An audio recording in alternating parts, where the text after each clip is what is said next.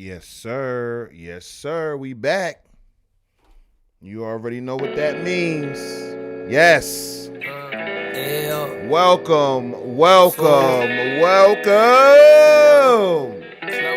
to another episode of Hotep History Live with your host, with the most, President Hotep Dude. You won't live in the house, don't want no grass to grow. Your homeboys looking bad, you giving cash to them hoes. Old sucker ass nigga, fuck you round here for. Finna take off on them suckers, man, cabin don't close. O's rolled up, fuck it, we could get some more. Kinda cotton, had to stop at the 24-hour store. Come on, bring y'all asses in here, man. Sun ain't even out, but I can't wait for the rain to stop. Shine whether or not you wanna deal with it. The bitch in your car wanna hear us. Come on. Year what jets, year one vets. From the cars to the bras.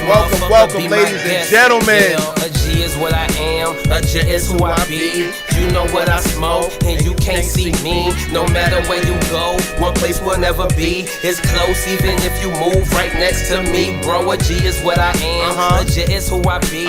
You know what I smoke, and you can't see me. No matter where you go, one place will never be. It's close, even if you move right next to me, bro. Come on. On a mission and I'm fishing for welcome, ladies and gentlemen, to another episode of Hotep History motherfucking live. We halfway through the week. We lit tonight, man. Sound better than other rhymers.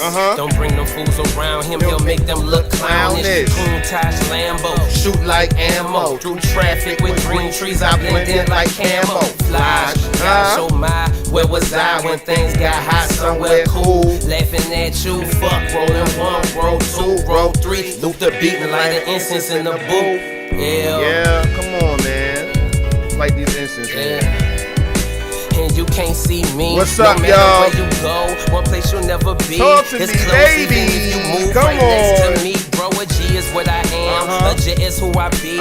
You know what I smoke, and you can't see me. No matter where you go, one place you'll never be. It's close, even if you move right next to me, bro. Yeah. And you can't do a thing about it. And that ain't gonna change, I'm sorry. And bitches know the planes got it. And you can't do a thing about it. Nah. Bitches know the planes got it. Man. And that ain't gonna change, I'm sorry. I ain't done. Yeah. I'm still in a jamming mood. When you shop in the Acme app? I ain't even gonna lie to y'all, man. I've been having a great week so far. And I want to jam some more. Fuck it, man. I want to jam some more, man. Come on. Shout out to my nigga Spinner, man, always. You feel me? I'm hyped tonight. Thank you guys for coming on through. We got a live one tonight. Yes, sir. Talk to him, Spinner, man. Everyone that has made a joke, this is at the Montrose. That's also this update. Is it not so possible? Every day, another thing,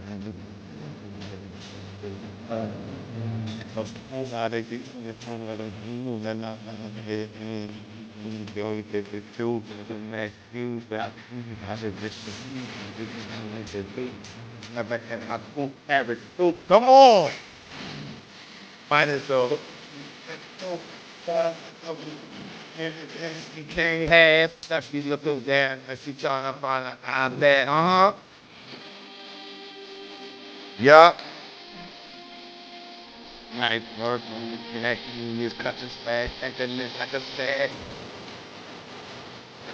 Well, I never seen a man in the and this selling thing, you ain't seen a man until you see the man. Whoa, man. I ain't gonna lie, man. I'm happy to be here.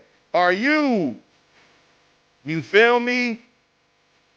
We just jamming that Power Talk 2. Classic album, man. Classic album.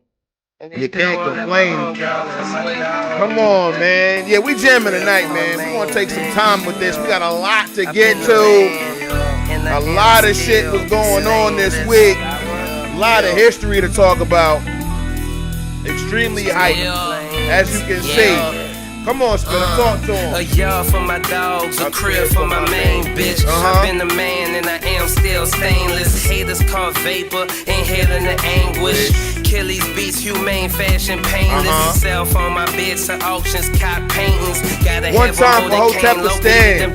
All my Hotep, Hotep to all my Hoteps, man. Listen, we see you bitch ass niggas talking. She won't know if that's fuck us. you. Heard about that spitter stroke and she won't be next up. Some hoes, believe it. When I catch up, shit bound to get though messed up. Gossiping ass niggas. Let's go rest we'll be looking for the latest thing to gossip about. Man, I'm gonna get these bitch ass niggas in a second. We're gonna jam the spitter first. In your city, homie, send them hoes through. Yeah. Hold on, let me find something to roll up on. Come on, baby girl. Hold on, let me find something to roll up on. Car in the driveway, don't mean I'm home. One out in front of the house, don't mean I'm gone. Come on. Start a business, mind your own. And I stayed on my job when them niggas got lazy. And look how I changed them hood hoes to welcome everybody, come on through, you're welcome. I'm giving you this time to pile in. We gonna have a good one tonight, man. What's good to the chat? Talk to me, chat. How you doing? Mama set me down and told me all about the 80s. Say my favorite color was green like money since a baby. The niggas turn flaky, bitches turn shady. But no more great days, I wake up out of Macy. Purple haze give me lazy eyes like McGrady. And that's on everything that 31st breaks me. And that's on everything, got Adidas and all flavors. Practice make perfect, perfect make paper. Paper take patience and I'm still waiting. So it's fuck you pay me, I've been ran out of favors. Come on. Hold on, let me find something to roll up on. Come on, baby girl. Hold on, let me find something to roll up on. Car in the driveway don't mean I'm home. One out in front of the house don't mean I'm gone. Come on. Start a business my own. I'm just playing my position, posted like a sinner. Money on my mind, the bank account getting thicker. What's going on, Seven? What's going on, that cat? Surrounded by these Hoteps to all my Hoteps, man. Niggas claim they G, but they starting to look suspicious. Hating on the planes every time my name get mentioned. I don't pay them no attention. I keep on twisting up his purpose, so sticky it's getting stuck to my fingers. Just said we here, hitting the game from all angles. You got it in a chokehold, but it's more like a strangle. They say I'm one of the best and I ain't never drop a single. My flow on point, you can tell from the lingo. Christmas sack of trees, yeah, I'm smoking Kris Kringle. Cheese, sour D's, and the kush taste mango. Trey, keep it real, I ain't nowhere near lame. The planes on the way, clear the runway and the lanes, ho. Oh, come on. Hold on, this is my shit. Find something to roll up on. Yeah, baby girl. Hold on. Let me find something to roll up on. Car in the driveway don't mean I'm home. One out in front of the house don't mean I'm gone. Start a business my own. Yes, ladies and gentlemen. How are you guys doing? Welcome, ladies and gentlemen, to another episode of Hotep History Live. I am your host with the most, President Hotep Dubes, representing Hotep Nation inside of Hotepistan. You feel me? Shout out to all my Hoteps out there. I hope you have been having a splendiferous week. You feel me? A magnificent week. I know I have, man. I'm not going to lie to you. The brand, word to Jesus and Mero, the brand is brolic. Hotep History Live, Hotep History Podcast, the Hotep Historians, okay? We got a community coming your way very, very soon. I'm just looking for some mods to moderate the community and stuff like that so you guys can share all of the history that you be tagging me in and all the other stuff. So we created I've created a community for you guys to tap in, be able to share history on Twitter. I'm just kidding it out. I've created it weeks ago. I just been ignoring it, neglecting it, because I've been working on so many other things. But the Hotep History community, Twitter community, will be coming your way very, very shortly. I'm thinking about like either the end of this week or the top of next week, so you guys can, talk about the show, talk about the, the things you liked about the show, talk about, history that you find throughout the week. You guys tag me in a bunch of stuff throughout the week, so that'll be a place where you guys can share it. We can have discussions about it and stuff like that. So I cannot wait to, unveil that to you guys. It's already, made and stuff like that. I just have to, like I said, I'm looking for mods. I got a couple people in mind. But yeah, so that's what we doing off the dribble. Shout out to my production manager, okay, working hard for the brand, okay. Salute to them right at the top of the show. Really, really appreciate all of the work you're doing, man. For real, for real. Thank you. Thank you so much. Thank you guys for tapping in, right? So I want to address a couple things before we even get to the bookmarks, before we even get into tonight's feature presentation, which is Black American real estate moguls, Black Americans who, amassed great wealth via real estate. Okay, that's tonight's show. We got a nice show lined up for you. But before I even get to that, make sure you're subscribing, you're liking, and following on all of the platforms here. You have Patreon, you have Kick, you have YouTube, you have Instagram, you have Twitter, and you have TikTok. Follow me on all of those platforms, making sure that you are liking, sharing, doing all of the things that you're supposed to be doing, okay, as it pertains to Hotep History. So the Patreon right here, booyah, patreon.com/Hotep History. Make sure you're subscribing. Exclusive content, all right, every day. I appreciate you guys, okay? So make sure we got a couple new subscribers today. There's more than a couple, but we had some new subscribers today. Thank you guys for joining. You're going to love it, okay? You won't be disappointed. So make sure you guys doing all of that first and foremost. We got to pay these bills, you dig? However, it's come to my attention that anti-Hotep sentiment has been spreading on the timeline. My man HJ, shout out to HJ, Uncle Hotep, Shadows of Justice, dropping next Wednesday. We more than likely might watch it live. I'm going to ask HJ, excuse me. I'm pretty sure he'd be down with it. You feel me? We're going to watch it together as a family. Make sure you bring your refreshments, If you smoke something, bring that. If you drink something, bring that. If you eat something, bring that. It's going to be fun. We're going to watch the film together. And then, we'll give our commentary on it, all of the things that we liked about it and stuff like that. So shout out to Hotep Studios. And what's so funny? That's what this says back here. This says Hotep Studios. You feel me? So I've been repping the brand, as you guys know. So in the middle of my brothers, celebrating the latest installment of Hotep Nation IP, intellectual property, apparently Roland Martin had something to say about my brother HJ. And so HJ goes viral all of the time. That's his whole thing. Digital marketing is like his whole world, right? And so he was on one of them shows that he be on Fox and shit like that, and somebody clipped it up, and that clip was going viral. And HJ was basically saying, when it was the Trump administration, I guess the first one, he was getting about $1,000 per episode on his podcast. And then when Biden came, that dropped down to about $100 per episode. And he was just saying, fuck Biden, it's, Trump in that way. And I'll try to let y'all know that when it comes down to Hoteps or even just smart people, black, white, or whatever, you're going to vote for your self-interest. You're going to fuck with the policies that are going to actually help you and not what you think is the quote-unquote right thing to do, because fuck all of that, right? So he was making an observation as an American citizen saying that, hey, man, as far as the content that I create, as far as the things that I was doing, it was more prosperous under Trump than it was Biden. And while I've seen HJ be successful for over a decade now, so it really doesn't matter, it doesn't matter who's in office.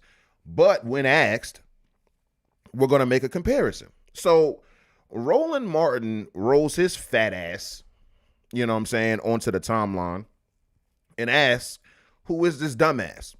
Strike number one. Thou shalt not speak ill of Hotep. Watch your fucking mouth. So that was already an infraction. It's a felony inside of Hotepistan, if you didn't know. Okay? So when it comes down to the way Hoteps, operate, right? When motherfuckers call you out and, all of this shit, depending on the caliber of bitch that you are, depending on the caliber of person that you are, is going to determine the response that you get. Now, Roland Martin, despite me absolutely disagreeing with his politics, absolutely disagreeing with the way that he, speaks and thinks and shit like that, I think he's a very feminine man. I think he's half a man. I think he is a bitch. For real, for real. Never respected him. So seeing somebody that I never respect talking to somebody or talking about somebody who is damn near my brother for real already was, red flag. I'm seeing red. Fuck him and fuck anybody else who fuck with him, right? That's how I stand. That's how I rock. That's how I live. And so in Hotep fashion, my man HJ called this fat bitch out and told him to debate him. Debate me. Because that's what we do. Don't get me wrong. The first course of action is always for discourse, even if it's inflammatory, even if it's argumentative. That's going to be the first course because, it is what it is. So that's what happened. And I just want to say from the president of Hotep Nation, President Hotep Dubes, hearing it from me, if you have an issue with Hotep Dubes, Uncle Hotep, Hotep Jesus, Canon Hotep, Strong Dad, Hotep Strong Dad, Hotep Goldstein, you feel me? All of my teps, you feel me? All of my rounds. You got to understand you got a problem with me. That's one. And they carry it the same way, right? Secondly, you motherfuckers have absolutely no country here. You have absolutely no, prestige. You have absolutely no ground here. You feel me? So when it comes down to that, understand that I don't respect any of you. So it's fuck Roland Martin, you fat bitch. You already know. You done kicked the hornet's nest and shit like that. So now you got the Hoteps on your ass, pause. I'm hearing that you boule, that you Alpha Phi Alpha. You feel me? I'm hearing that you be shucking and jiving for the Democrat Party. I watched you dance. You fat bitch. I watched you fat motherfucker, stand there and dance with Hillary Clinton. The same bitch that when you were younger, in the 90s, probably still just as fucking fat, called you a super predator. I watched you run cover for the racist, destructive policies that the Democrats have been pushing onto Black Americans for years. You are the quintessential epitome of a coon. You are the definition of a sellout. You are a bitch. And I didn't want you to just hear this from HJ. I wanted you to hear it from the president of Hotep. You feel me? Now, I said on Goldstein's Space yesterday that it seems like this is what's happening, right? Because on my side and what I'm doing, because we all are a part of Hotep Twitter, obviously.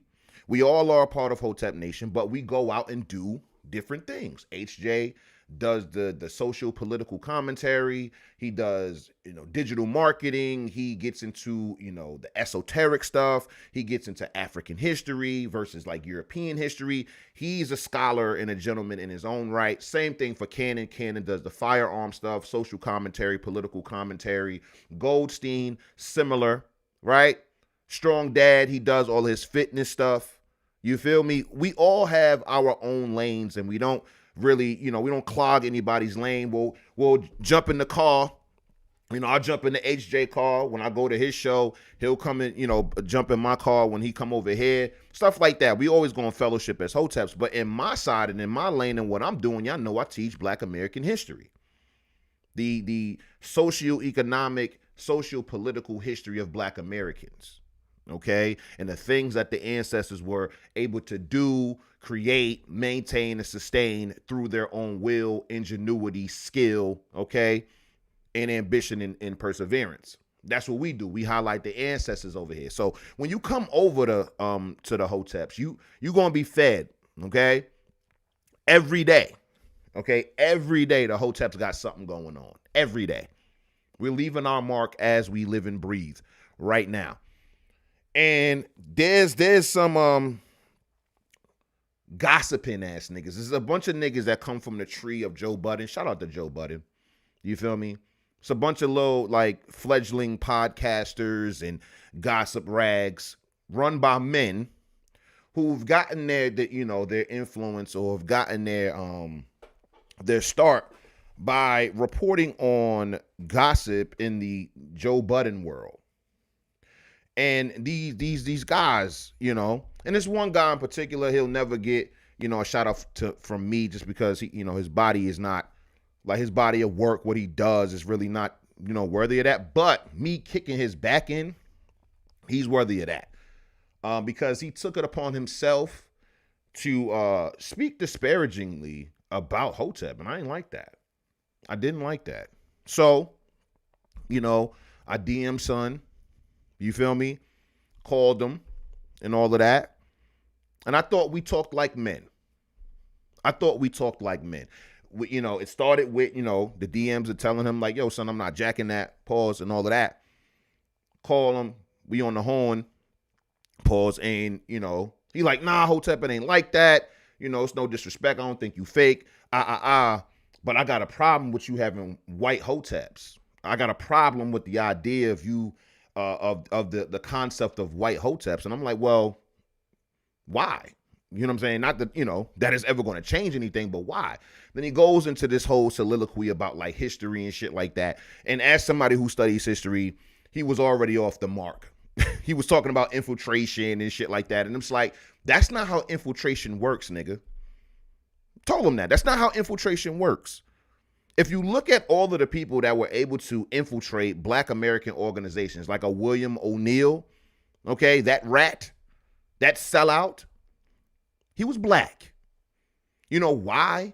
Because despite Fred Hampton's view of, like, the Rainbow Coalition and that it was about, economics, it was about the oppressor class, no matter what race they were, whether they were white, Black, or whatever. He looked, Fred Hampton still didn't have a white man inside of the Black Panther Party, right? But what he did have was William O'Neill. William O'Neill, because I'm going to give you a history lesson, even in my rants. William O'Neill was a Black man. Infiltrated the Chicago chapter of the Black Panther Party via the FBI, being commissioned by the FBI. And the reason why he was successful at the infiltration is because he looked like everybody else. You dumb motherfucker. And then, because infiltration works the way it does, do you know what William O'Neill's job was in the Chicago chapter of the Black Panther Party? You fucking idiot. He was head of security. He was the head of the department that was supposed to protect the Black Panther Party from niggas like him. That's how the Black Panther Party got infiltrated. You feel me? That's how. It wasn't the white man weaseling his way into the Black Panther Party. No, it was a Black man. They used a Black man. And that Black man signed up happily to sabotage, okay, circumvent, and subvert the Black Panther Party. This culminated in the assassination, the killing of Fred Hampton, because William O'Neill gave them a complete layout of Fred Hampton's house. where he slept, where the guns were, where the security was. And in the dead of night, in the middle of the motherfucking night, I say about 3, 4 o'clock in the fucking morning, they raided Fred Hampton's home. Okay, after drugging him, William O'Neill drugged him so he wouldn't be able to react. Okay, and they went in there and killed Fred Hampton while he was laying in his bed in his fucking drawers. And that only could have happened, okay, with the help of a treacherous, traitorous black man. So let me let all of you motherfuckers know off the dribble. Don't you fucking worry about the composition of my organization. We 10 years strong. 10 years plus, actually. And I co-sign every Hotep. Any card-carrying Hotep of Hotep Nation, that's my round. That's my people. Whether they're white, black, Hispanic, Asian, mixed, or whatever the fuck. Hotep to all my Hoteps is what I say. So this nigga, because at first, the nigga tried to send me a zoomed-in, enlarged picture that I took at HotepCon and tried to zero in and hone in on the white people in the audience as some type of gotcha. Fuck, nigga, I posted it. I posted it. There's no gotcha there. If I didn't want the entire world to see what we were doing, I wouldn't have posted it. If I was ashamed of white Hoteps, I wouldn't have posted it. There is no gotcha over here. I stand proud, firm, pause, with my white Hoteps. So after I gave him that rebuttal, I understand, but I don't agree. Cool. That's fine. We men. I don't agree with everything, people that I associate with do. Shit, I don't even agree with everything that fucking HJ or Uncle Hotep do and say. We grown fucking men. So I thought it was cool. Yo, Hotep, you cool. You a real nigga, da-da-da-da-da. All of that shit. I don't think the Hoteps is da-da-da-da. I just don't really like that. Cool. You're a grown man. You able to have that opinion. Then, because of some other shit, you feel me? Because of some shit that ain't got nothing to do with Hotep or nothing like that, this motherfucker decides to talk down for real now. Like, because at first, it was like an insinuation. Like, oh, based upon the other shit, you feel me? It looked a little funny in the light. I don't know. I said to him that I ain't like the fact that he had white Hoteps, blah, blah, blah, blah, all that other shit, right? Kept it mostly above board. And that's when I called him. We had the, conversation. We chopped it up. Then the nigga hops on his spaces and shit. And now he got Hotep in his mouth again, pause. But now he put the foot on the gas when it came down to actually talking down about me, my people, and what we do. Ignorant, obviously, based in ignorance. The motherfucker don't know shit. You feel me? Don't know his asshole from a hole in the ground. You feel me? And he proceeds to say these stupid slanderous things. He had his little lackey on stage and shit like that, talking that shit. Very weird ass mustache wearing motherfucker. I don't trust that mustache whatsoever. You know what I'm saying? And so he plays some random YouTube video of a young lady who is talking about her dating experiences with a Hotep. Now, as you guys know, and if you don't know, here's a little history lesson. Hotep, the way that we even became Hotep was because it was used as a pejorative against black people who didn't think like these fucking sheep. You feel me? So when motherfuckers got to talking about eating healthy, when motherfuckers talk about building wealth, history, being proud of who you are, where you come from, having, that type of pride and all that other shit, they would call that Hotep shit. Okay, it made it all the way to mainstream media. Roy Wood Jr., funny guy, they did a skit about Black Twitter, and in the skit, they made fun of Hoteps. Thought it was funny, personally, because Roy Wood don't know me. So, but all of this, it culminated with a bunch of people having these hit pieces about Hotep. You feel me? So this dude that I'm talking about, he plays a clip from a video of this woman talking negatively about Hotep and tried to associate me, Hotep Nation and my guys and the ladies of Hotep Nation to this fucking video. This video had to be like, I think it was like 6-7 years old, and she didn't name me, she didn't name HJ, she didn't name Uncle Hotep or nobody like that. She was just talking vaguely in the same way that most of these fucking normie Negroes speak about Hotep, as a catch-all term for a motherfucker that they don't like. You feel me? So of course, all of the same accusations that you've heard, if you haven't been there, but over the past decade and a half, damn near, these motherfuckers will say, oh, they're scammers, they're broke, all of this other shit with absolutely no proof. I haven't scammed anybody. I was selling motherfucking ebooks on the timeline. Very successfully, might I add. Created an entire affiliate program, might I add, and had other people be able to make money off of it. Not one. I sold soap on the timeline for years. And not one customer, not one, ever came to the timeline and said, yo, Doe, scan me. Ever, nigga. My name been good. Why do you think motherfuckers love me the way they do? Why do you think motherfuckers gravitate towards me the way they do? Because what? They under some weird ass psychosis? No, nigga. It's because I actually live what I fucking say. And that's why I tell you bitch ass niggas to don't practice what you preach. Preach what you fucking practice. That's why it's easy for me. The reason why I can talk this history shit the way I do week in and week out is because I actually study the ancestors. For real, for real. I'm not putting on a front. I'm not creating a character or any of that fuck shit. I'm really this. I'm really like that.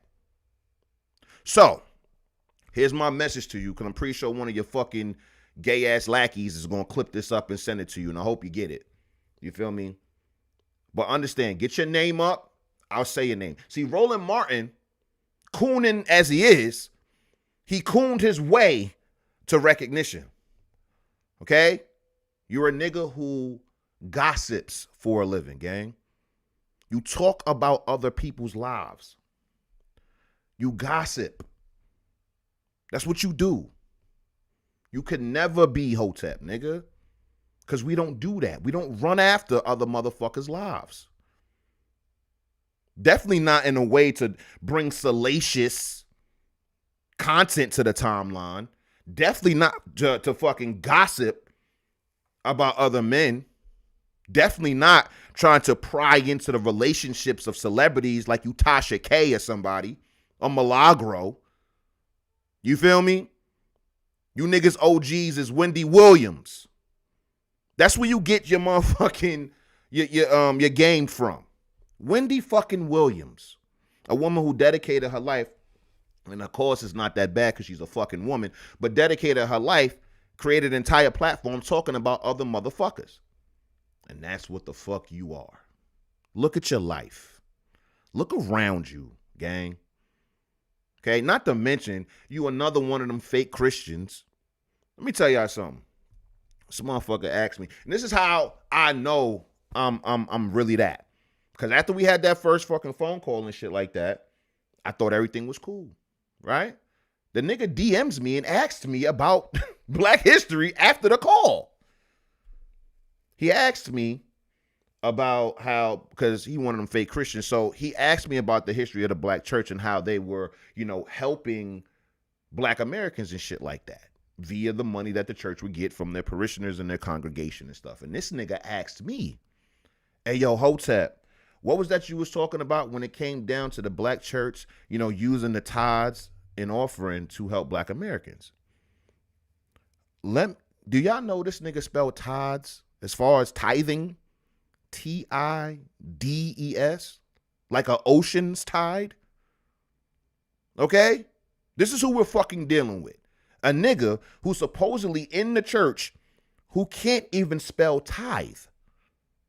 Who is walking around saying tide out of his mouth when referring to tithe or tithing. I don't even know if he knows the verb of tithe. Okay?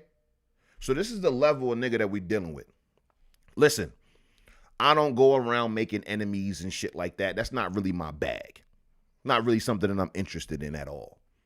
I'm more about being pro-Hotep than anti-niggas who are anti-Hotep. I did all of that.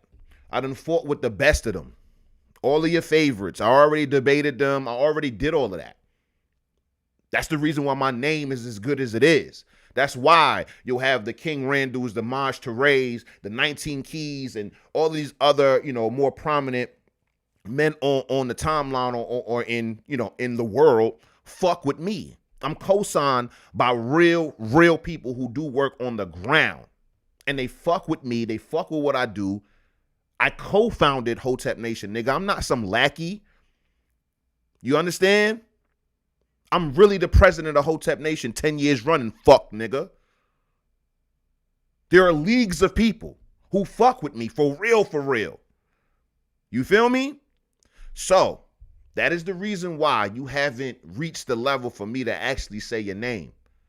Okay? That's the reason why I haven't gotten to your space and shit like that and debated you. You know what I'm saying? But, and not only that, what am I debating? Every time, see, this is, and it ain't just with this nigga, it was his class of people. They may not even be in the same social sphere. You feel me? Different platforms or whatnot. But these don't be debates with these little niggas. It's fucking Q&A. That's what it really be. These niggas don't read, chat. They definitely don't read as much as me. They definitely don't know as much as me. So when it comes down to their disagreements with me, it's based in ignorance, nigga. You don't know shit. Okay? Dr. Clark says, I only debate my equals. Everyone else I teach. So that's what I do. And every single time that I call myself, open and pause myself to a debate, you know what happens? It's just a bunch of motherfuckers being like, well, Hotep, why did you do this? Hotep, how could you do this? Hotep, why did this make sense? Like, they just asking me questions. They don't have any statements to make. Because they're not grounded in any type of scholarship. They're not grounded in any type of morals, principles, ethics, or values. They don't stand on shit.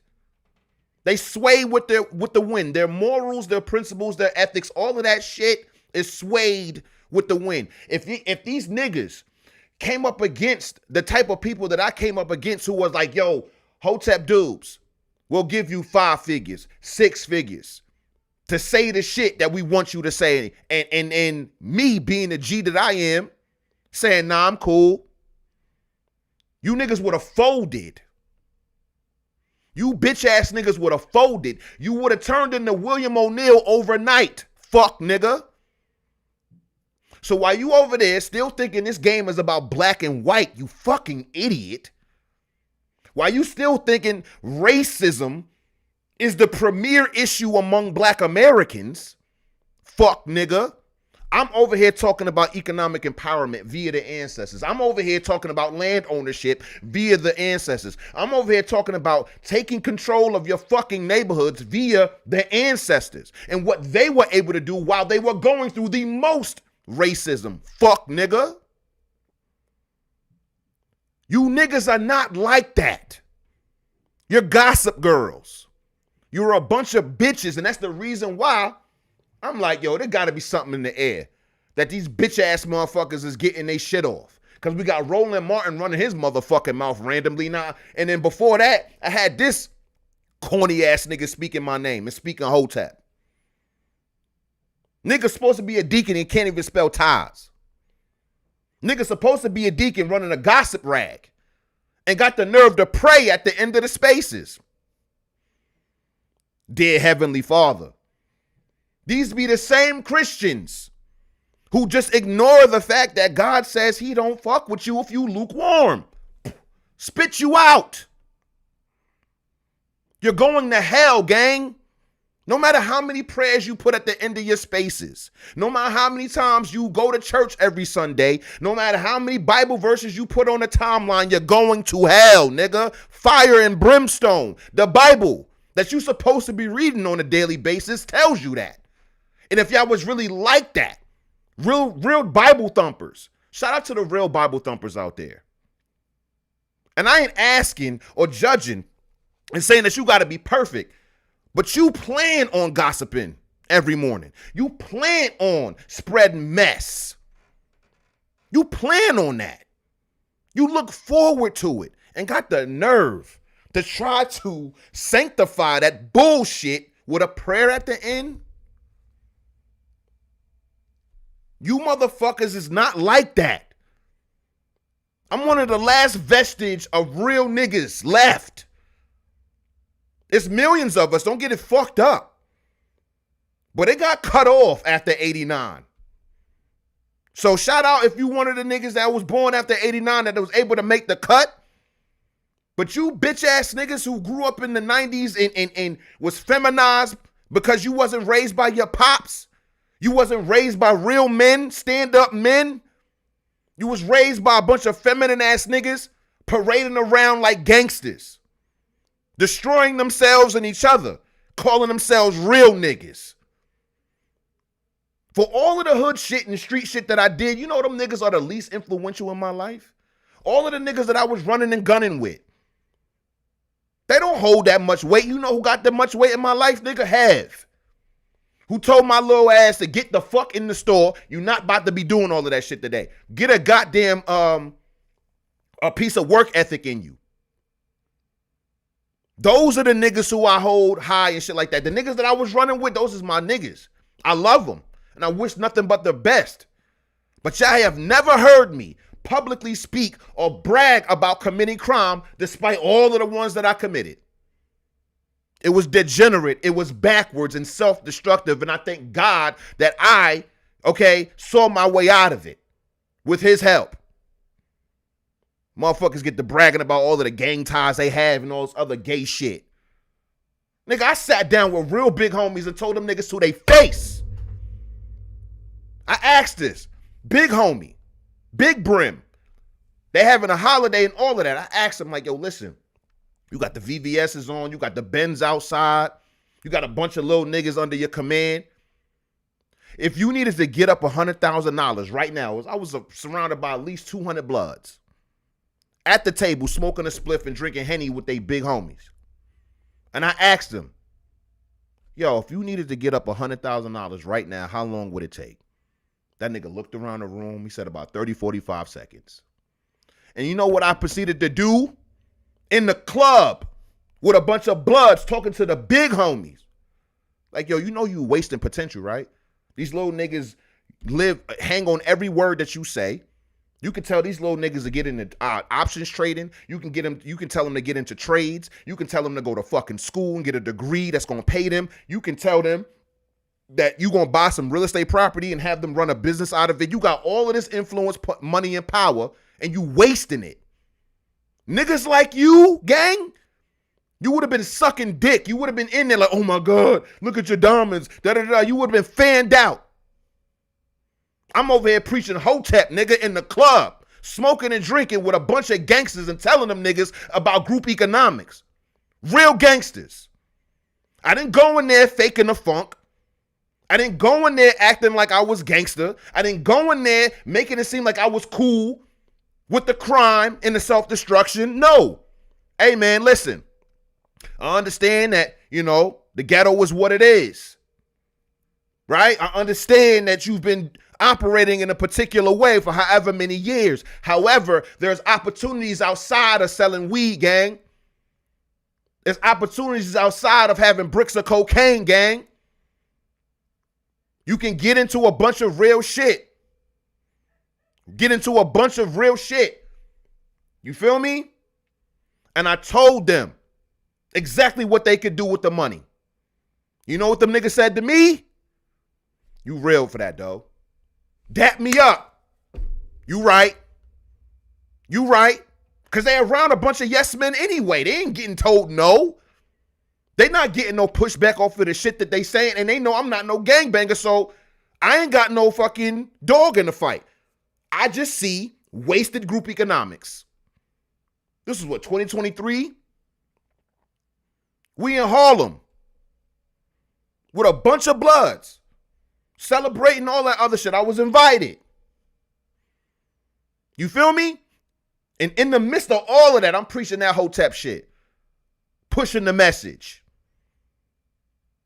You feel me? That's the difference between me and all you other niggas. All you niggas who think that, oh, there ain't no way, and this is all that they know and all this other bullshit. Nah, that's not all they know. Because everything that I'm be talking about literally makes up their entire fucking life. You can't be a gangster without a home, real estate. You can't be a gangster without money, economics. You can't be a gangster without eating food, commodities. So you participate in a whole bunch of non-gangster shit while being a gangster. Tap into that. To their face. I'm not about to talk to the little 18-year-old nigga. He may not listen to me. I'm going to talk to the most influential nigga in the room. And I said it with my chest. And all of them niggas at the table was like, yo, son, I didn't even think about it like that. You right. Niggas my age and older. Stamped in the streets. That's my body, nigga. I'm different from all you little niggas. So understand that. We are different. You could never be me. It's a different cloth entirely. It's a different fabric entirely, nigga. Entirely. My name has been good wherever I have gone because I did not transform into another motherfucker to gain favors and gain grace from another motherfucker. You either fuck with me or you don't. I make it real easy for niggas. Real easy. I don't want it to be no gray area when it comes to certain shit. Either I'm with it or I'm not. That's it.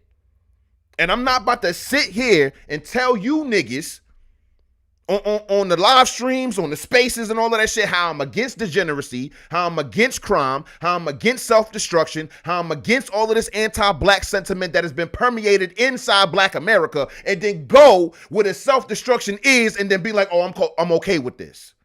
That's whole shit. You're not going to see me being hypocritical like that. I stand on what I stand on. And go back. Go to the Wayback Machine. I tell you how to look up my old tweets. Go to the Wayback Machine, okay? Type in twitter.com/dodoobs, DOEDOOBS, and retweet, repost, screenshot everything that you find. Only thing that you're going to find on that timeline is me pushing financial literacy to the people and getting paid to do it, pushing my soaps, getting paid to do it, and telling motherfuckers how to be able to be the best people that they can be. That's what the fuck my brand has always been. Not some fake gangster, not some gossip queen. Real shit, real life. That's what my body has been. Fuck is niggas talking about? So, for all you niggas, all of you, excluding nobody, Roland Martin, this nigga that I'm talking about, and everybody in between, if you got a problem with Hotep, it's up. It's up. Fuck you. Fuck what you stand for, because there's no way that you could be against Hotep and be a good person. How about that? Fuck niggas. You can never be a good person and be objectively against Hotep, because show me what Hotep has pushed that's been negative. Show me a message that Hotep has spread that's harmed people, that if adopted would harm people if they did it. When you got nothing but niggas like HJ telling you the stocks and crypto to keep an eye out for, you got Strong Dad telling you to get your body right, you got Cannon Hotep teaching you how to fucking defend yourself with firearms legally. You got Goldstein peeping, having you look through the thinly veiled bullshit and be able to think deeper. That's what I love about Goldstein. That motherfucker can spot a psyop 2 miles away. Uncle Hotep. And all of the things that he stands on, family values, voting for your own self-interest. Show me a death doctrine in Hotep. Show me backward doctrine in Hotep. You won't fucking find it. HJ brought together my brother, Dr. Tanai Ricks, and Dr. Inky, and created a show all about health from a scientific standpoint. Not only is it easily digestible, they don't mince words. They're going to give you all of the scientific jargon. Google it. Learn more.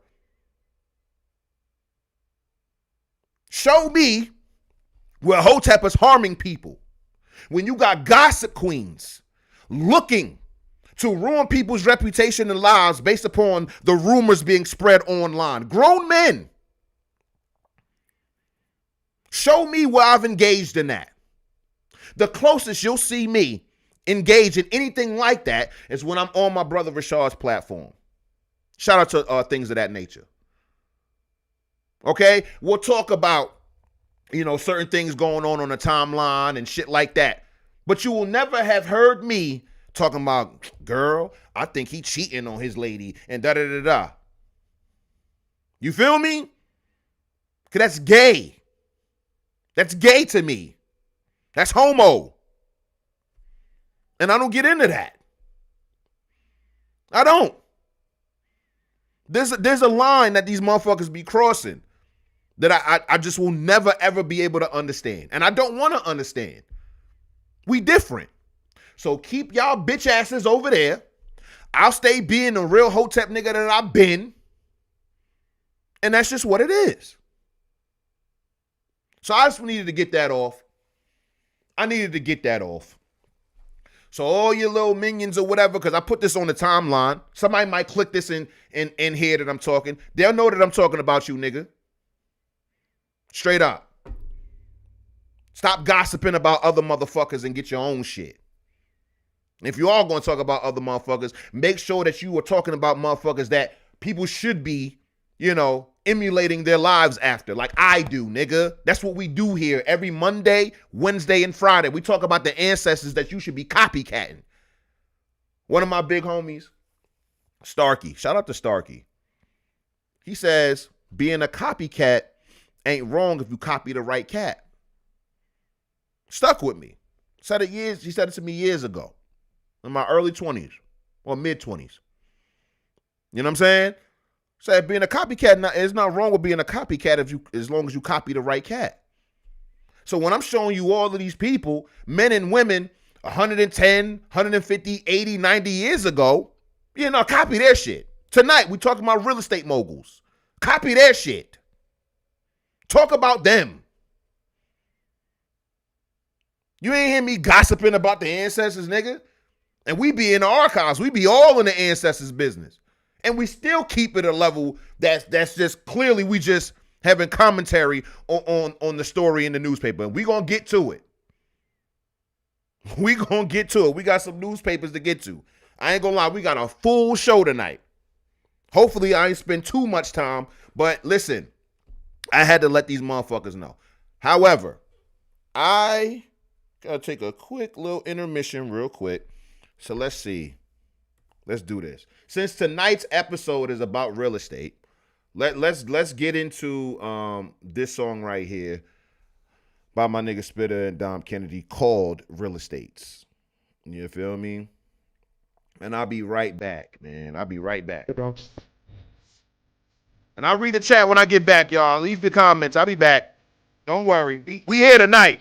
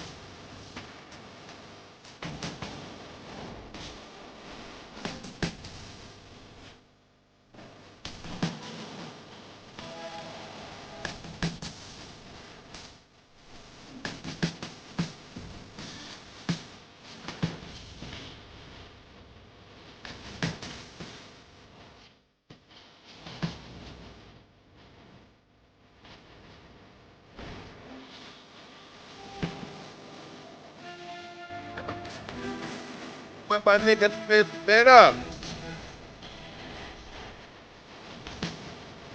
Go take me to the airport. Come on, nigga, get up. I'm telling the nigga that she needs that a needy ass nigga. Come on.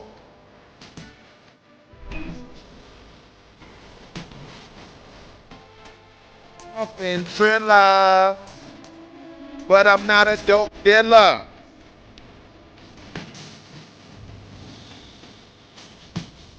Ooh.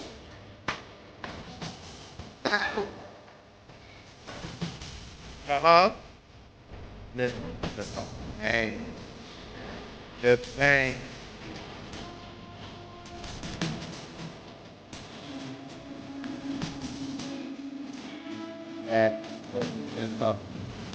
Come on. Opens in the back. Uh-huh. Opens in the back. Listen, while I got y'all here and the music is playing, if you want to enjoy Hotep History, uncensored, all of the music and all that other stuff, you gotta subscribe to the Patreon.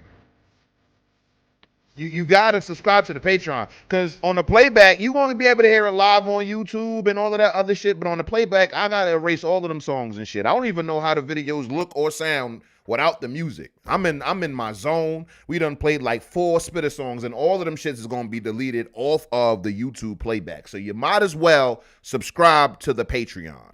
Let's get to the chat, man. Let's get to the chat. Now, I'm not making any promises, and if I gotta go to 1 o'clock in the morning to fucking make sure I get all my shit off tonight, that is what it is, gang. I am energized. I got my beverage. It's non-alcoholic. Don't trip. It's just water. But, you know, we definitely pour libations on Friday. You feel me? Let's just check it out. Let's go to the top, because I ain't even respond to no comments just yet. So let's go to the top. What we got? Ket says, please help H. Brown. He is a political prisoner. They said he has only 3 months to live, and then they will not give him medical attention.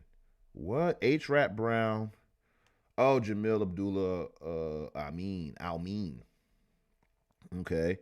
And then she gives his location. It says Jamil Abdullah Al Amin, number 999745555 FMC, Butner Federal Medical Center, P.O. Box 1600 in Butner, North Carolina. He's incarcerated on false charges. Wow. Well, anybody under the sound of my voice is able to, get in tune with this, tap into this, and see about it. Please do. I have no problem, shouting people's, plights out and stuff like that. And we'll definitely look into that. Shout out to Kat to bringing that to our attention. What else we got? Hold on. I gotta get me a mouse. This mouse pad shit. What else we got? Sammy says, what up, dudes? What's going on, Sam? Hey, Sammy boy, what's going on, gang? How's the family? Maquette says, Hotep, Black Power, power to the people. That's a fact. Crystal in the chat. What's going on, Crystal? She called Roland Martin fat ass roly-poly. That's facts. Okay. Individuals do not create rebellions, conditions do. H. Brown. That name sounds familiar. H. Brown. Let me look.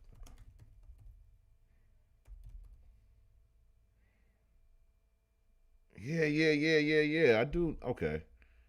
I know, son. I know it sounded familiar. I knew that sounded familiar. Yeah, he was a Black Panther. I was like, that name, H. Brown. Okay. Crystal says he would never debate HJ. He's been ducking Sonny. He's definitely not going to debate a man. That's a fact. Roland Martin is a fucking fish. Roland Martin is a bati. Let's see. Sammy says, well, Sonny won't debate Roland because she made promises to her aunties that she wouldn't slaughter him in the way she slaughters any other op. That's the only reason he still got life today. That's a fact. Sonny, yo, listen. I knew Sonny was a force to be reckoned with when Candace Owens ducked the debate. When Candace Owens ducked the debate, I was like, yeah, ain't nobody trying to fuck with Sonny. You feel me?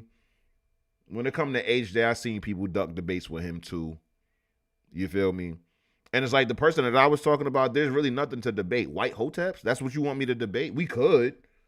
I'm just going to eviscerate this motherfucker.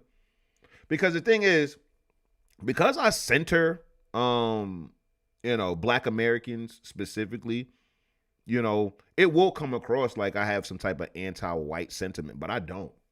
I'm very aware of what an ally actually looks like, or somebody who at least has respect for a Black American movement. Okay? So, yeah, when we talking about like the William Lloyd Garrisons or the John Browns, you feel me? And all the white men that was helping in the slave rebellions and revolts and shit like that, we can get into it. And when it comes down to even the people who would foil a potential slave rebellion, you know who was almost always was? A black man. Oh, man, so they trying to rebel against you. So debating about white hoteps, it'd be easy. I'll be able to clean that motherfucker up in 3 sentences. Because, again, the debates are just questionnaires, Q&As for hotep. Well, Hotep, why are there white Hoteps? Why did you allow Hoteps? I don't really think that's a good thing. Please tell me why you have Hoteps. I answer succinctly, efficiently, profoundly. Well, what about da-da-da-da? It's just going to be more and more fucking questions. It's a grown-ass nigga questioning me, and anybody who knows me knows I hate being questioned. If you have something to say, motherfucker, say that so I can respond to it. But you just asking me a bunch of questions like you my fucking child, gang, like I don't respect you, especially if you close to my age. You 35 plus, you're 33, 34, bitch ass nigga, and you ain't read enough to actually debate me, then shut the fuck up. We ain't got nothing to debate. And then when it comes down to like objective truths and shit like that, you would have to be the most anti-black intellectual to have a problem with me to think that you would actually intellectually debate what the fuck I stand on.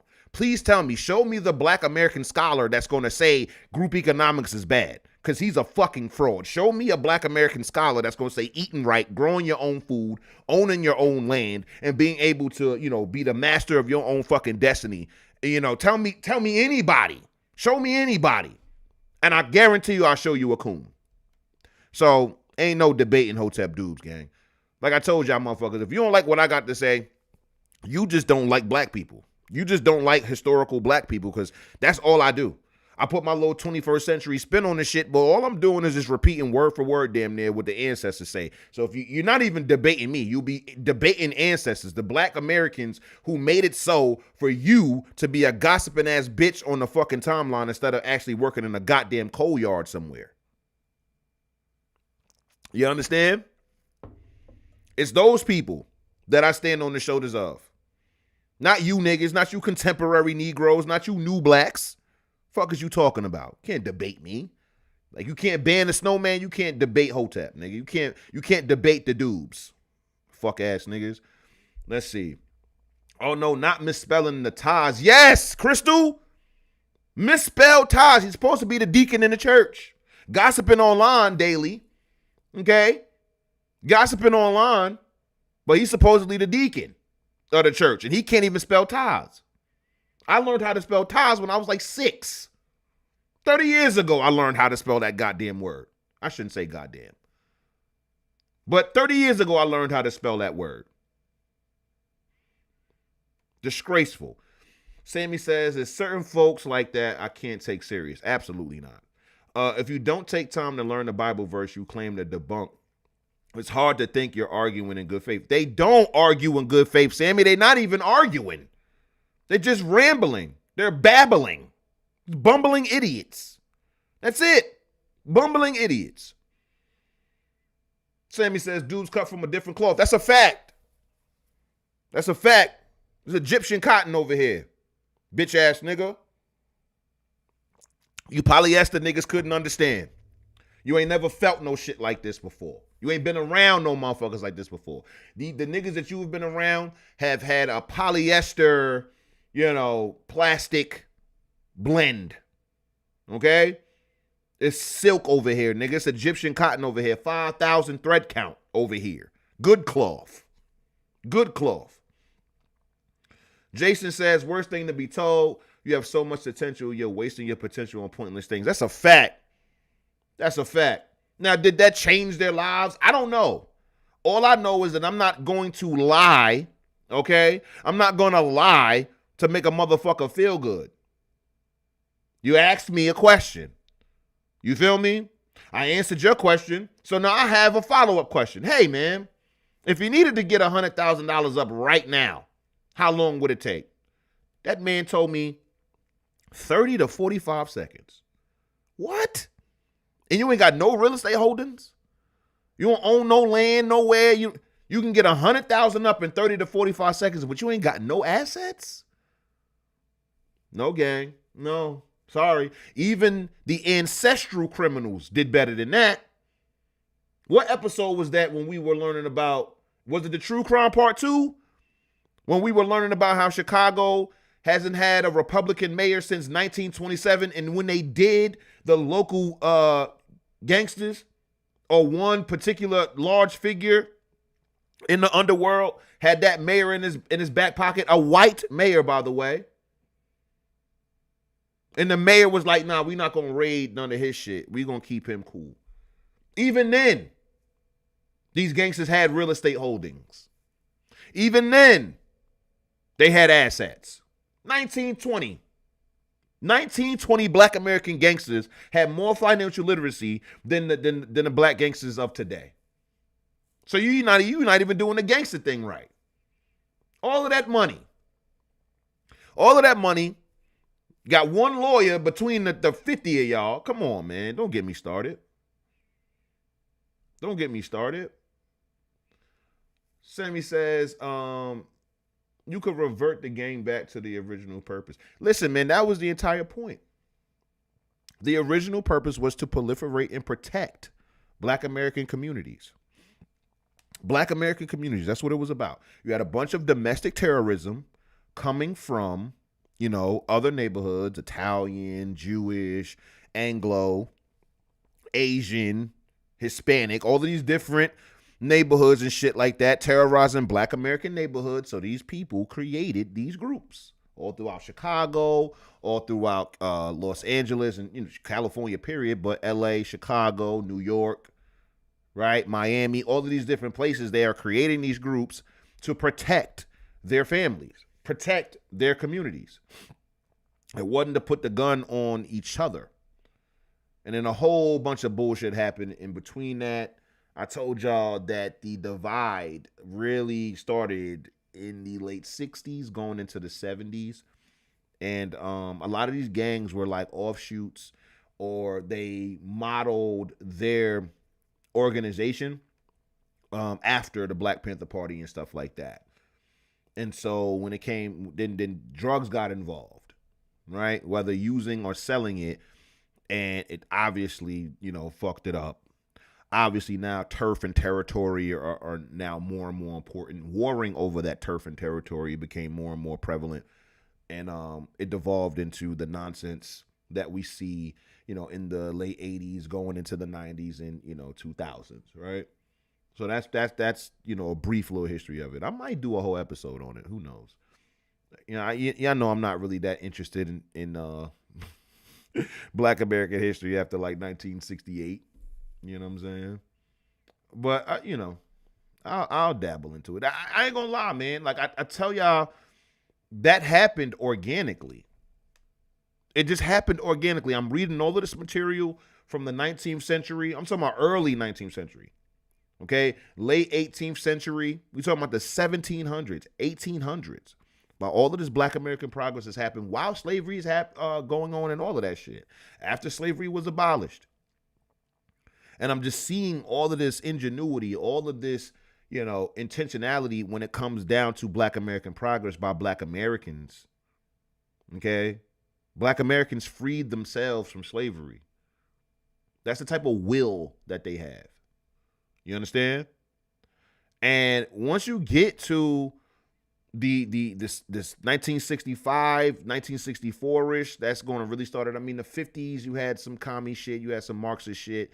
That was going to be the beginning of the proliferation of the enemy being able to infiltrate Black America. Another example of infiltration. Okay? And while it may not have been directly sent from the Kremlin or directly sent from our enemies, they did the enemy's bidding nonetheless. Because they were not Americans, just being honest. We had a Black American communist. I know it sounds like I just be giving, all of the blame to like the Caribbean people or the African people that came over here. It's just that when it comes down to the proliferation of this shit, it's going to be a predominance of Black Caribbean people who pushed it inside Black American circles and shit like that. And so Cyril Briggs, Hubert Harrison, CLR James, Claudia Jones, Stokely Carmichael, all of these people are from the Caribbean somewhere. And they were all pushing, anti-imperialism, anti-capitalism rhetoric and mixed it in with Black liberation all throughout the 20s going into the 60s and 70s. And while Black American capital, Black American free market behavior superseded it and was able to have more influence over the masses, that group of people was still building up.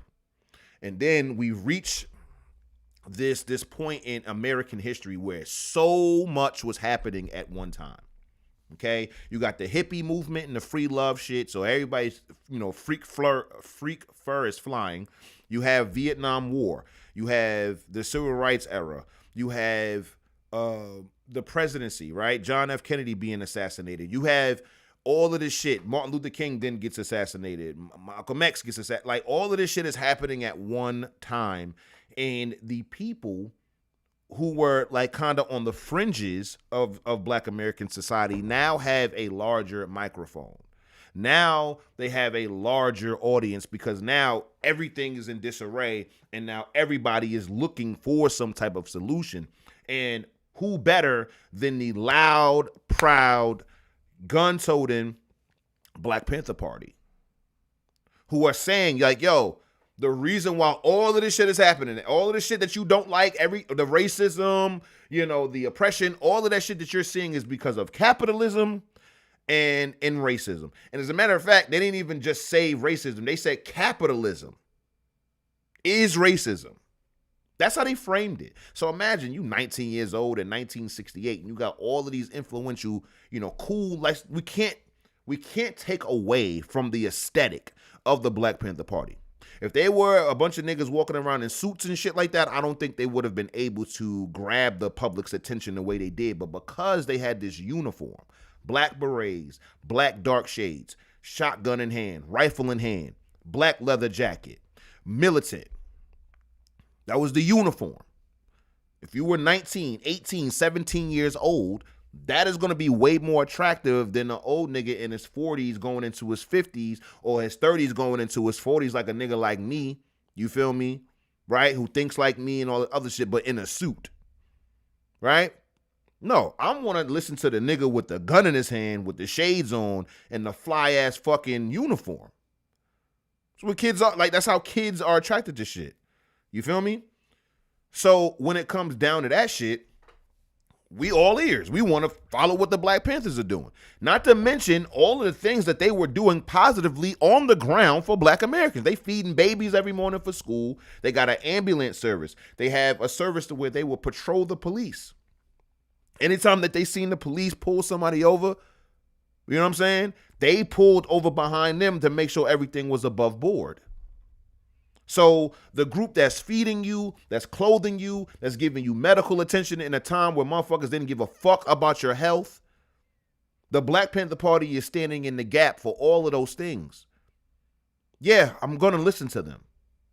And if Maoism and communism and Marxism is what is bringing all of this about, then shit, let me get some more of that.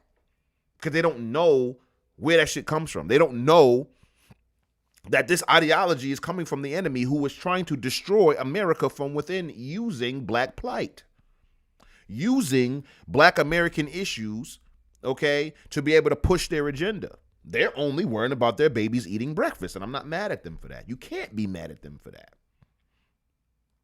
You know, it's just that when it comes down to the opposition to the ideology, not the actions, protesting and all of that shit, yeah, they might have some opposition to that. But, you know, the communism, Marxism, that Maoism shit, they spoke out against that. They didn't speak out against, you know, the actions and stuff like that. They understood the youth. You know, as much as, you know, they say that they don't, they understood it. Now, this is what I will say about the black conservatives of that time, is that they dropped the ball of influence. That's where that shit went wrong. You can't keep telling the youth that, yo, the Bible is Christianity, that. You have to show them, okay? Especially black youth period, okay? But when it comes down to the youth, they from Missouri, my nigga. All of them, no matter what race. Think about when you was a kid. Was it a motherfucker that was lecturing to you that you gravitated towards, or the motherfucker that behaved his lessons, showed you the results of the things that he did?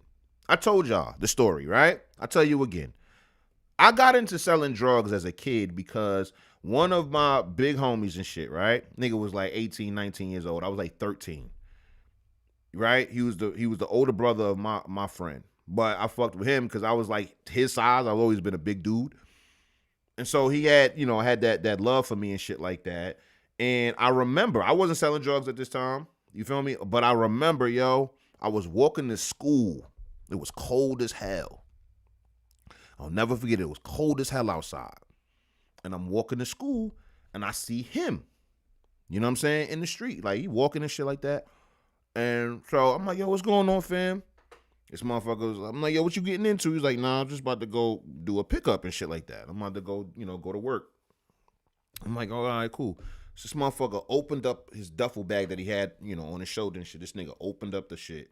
And my 13-year-old eyes, that shit might as well have been $1 million in that fucking bag. Now, in hindsight, at 35 years old, he probably had like 5-10 grand in there, maybe 20 grand at most. Because there's a bunch of 5, 1s, 10s, 20s, 50s, and 100s and shit, you know, in these little bricks and shit of money. And I'm like, yo, where the fuck did you get all of that? He's like, little nigga, I hustle. I'm like, yo, whatever the fuck you doing to get that, I want to do that too. It wasn't this nigga giving me lectures on drug dealing. No, he showed me some shit. His actions, his behaviors, that shit was attractive. This nigga got a duffel bag full of fucking money. It's cold as hell. I'm about to go to this boring ass school. It's 8 a.m. And he about to go buy whatever the fuck he about to go buy. And he got all of this money on him, nigga. I want to do that shit. So the black conservatives of, you know, the 60s and shit like that, who are combating what MLK and all these people are saying, they're not showing them. They did certain things. Don't get me wrong. Like Reverend Mitchell, he had the school programs where he made sure the black youth finished high school. He had job programs. That's dope, right? But when it comes down to really, you know, passionate speeches or being able to like grab the attention of the youth, a lot of these black conservative men, especially who ran older than the Martin Luther King or the Black Panther Party and shit like that, because you got to remember, a lot of their support came from like motherfuckers 18, 19, and 20 years old. They were kids. You feel me? Like my daughter would be 22 this month. You know what I'm saying? So it's like, it's a bunch of youth. It's a bunch of kids. And when it comes down to, you know, what's actually going to have the kids, the youth gravitate towards you is the showmanship. A lot of the black conservatives of that time, yeah, you went to church every Sunday. You were a God-fearing man. You know, you did good things in the community and shit like that. But you did a lot of this. You did a lot of finger wagging at the youth. You did more to tell them to stop doing or stop following, you know what I'm saying, the Black Panther Party or Martin Luther King, but you didn't show them shit. And that's going to be the biggest disconnect. Conservatism, private ownership, limited government, all of the shit that we talk about and you know, on a weekly basis and shit like that, these motherfuckers didn't make it sound cool to the youth. They made it, honestly, they made it seem like some old ass way to do it. It was steeped in tradition and shit like that, which is good. I'm a historian. You know I love tradition. I'm a traditionalist, right? However, when it comes to grabbing the attention of the youth, dog, you got to have the showmanship of the drug dealer. You got to have the showmanship of the motherfuckers who were trying to corrupt the minds of the people. And I'm not saying that that's what the Black Panther Party was doing, but the showmanship. Go look at a Fred Hampton speech. Go look at a Huey P. Newton speech. Go look at a Bobby Seale speech. Go look at the speeches of the Black Panther Party. Even if you disagree with everything they said, I listened to an entire, I think 3 or 4 different fucking lectures from Stokely Carmichael. As 35 years old, I'm like, bullshit, that's not true. Like, this is fucking crazy. No. At 35, I can do that. But if I was 19, 18 years old, getting all of this information, they're yelling this at me. They got all of the showmanship, all of the bravado, all of that shit you need to grab somebody's fucking attention and shit. You feel me? They had it. The oratory that was necessary. I mean, just, we know that Stanley Levison and other communists and shit like that wrote Martin Luther King speeches and shit, but remember how Martin Luther King spoke? His oratory was second to none. I have a dream. Like that type of shit. Malcolm X. His oratory was incredible. You have to be able to grab the attention of the youth. You do. And that's the reason why you'll see me pop my shit the way I pop it, play some spitter before the show. You feel me? Now I understand that it's sometimes the shit get a little bit too like dense and shit like that, where we just like in the archives heavy and shit like that. But you see my showmanship. I'm calling my enemies bitch ass niggas. I ain't some super righteous nigga at all. Now I stand for good. You feel me? I stand for what's right. But my conveyance of this shit is what they would hear in the neighborhoods that they grew up in, just pushing this type of shit. So when I get to talking against, the way motherfucking Democrats or politicians, period, who mean Black Americans harm, what did I say they do? Oh, you falling for the pimping. Yeah, let me conceptualize the shit that these politicians are saying as pimping. They pimping you, nigga. These is poverty pimps. This is race pimping. That's what they doing to you. You want to be pimped? Little niggas be like, nah, though. Nah, OG, nah. All right, then. That's how I bring it to them. So I will say that about the Black conservatives. Oh, shit. I think I left my phone. In the other room. Gotta go get it. But let's get back to the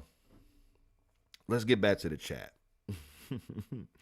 Sammy says, laughing my butt off, my wife just heard the end of your rant and said, oh, the show ain't start yet. Not yet, Mrs. Sammy. Not yet. We doing some house cleaning right now. That's it. We got a great show lined up though. Stick around. It says he said Dubes had to get it off. That's a fact. I feel you on this one though. Keep repping it, bro. Keep repping it right, bro. Absolutely, Sam, man. Shout out to you, man. Sammy, did you subscribe to the Patreon yet, gang? Because if you didn't, I might have a free month for you, man. You know what? That's what we're going to do on Friday.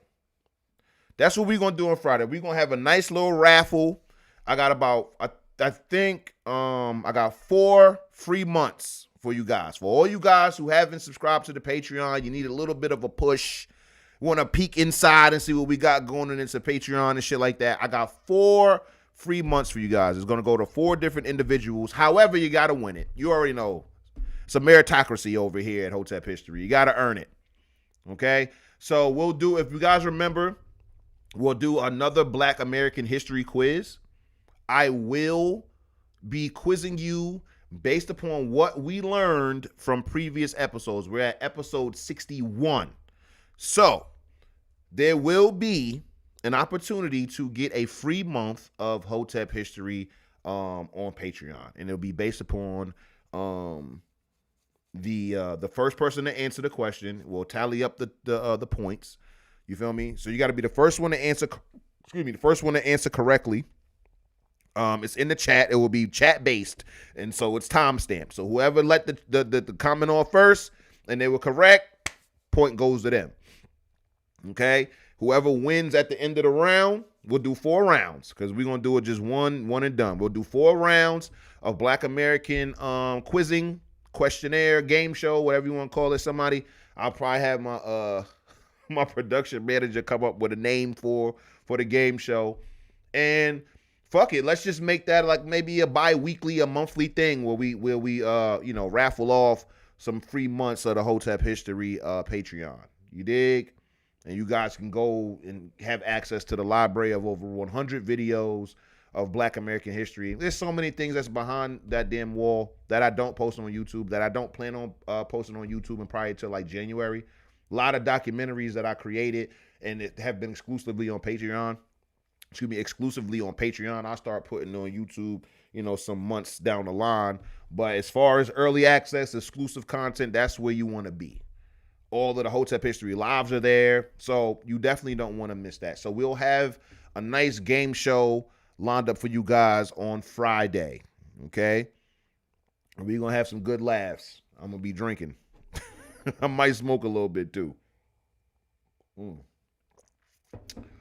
Let's see what we got. Ricky says, Hotep and Bill. Hotep and Bill, Ricky. Oh, man. Let's see. Oh, right. So he's been arrested. She's a cat is still talking about H. Rap Brown. So he only got 3 months to live, so they should free him. I believe that too, man. You feel me? I believe that too. If you already on your deathbed, bro, don't die in the prison, man. Fuck it. Whatever he's done that you, in the eyes of the Lord, that you feel like wasn't, worth it or whatever. He's on the end of his life, man. So, yeah, free that man. Strawberry Field says, proud white Hotep Con attendee. Let's go, Strawberry Fields. These motherfuckers will never have me forsake you over some stupid shit. Long as you keep it solid, you keep it tall, you keep it real in Hotepistan, you good. And I try to tell y'all motherfuckers, we've exiled several people out of Hotepistan over the years. You kidding me? You don't think we don't clean house? You don't think that we run checks? You don't think that we're vigilant? Nigga, we teach history. We teach financial literacy. We teach the news. We teach all of this other shit. You don't think we would be aware of people infiltrating the movement? Like, are you fucking dumb? And you niggas are not even that clever these days. Like, we be seeing y'all, like, we got Goldstein on the case. Goldstein thinks that Nick Fuentes and a bunch of other people are working together to circumvent white America. You don't think that we'll be able to, like, see, but through a motherfucker trying to gain favor with us and they have ulterior motives? Like, come on, man, knock it the fuck off. You have that insecurity because you wouldn't be able to tell friend from foe. Fucking idiot. It's very easy. That's why you have never seen me get close to a motherfucker. You feel me? And be betrayed by them, because I already knew that nigga was a snake from yards away, miles away. So shout out to Strawberry Fields. Cat going crazy in the chat.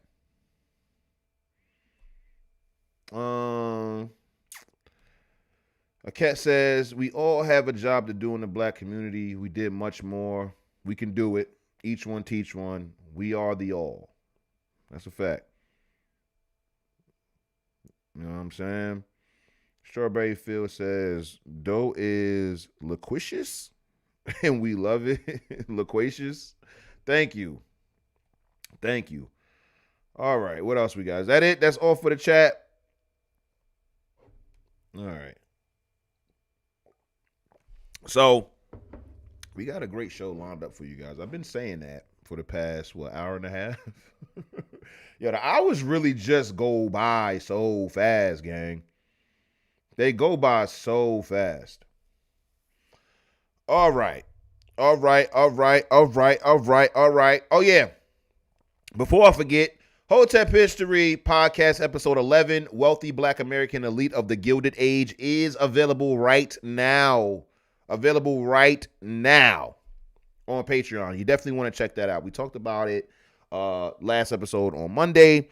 We had a great conversation. Everybody that came through, shout out to y'all.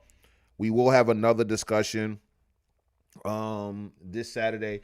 I was thinking, I'm looking at my topic board here. How do you guys feel about gangster rap was a psyop? Y'all want to talk about that on Saturday? Huh? That's a little bit more modern history for y'all. That's after 1965. You feel me? Do y'all want to talk about how gangster rap is a psyop?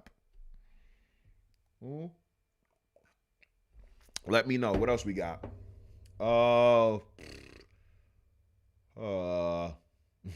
We can debunk a bunch of black historical myths. We can do that too. You know, it's plenty of them. We about to go over one of them tonight.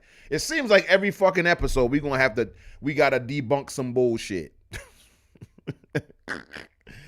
It seems like every fucking episode there's somebody posting some lie about historical black Americans. I don't get it. I don't know why y'all niggas insist on lying on the ancestors, but yeah. Let me know what y'all want to do, man. Let me know. I'll be up in the air. I'll be up in the air about it. And I ain't gonna lie to y'all. I'm looking at the topic list for Hotep History Live. Y'all not ready. We got a lot of shit. We got botany. We got advertisement men or admin and salesmen. We got barbering and beauty.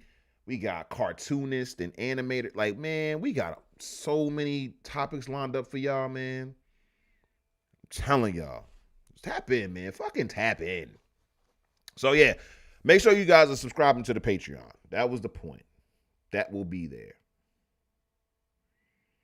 Yeah. That might have to be a new segment, Crystal, for real, because it's coming up a lot. It's coming up a lot. But let's get to the bookmarks. Okay?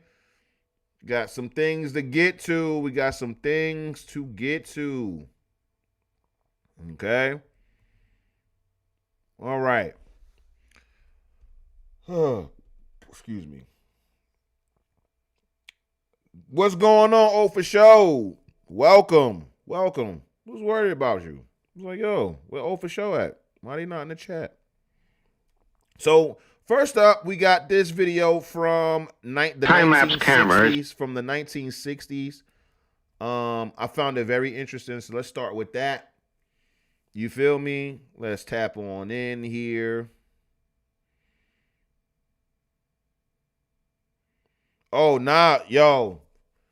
Oh, for sure. Let me tell you something before we play this video. You missed the rant of the century. I talked about the dead tooth hippie deacon. We talked about the deacon demon at the top of the show. We talked about fat ass Roland Martin at the top of the show. And I drew the line in the sand once again. I got to do it every couple years. Motherfuckers be thinking it's new over here, but we not new to this. We true to this. So we had to call out some folks. We didn't say nobody's name. Well, we said Roland Martin's bitch ass name, but the hippie deacon, the deacon demon, we didn't give him a name yet. He didn't do enough to get his name mentioned on my show. You feel me? So yeah. Oh, for sure know who the hippie deacon is. Who the deacon demon is. But anyway, let's get into this video. Time-lapse cameras were used in a standard first grade... Hold on. You see what Oh For Show said in the chat? She said, not the deacon that can't spell Todd's. You feel me? Yes. The deacon demon. And I know it's one of his little lackeys clip me up. I want him to. Feature me, nigga.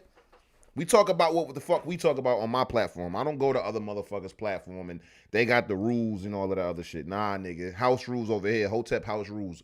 Bitch, nigga. All right. Let's wheel it back. Let's wheel it back.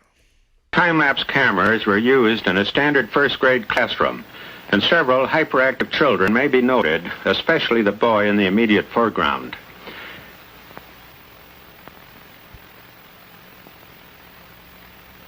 "90 days after, the regular cool white fluorescent tubes were replaced with the new type full-spectrum fluorescent tubes with radiation shields, there was a marked improvement noted, and the extremely hyperactive boy has voluntarily moved up to the front row. He raises his hand for recognition and is now up at the blackboard taking part in classroom activities. Prior to the time that this new lighting was installed, this particular boy had an extreme learning disability problem, but quickly learned to read within 90 days after the new lights were installed. There was further noted a general average improvement in both the behavior and academic achievement of the entire class. There are, however, other factors that must also be considered. The implications of the biological effects of light and radiation as observed through time-lapse photography are obvious." Very obvious. Very obvious. And this is what are we talking about? When we talk about public schools and shit like that, I'm telling you, I am convinced that public school systems essentially are experimental grounds. They're labs. And they use our babies as the rats. They use them as the subjects to be able to get whatever, results or findings on learning and stuff like that, right? And so if you guys are not really understanding what's going on, I'll read the caption. So this person says, "We have known this for over 75 years. Today with LEDs, it is 100 times more urgent to know. This film was from the 1960s and showed how radiation shielded full spectrum lighting cured hyperactivity in most students and increased test scores by up to 35%. The lighting is affecting the way the babies are learning in class. When you think about all of the type of lights that we got now, right? That's what's harming them. It's harming their ability to learn. It's stoking the flames or the fires of hyperactivity inside of the classroom. They're not able to focus. And it's creating an environment to where they're not being able to reach their full potential simply because of the lighting. Now, like the narrator says, there are going to be other factors involved here. It's not all the lighting, but the lighting clearly plays a significant role here. And this is the reason why private and homeschooling is going to be number one for me. Number one for me. You dig? What else we got? Here we go. This is our historical myth of the day. The historical myth of the day comes from fucking World Star Hip Hop. So that should let you the fuck know. That should let you know. We'll go to the link in a second. But according to World Star Hip Hop, reputable site, of course, they've never lied. They've never pushed no bullshit. It's World Star Hip Hop, right? World Star Hip Hop says somewhere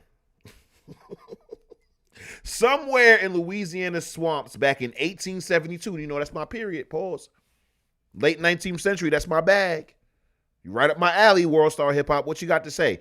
A woman known only as Jezebel seduced 11 clan members.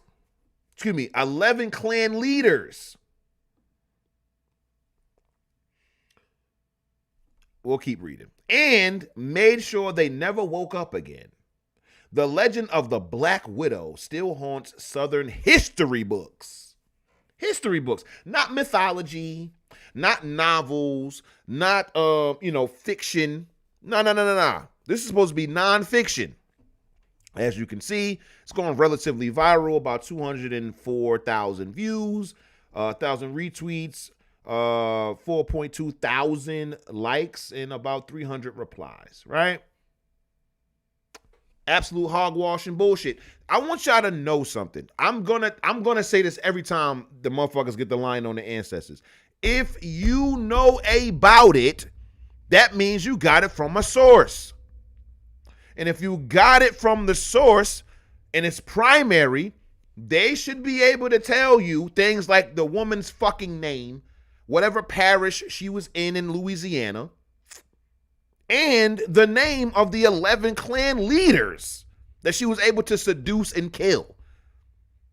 But they don't ever have it. So let's click the link to see, let's fucking see what this article is saying about this woman. And look who is the fucking corporate once again. It seems to me, chat, it seems to me that Michael Harriot is behind most of the bullshit, okay, being spread about the ancestors. And that's the reason why I will watch the cowboy documentary, okay? While I will watch the cowboy documentary, I don't like that he's a part of it because this nigga has a knack for lying, okay, on the ancestors. So let's watch this. This is some shit from fucking TikTok. Of course, TikTok University. Uh-oh. Did I drop? It don't seem like I did, but the kilobytes per second is fucking acting wacky. I don't like that. If the stream drops, y'all already know I'm a load it right back up, so don't even trip. You know, you can't stop Hotep. You already know. You can't stop Hotep. But let's see what this video got to say.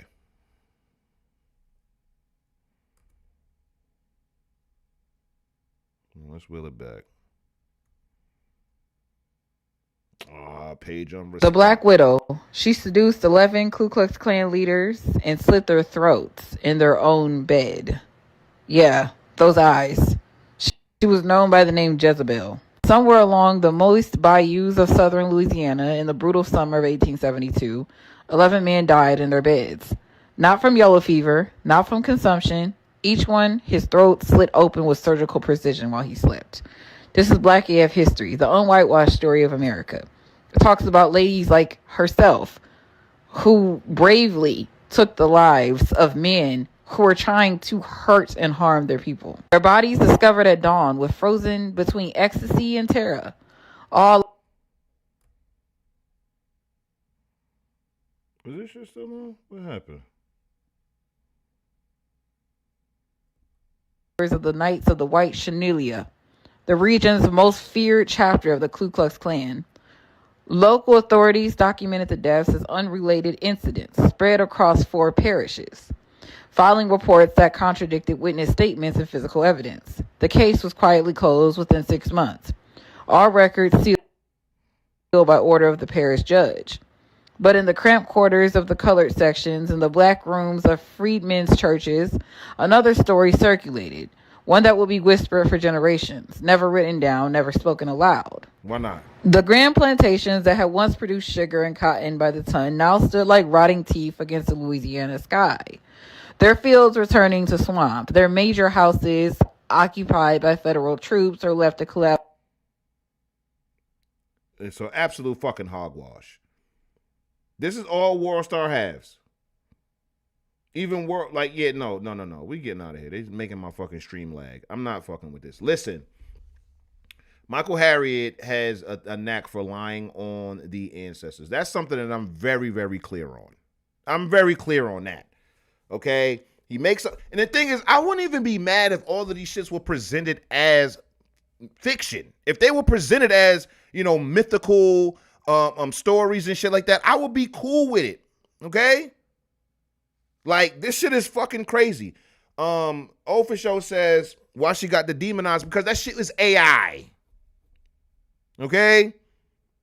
That shit is AI like a motherfucker. Look at the definition on the hair. I'm not going back to World Star. It's fucking up my stream. Just letting me know that I shouldn't be there. Q died. It's not even black owned no more. Rest in peace, Q.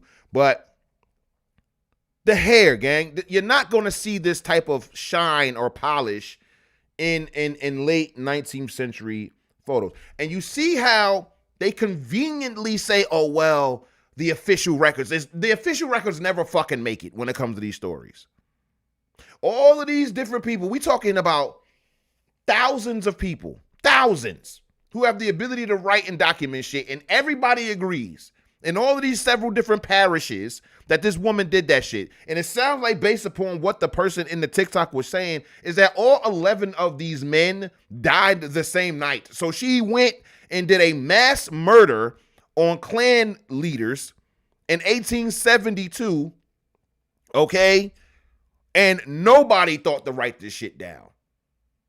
Even if the case went unsolved, you don't think they would have written or documented what they did know?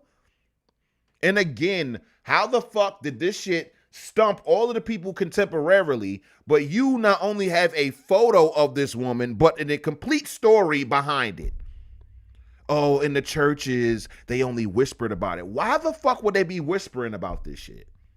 And I want y'all to understand that this is more egregious because the assumptions made about the ancestors are egregious once you really look at this shit the way I look at it at the very least. You telling me that my ancestors were so pussy, so lily-livered, so yellow-bellied, that they wouldn't speak loud about a woman who killed 11 people, who meant them harm?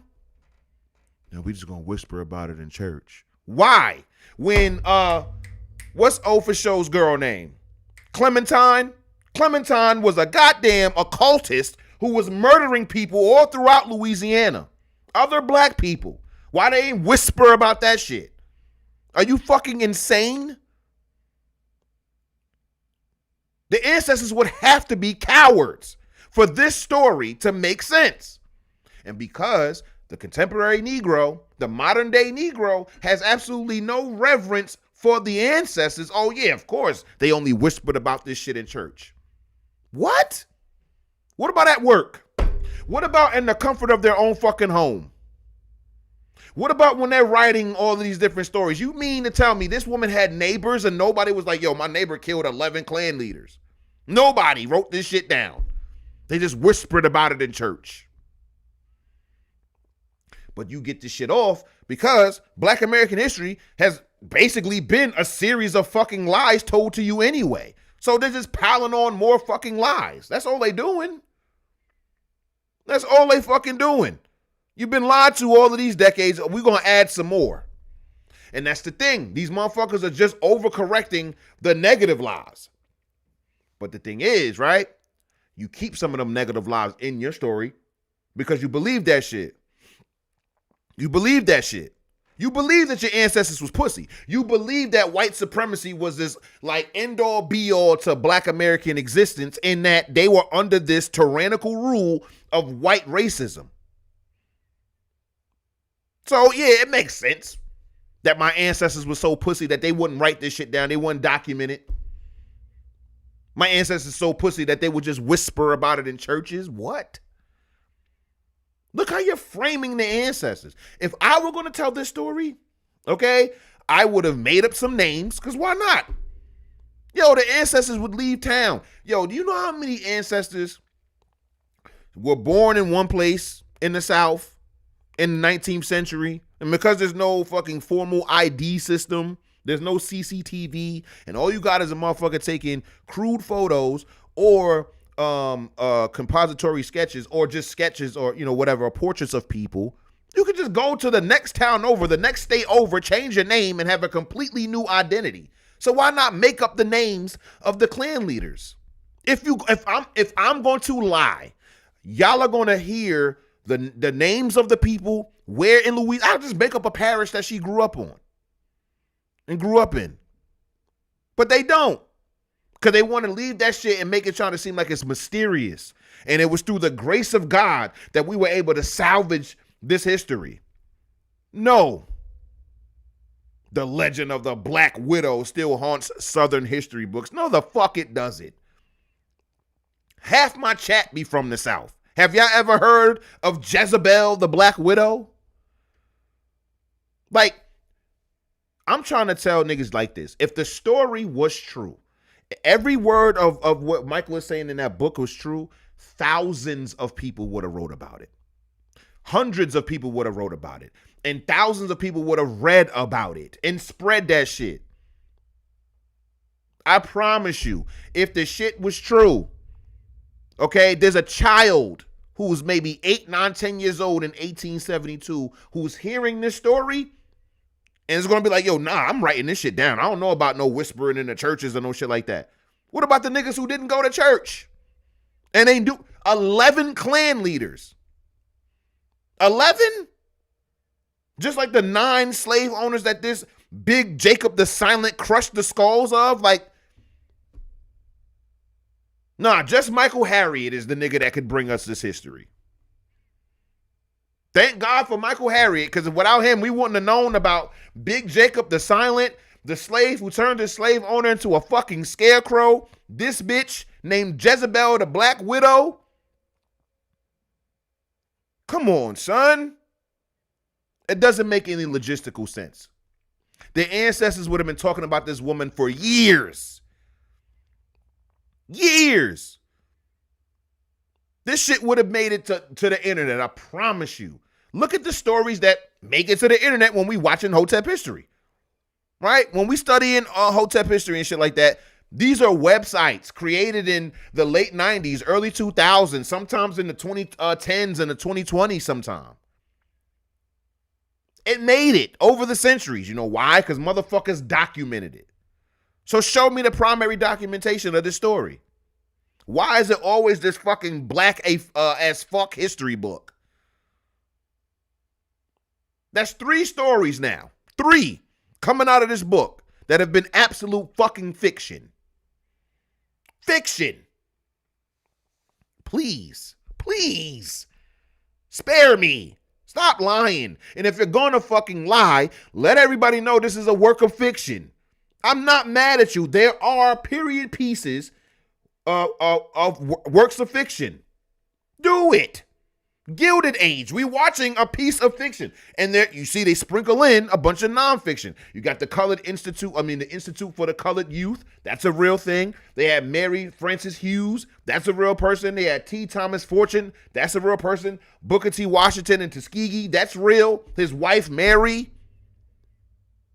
Like we have, yeah, it's fiction. It's a work of fiction. Peggy Scott did not fucking exist.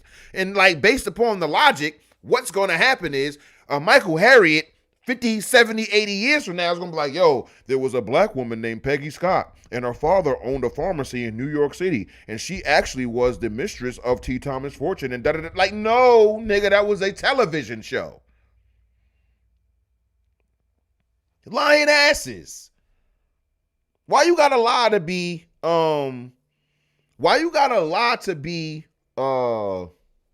engaging? Why? For Show says, is this book listed as folklore?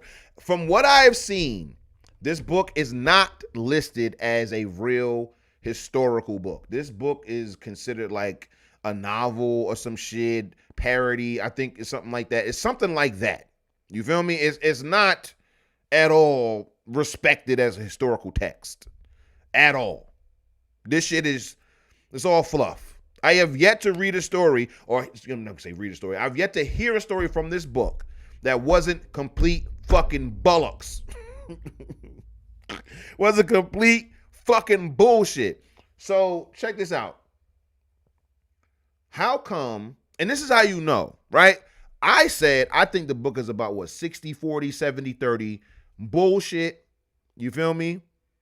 With 30% real shit in it, right? And you see the stories that make it, like to the TikToks and shit, like motherfucker reading the book. Oh, Big Jacob the Silent. Gotta make a TikTok about that. Oh, a motherfucker who turned his slave owner into a fucking scarecrow. Yeah, we gotta write about that. Do you know how many white, that's what I'm saying. Y'all don't really understand white supremacy. Y'all think like being gangsters and being revolutionaries and all of that other shit is like fighting against white supremacy. That is exactly what white supremacy, or how they view you.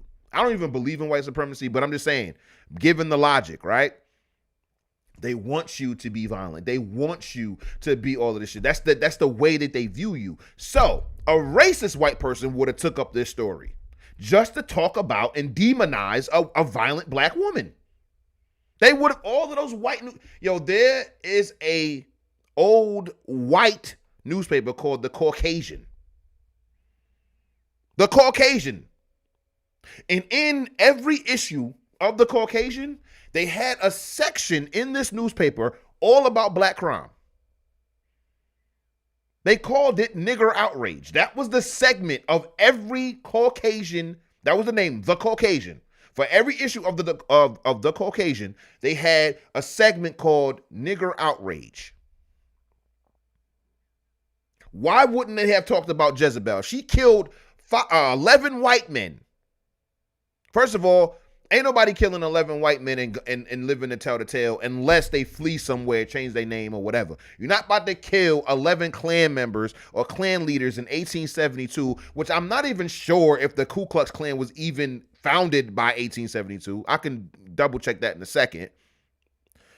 They would have hung that woman. They would have burned her at the stake, and white people would have written about this woman extensively. They would have found out who her parents were, where she was born, how she lived, what her occupation was, all of that shit. I promise you, just to put her violence on Front Street and then use that violence to paint all of Black America in a particular way. Nobody would have had to whisper about this shit in churches. I'm telling you that. Her enemies would have written about her extensively just to talk about how violent this black woman is. This is what happens when you don't read it. And like, what average person in 2025 is reading a bunch of fucking, newspapers from damn near 200 years ago, other than historians, other than me? You know what I'm saying? Shit is fucking bugged out. O for Show says they need to go back to posting fights. Crystal says even the stream said this was some BS. Crystal says, so you mean to tell me we can find news stories about Clementine Barnabet, but we can't find any info on this woman? Nah, they just called her only known as Jezebel. Get the fuck out of here, man. You can't fool a Hotep. You definitely can't fool a Hotep historian, fuck nigga. That shit is so fucking crazy. I pray to God. I don't think that it was that prevalent when this book was published. And I pray that it's the TikTokers creating these AI images to go along with what they read in that book. But I really hope Michael Harriot did not put these AI photos in the book, because that should have disqualified this book off the dribble. Okay? So yeah, complete hogwash, complete rubbish, poppycock, gobbledygook. You feel me? O for Show says the real history is so much more interesting and entertaining. That's a fact. That's a fact. Oh, y'all thought I forgot my idea from Monday. I got so many newspapers to share with you niggas. That's what I'm saying. It's already 8:30. We 2 hours in and I haven't even gotten to the feature presentation. This will be a long stream. I'm going to try to cut some of the bookmarks that are not that important, but we already 2 hours in and I got a bunch of fucking newspapers that I want to go over from back in the day, and I am not going to skip that portion of the show. As a matter of fact, let's see. If we ain't gotten really nothing historically relevant in the bookmarks, we can just skip that shit, gang. I ain't even gonna lie to you. What the hell? Come on. Scroll. Yeah, so shout out to this young man right here. He's making about $100,000 a month. This is what I'm talking about. This is what I'm talking about. People are going to listen to him. He's making $1 million or $1.2 million, okay, at least a year, and he's a kid. This is what I am talking about. He can lead a nation. He got bust down APs. He got the money and all of that shit. Shout out to this young man. And it sounds like he may be in tech or something like that, or online sales, e-commerce. He doing his thing. Yeah, he's doing e-commerce. Shout out to him. We need more of this. Hold on. Take another. Is it here? Is it here? Boy out there making the good money. You hear me? 100,000 a month? What? Shout out to him. Shout out to him. I'm loading up the links right now. Man, I was in the archives. Like, yeah, man. These motherfuckers, they told me that they love the newspaper. And I love going through the archives. Y'all know me. You know me. You ain't ever gonna threaten me with a good time. And yup. Here they go. Let me do newspapers. Yup. I know I'm lagging a little bit. Give me a second, y'all. I just had to send it to myself in an email. All of the links and stuff like that. Boom. There we go. Got him. So let's get into that. Shout out to that young man.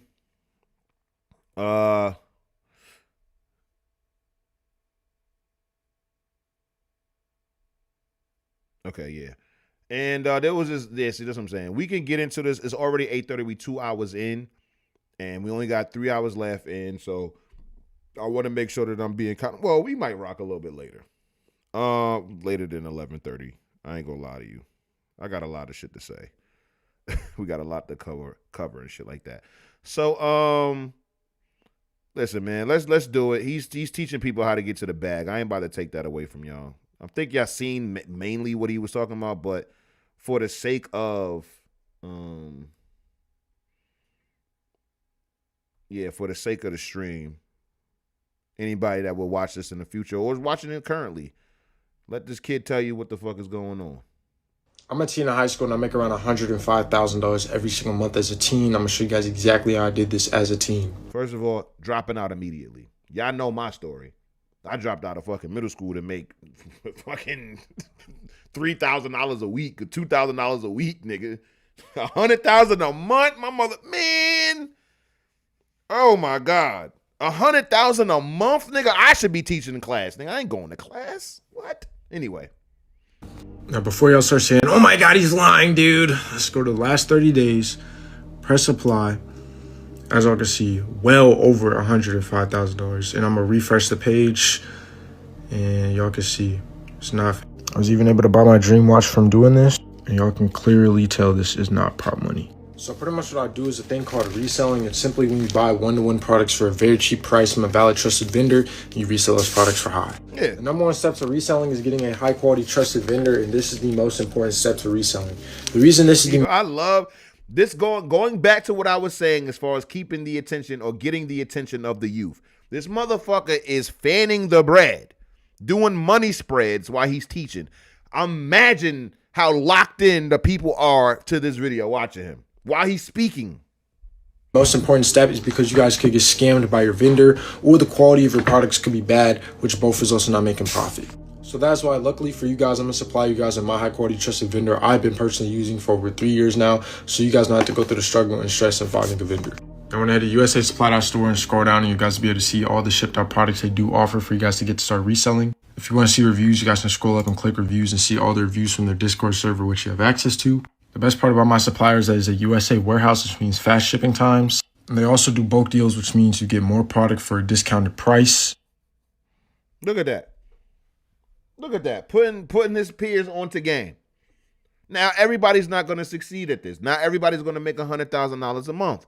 But a kid 16, 15 years old making $5,000 a month, $10,000 a month. Man, what? And you don't have any overhead as far as like living expenses and shit like that, bro. Use that shit. Stack your bread up. This young man is a millionaire already. If he continues on, he said he's been doing this for 3 years. He's made it to $100,000 a month. Millionaire. Yeah. Like, this is what's possible. He's moving real ancestral right now. Real ancestral. Shout out to him. And he put people on game. Yo, use my store. He didn't even gatekeep. He didn't even gatekeep. Shout out to him, man. He's going far. He's already gone far. Okay? At the oldest, he's 19 because he's still a teenager from his own mouth, right? So at the oldest, he's 19 years old, clocking $120,000, $105,000, $120,000 a month, reselling Chinese goods pretty much. And put niggas on. Now, I'm pretty sure his marketing and stuff like that, I'm pretty sure he has a large following on TikTok. Like, you have to use the internet to your advantage, but shout out to him. This next one, I just was seeing about this video. I just seen it, and it was just talking about like the Muslim community in Dallas, Texas, where it's like the street signs is named after, Islam. It has Islamic names and stuff like that, and like there's a literal Muslim settlement inside of Dallas, Texas. Don't really want to watch that anymore. I can actually take that shit off. I don't really care. I'm a teen in high school and I make around $105,000. I forgot the reason why I even talked about it, or not talked about it, but brought it up. What else we got? Oh, this white man. Now I was like, this is my bag. You know what I'm saying? Real quick, 2 minutes, we in and out. We're not gonna have a whole long thing about it. Let's rush through these bookmarks because I want to get to them articles. I ain't gonna lie. No, absolutely. We'll get smart enough. We're already seeing the pushback now in a lot of ways. A lot of this focuses on what we've done at education. Why didn't we have these fights 30 years ago? And the answer is we knew too much about our own history. I mean, I just pulled some things. Rob, I'm surrounded with 160,000 pieces of original history from Columbus all the way through landing on the moon. Listen, he's surrounded by history. Got materials, primary sources. And so a lot of that relates to black history that we no longer teach. Mm-hmm. If you happen to be in Indiana, you're in the Hoosier State. Where'd you get that name? A black evangelist named Harry Hoosier in the Second Great Awakening. His converts went there. How many people who live in Indiana know that they're named after a black evangelist? Probably. How many? How many of y'all knew that? Very few. How many know that the guy who brought an end to the American War for Independence, according to Lafayette, is a black double spy named James Armistead? Yes, sir. We talked about James Armistead on the channel. We got a whole video on James Armistead. Hotep History. And you see what the shit says. Race hustlers use Tyre Nichols' tragedy for political gain. Come on. Brought the war to an end. Without that, it might have gone much longer. Without that black man, the war of American independence would have went on much longer. Who knows that so many of the heroes we had in military battles, like the Battle of Bunker Hill, was a Bunker, not bumper. Bunker Hill. Black hero named Peter Salem. Peter Salem, we talked about him. Go to the Black American Self-Defense episode of Hotep History from last year. We talked about Peter Salem and Salem Poor. Come on. Another one named Salem Poor. We just don't know that anymore. We don't know the first black man to receive a degree of higher education in America, which, by the way, was a soldier under George Washington, was a Minuteman in Massachusetts. There's so many things that go back. Do you see how excited he is? Like, there's so many things. You feel me? There's so many things that we just don't know. It's amazing. Even just one more example. That's a piece of currency from 1880. Mm-hmm. It is signed right down here at the bottom by Blanche Kelso Bruce. And Blanche Kelso Bruce is the first black man to serve a full term in the U.S. Senate. He's the first black man to be nominated for vice president of the United States back in 1880. Back in 1880, black man nominated to be the vice president of all the land. All the land. But they want to tell you about motherfucking slavery, black codes, and Jim Crow. Come on, white man. No major party did it until 1880. Who hears about him? Who hears about him? Blanche Bruce. Except the Hotep historians. Come on. The currency signed by a black person in 1880 that he was nominated for vice president. We don't hear that today. That's amazing. You don't hear that? You don't hear any of that. And our education is terrible in this country. We got to get rid of the teachers' unions, and maybe these kids will learn something in school. David Barton, we appreciate you coming on. Shout out to David Barton.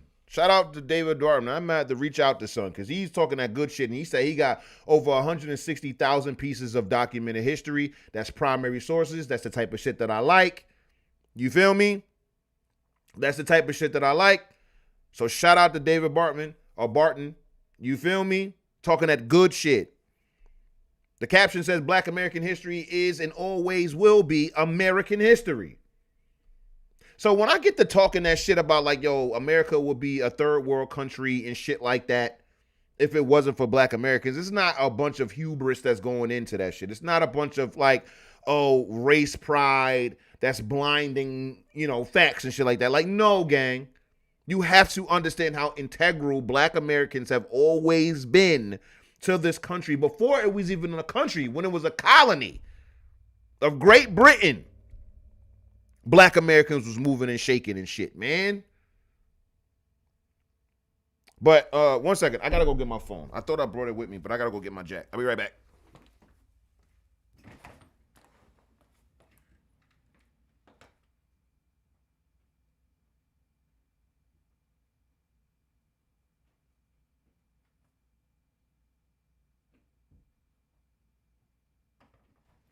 My fault. I left my phone. Yes, abolish the teacher unions. Absolutely. Let teaching be independent again. Make teaching independent again, man. All right. Because the following bookmarks will be intertwined with the subject matter. Yep. We can stop here. We can go right to the archives. Let's go. Super excited. I ain't gonna lie, nothing positive. It's gonna be nothing but drama.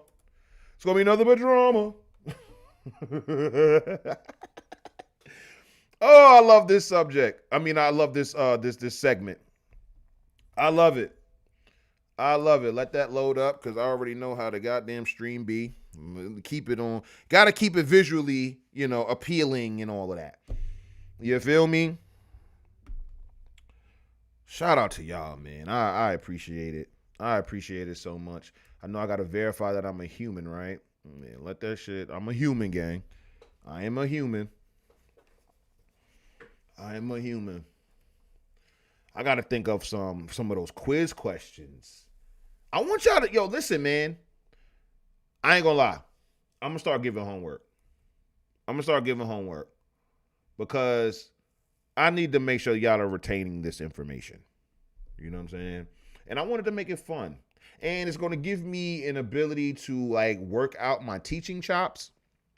Because, I plan on teaching. I have an entire Black American curriculum. Well, Black American historical, curriculum that I am creating. I'm about a quarter of the way through. And as you guys know, I over prepare, so it may be a bunch of shit that I won't get to, but the kids and the young people will be able to read on it and stuff like that. And so I want to be able to workshop some of those skills with y'all. The first time we did the quiz and shit like that, you guys did a great job. I don't believe any of y'all cheated with the questions and shit like that. I feel like that was super dope. So I want to be able to, make sure that I'm teaching very well.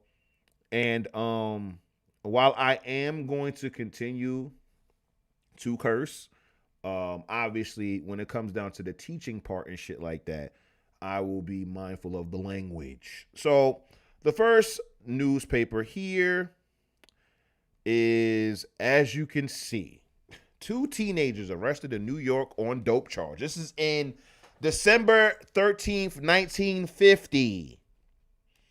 Let's get into this story. Okay, so as you can see, I was searching shit like arrested and all that stuff into the archives. Okay, and this is one of the ones that came up. So, New York, all right, plagued with an ever-increasing use and sale of narcotics in New York, police are focusing attention on the uptown area, so that's like Harlem, the Bronx, in an effort to stem the rising tide. Latest to be arrested was a 17-year-old colored girl, Mrs. Emily Richardson, who told police she averaged a weekly profit of $1,000 on the illegal sale of narcotics. $1,000. Now, I did, Sammy's here, and he could put it into the chat. Sammy, $1,000 in 1950. $1,000 in 1950. Let's continue. Arrested in a tenement flat in one of New York's uptown slum areas. Okay, so this is one of this is post Great Migration, right? So tenement buildings, dilapidated buildings and stuff like that, right? She allegedly had 363 capsules of heroin valued at $1 each retail and 107 marijuana cigarettes, pre-rolls. They were selling pre-rolls. That's another thing that I learned, like back in the day, like before like my OGs, came through, because like 1950 was before my mother was even born, right? That's how they sold it. They just gave you a bunch of pre-rolls and shit like that, which, I mean, you see in dispensaries today, they sell pre-rolls. And back then they sold for $1. We'll see how much that is adjusted for inflation, because we'll be able to just divide it by 1,000 once Sammy gets us the number. You know what I'm saying? Retail value, 50 cents each. Found in the apartment, okay, were hundreds of manila envelopes and 2 scales for weighing dope. Arrested with the girl was 18-year-old Robert Medley, who was said to have carried a hypodermic needle also. He is charged with, come on, what he charged with?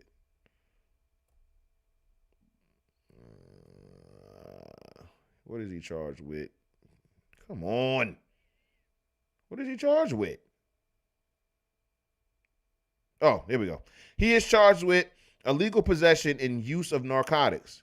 Oh, so he was the fiend. The pair was arrested, it was said, after police had traced for the past 2 weeks the strangely marked envelopes which carried a Chinese symbol. Man. Crystal says, can't wait till you get a soundboard. These segments need theme music. I ain't gonna lie to you, yo. It's coming together. You feel me? It's coming together. Like I'm getting, the soundboard is on its way. Literally. What else we got? We got Madame Lamar. Madame Lamar, she's a fortune teller, it seems like. Lucky dates, lucky days, lucky hours. Madame Lamar, reader and advisor. So this is like a Miss Cleo situation. Special reading, $1. Guaranteed satisfaction.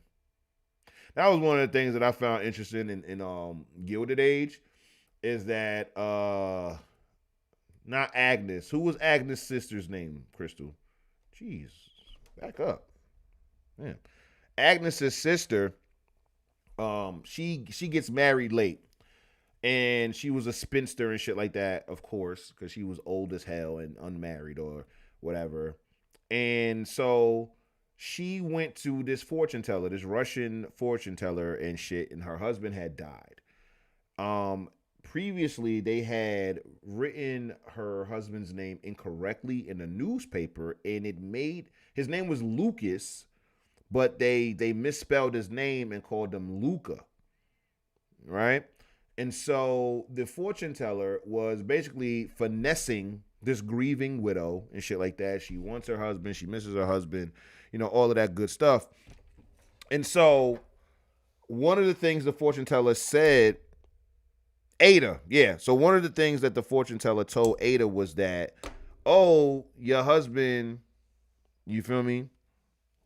Your husband is in heaven right now speaking Italian. And she was like, speaking Italian? The fuck? And she was like, yeah, no, his name was Luca, right? And she was like, oh. So that's what you're doing. You just fucking finessing me. You read some shit about my husband in the paper. And so she just shitted on that lady and was like, you a fucking scammer. You ain't shit. You ain't never gonna be shit. You feel me? Hold on. While not framing the Chinese, I mean, yo, where you think the heroin came from? just like the fentanyl coming from China today. What you thought? Of course. Oh, this nigga gonna text me now. It's always after I'm already on the show. Now you gotta pull up to the crib, bro. You know what I'm saying? But you gotta pull up to the crib.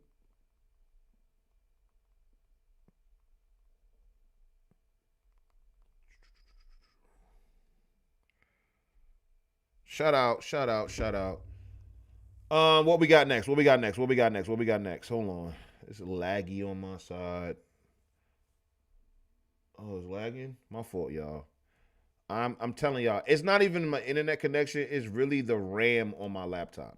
I'll be transparent with you guys and tell y'all that I have shitty amounts of RAM.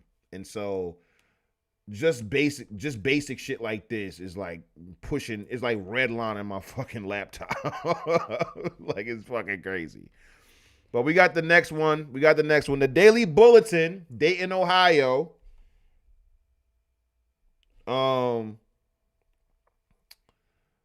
Let's get it. January 30th, 1945. Let's see what we can get into here. Because again, I was literally, y'all know how I do when it comes to my bookmarks and all of that shit. I don't be like reading everything extensively and shit like that. I click the shit, make sure that I got something. And then we move on. Crystal says, are we going over season 2 and 3 of the Gilded Age? Yes. Crystal, I'm gonna let you know, beloved, you what happened? What happened, gang? You were supposed to be up there talking that shit on the space, and you just left me out there to dry, gang. What happened? You told me you couldn't wait. What happened? Crystal, what happened? Come on, man. If we're gonna talk about season 2 and 3, you gotta be there with me. I can't be the only one. Y'all be wanting me to be this lecturing ass college professor, and I don't like that. That ain't my body, man. Oh, I was tucking my chain? Oh, man, I was talking all that shit, tucking my chain? No, come on. Memphis, where you been at, Memphis? Was you here Monday? I don't know if you was here Monday. Where you been at? Where your antennas been? So, yeah, Crystal, if we're going to talk about season 2 and season 3, I need you to have your hot takes ready. I need you to have your commentary ready. That goes double for you, O for show. I know you've been watching. Y'all not about to just leave me on the clothesline to dry. Strawberry Fields, I don't know if you are in tune with the Gilded Age, which is a great show on HBO. Go ahead and watch it. Okay, you can bring the Russells to the fold, and what the Russells was doing. Yeah, no, I remember, Crystal. I remember. I got good memory, somewhat. But I need the hot takes. Crystal. I need the shits. Come on, we trying to sell this thing. Alchemist says, Hotep. What's going on, Alchemist? Hotep, man. Already 9:00. Whatever, dog. We gonna be here for a while. I ain't rushing nothing. I'm having too much damn fun. I'll tell you that. Hold on. Shout out to the people that's subscribing on Kick. I got the chat. I'm tapped in. Okay. Got it. Oh, for sure. Okay, Memphis. Got you. Crystal says, I had a family thing on Saturday. Okay, well, if the family is definitely going to supersede a goddamn HBO show. You know what I'm saying? All right, let's get back to the article. Or the articles. Let's see what we get. Like, I literally just read the headline and kept it pushing. It says, 5 men arrested on gambling charge. Police yesterday arrested 5 men for having gambling paraphernalia in the... Paraphernalia? You mean like dice and cards? And money? Anyway, in their possession. Those arrested are Tommy F. Smith, free Tommy, Henry Pitchford, free Henry, Paul Hogue, free Paul. So it was the younger dude with the 2 older dudes gambling. Okay, Virgil Pruitt, free Virgil, arrested at Germantown Street and Dunbar Avenue, and James Moore, 22, young guy, he got arrested too. Is that it? That's all we got on this one? Strawberry Fields, you got to catch up, beloved. Season 1, we went over season 1. You know what I'm saying? Oh, it's Heather. What's going on, Heather? The usernames, But yeah, Heather, catch on up. Watch season 2. We'll talk about it. Billfold, watch stolen, gun stolen from home. Oh, hold on. A $20 gold piece. Am I tripping? Did Sammy give us the $1,000? Is Sammy busy? Somebody look up the $1,000 in 1950. My fault, y'all. I forgot to look that up.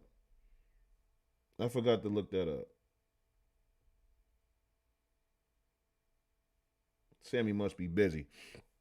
But it says a $20 gold piece, two .38 caliber guns, and a man's yellow gold wristwatch were stolen yesterday from the residence of Samuel Parker. Damn. Entrance was gained by breaking the window at the rear door. Damn, they ran up in your shit, Sam. Damn, gang. Billfold watch stolen. William Atkins reported that $23 was taken from his billfold and a watch was stolen while he was asleep in the front room yesterday morning. So I'm going to have to assume this is the same dude. War bonds. See, I would have been tapped in to the war bonds. Invest $3, get back $4. I ain't mad at that. Simple investment.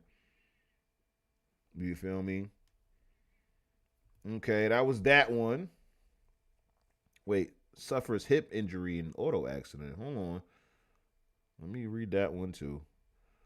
Virginia Goldberg, 22 of her address, suffered a hip injury in an auto collision at 5:10 p.m. yesterday at Germantown and Randolph. She was a passenger in the car of William D. Martin, 30, Quincy Hurd, 46, driver of a Robinson coal truck, was arrested for violation of the driver's identification law and improper operation. Ooh, wait, hold on. What's this? To get death for slaying Atlantan. Hold on. An unprecedented thing in the South. A Fulton County jury has sentenced 2 Negroes to die in the electric chair for the murder of who? What happened? Of another member of their race. Given the death penalty were Jummy Lee Tai, who had been inducted into the Army at the time of his arrest, and Henry Glass, convicted in the brutal slaying of Lonnie Johnson. The slayings occurred December 11th, 1943. Frank Buck advocates killing Japanese people. I was about to just leave all of this on the floor. Hold on. January 30th, complete annihilation of the Japanese people, men, women, and children, was advocated here by Frank Buck, wild animal hunter and author. Buck suggested that the Japanese people be slaughtered by poison gas as a means of survival for the white race. Yikes. Quote, "We are too soft, too humane to handle the Japs," he said.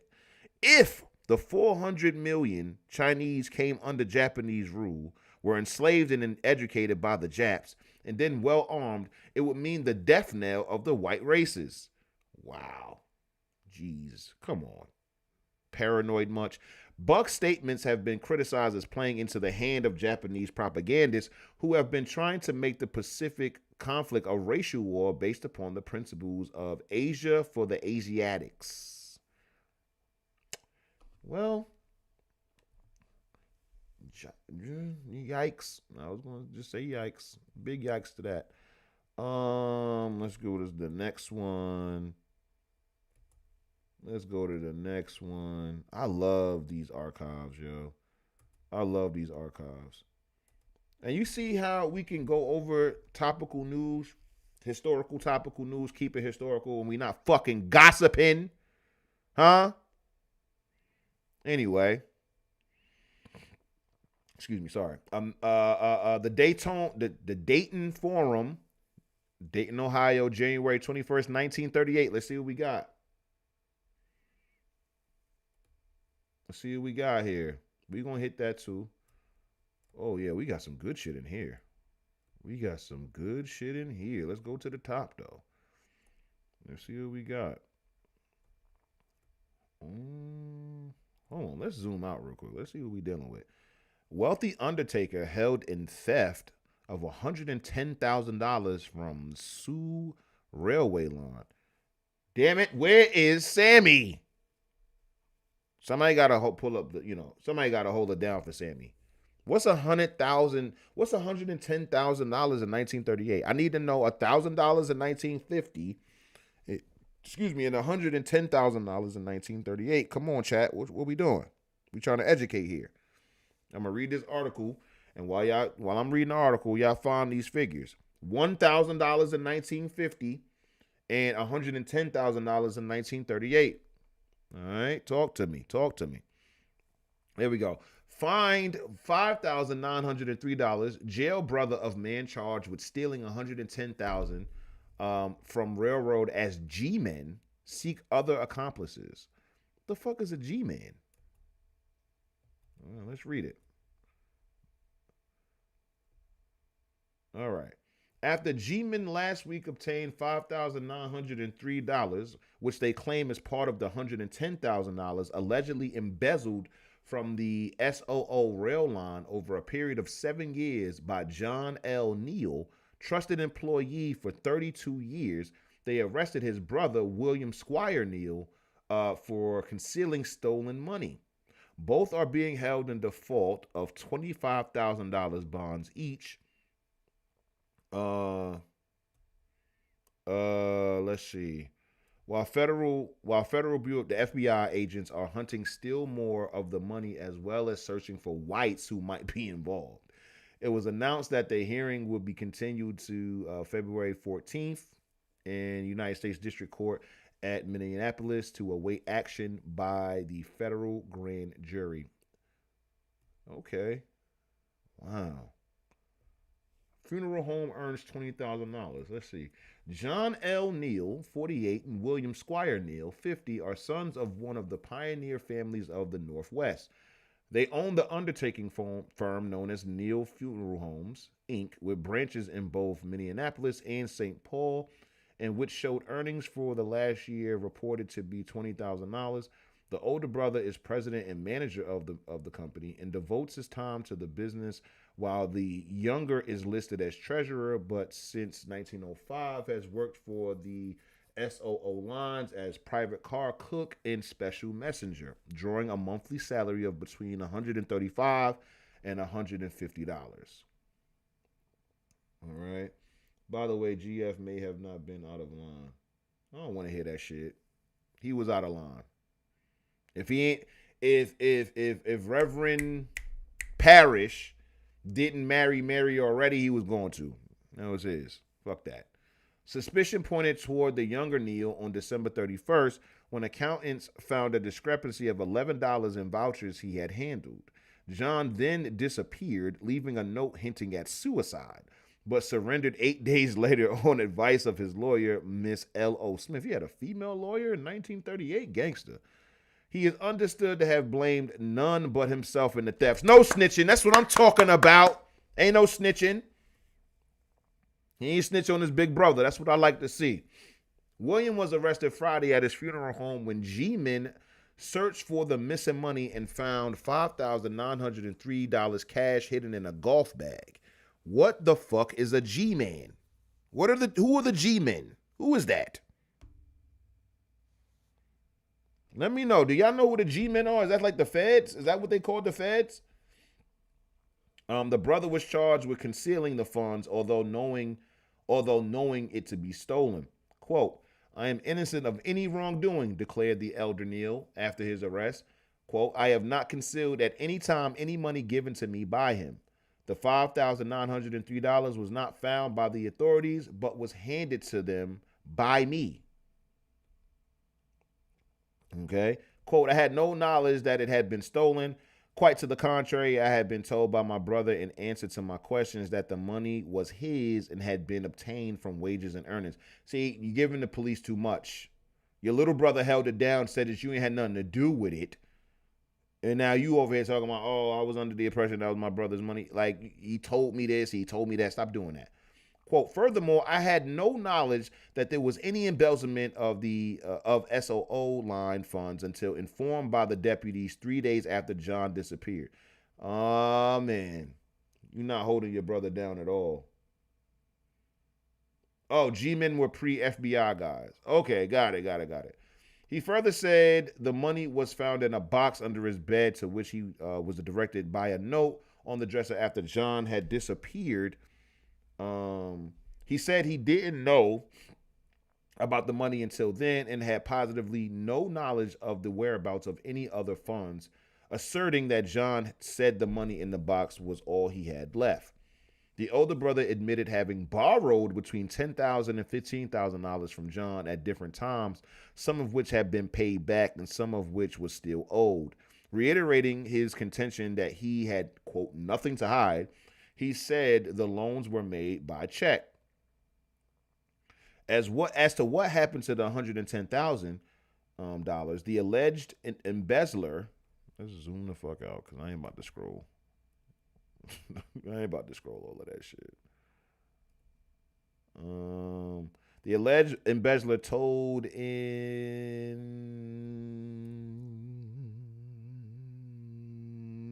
go all the way up. Told investigators that he gave most of the money to relatives. Wow. Federal agents have thus far run up against a blank wall, not brick wall, but anyway, blank wall in their efforts to locate the missing funds. They have gone through several of his safety deposit boxes, but have located no clue that might aid them in their search. G-men have disclosed several mystery angles in the case. They include, we got a mystery. Listen, the younger brother is doing his thing. The younger brother is doing his thing. He's stealing and shit like that. He's doing it on the low. He did it over the course of 7 years. Okay? And I understand you not wanting to go to prison for or with your little brother who was committing the crime. But gang, okay? William, because it's John and William. William, your little brother loaned you $20,000, okay? You and him have a business together, the funeral home, and then the other job that he has, you know that you are not making that much fucking money as a nigga on the railway. You feel me? Where else did you think this nigga got his money from? So you was okay to take the money, but now the police is kicking down the door. The feds, not the police, the feds is kicking down your door, and now all of a sudden you don't know what's what, nigga. The funeral home says, you said the funeral home $20,000. Like, what's up? You should he didn't keep it as P as he could have. Anyway, these are the mysteries. They include belief by federal authorities that Neil had one or more accomplices in his embezzlement, and in an attempt by the agents to identify and learn the connection of these accomplices. What could have happened to the cash in view of the fact that Neil's salary was from $135 to $150 a month? So again, gang, how? You really think your brother was saving his chips like that for real? That he was able to lend you out 10, 20 grand? Come on. And you still owed him some cheese. You paid some of it back. You ain't pay all of it back, nigga. All right. He was the treasurer of a business that earned $20,000 last year. So that was in the year you earned $20,000. See, okay. So we need Sammy, man. I hope everything is all right with Sam. He probably dealing with the family right now, kicking it with the family.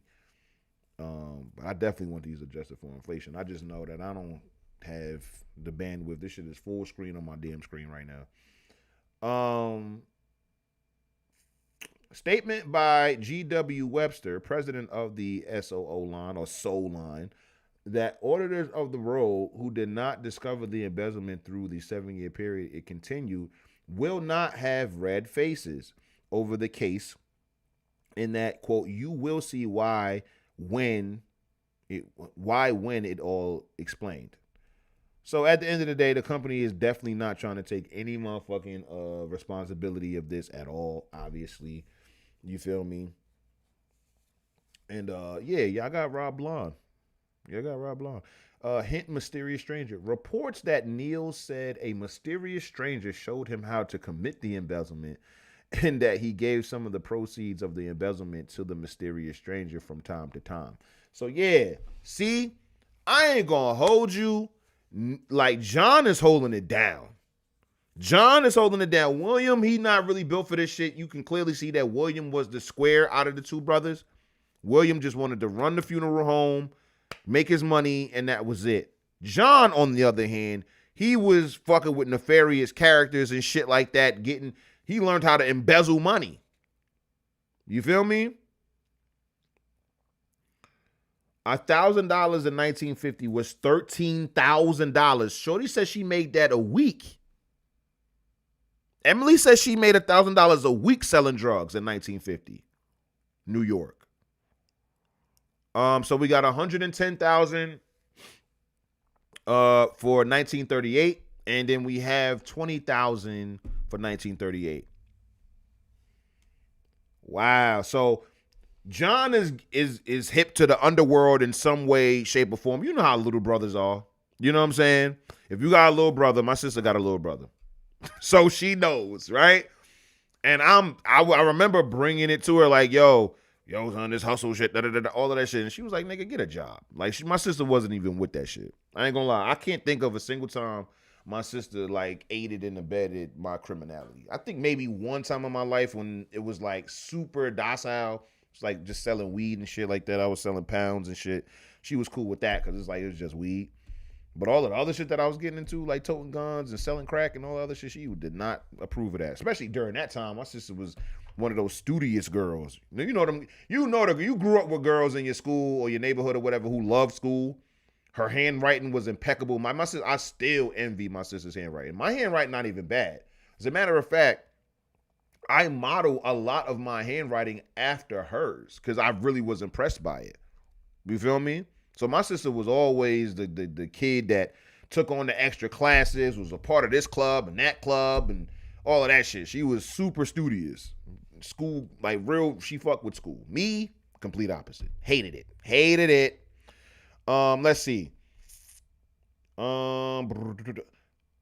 Neil's method of operation, according to investigators, was based on the fact that the railroad stations agents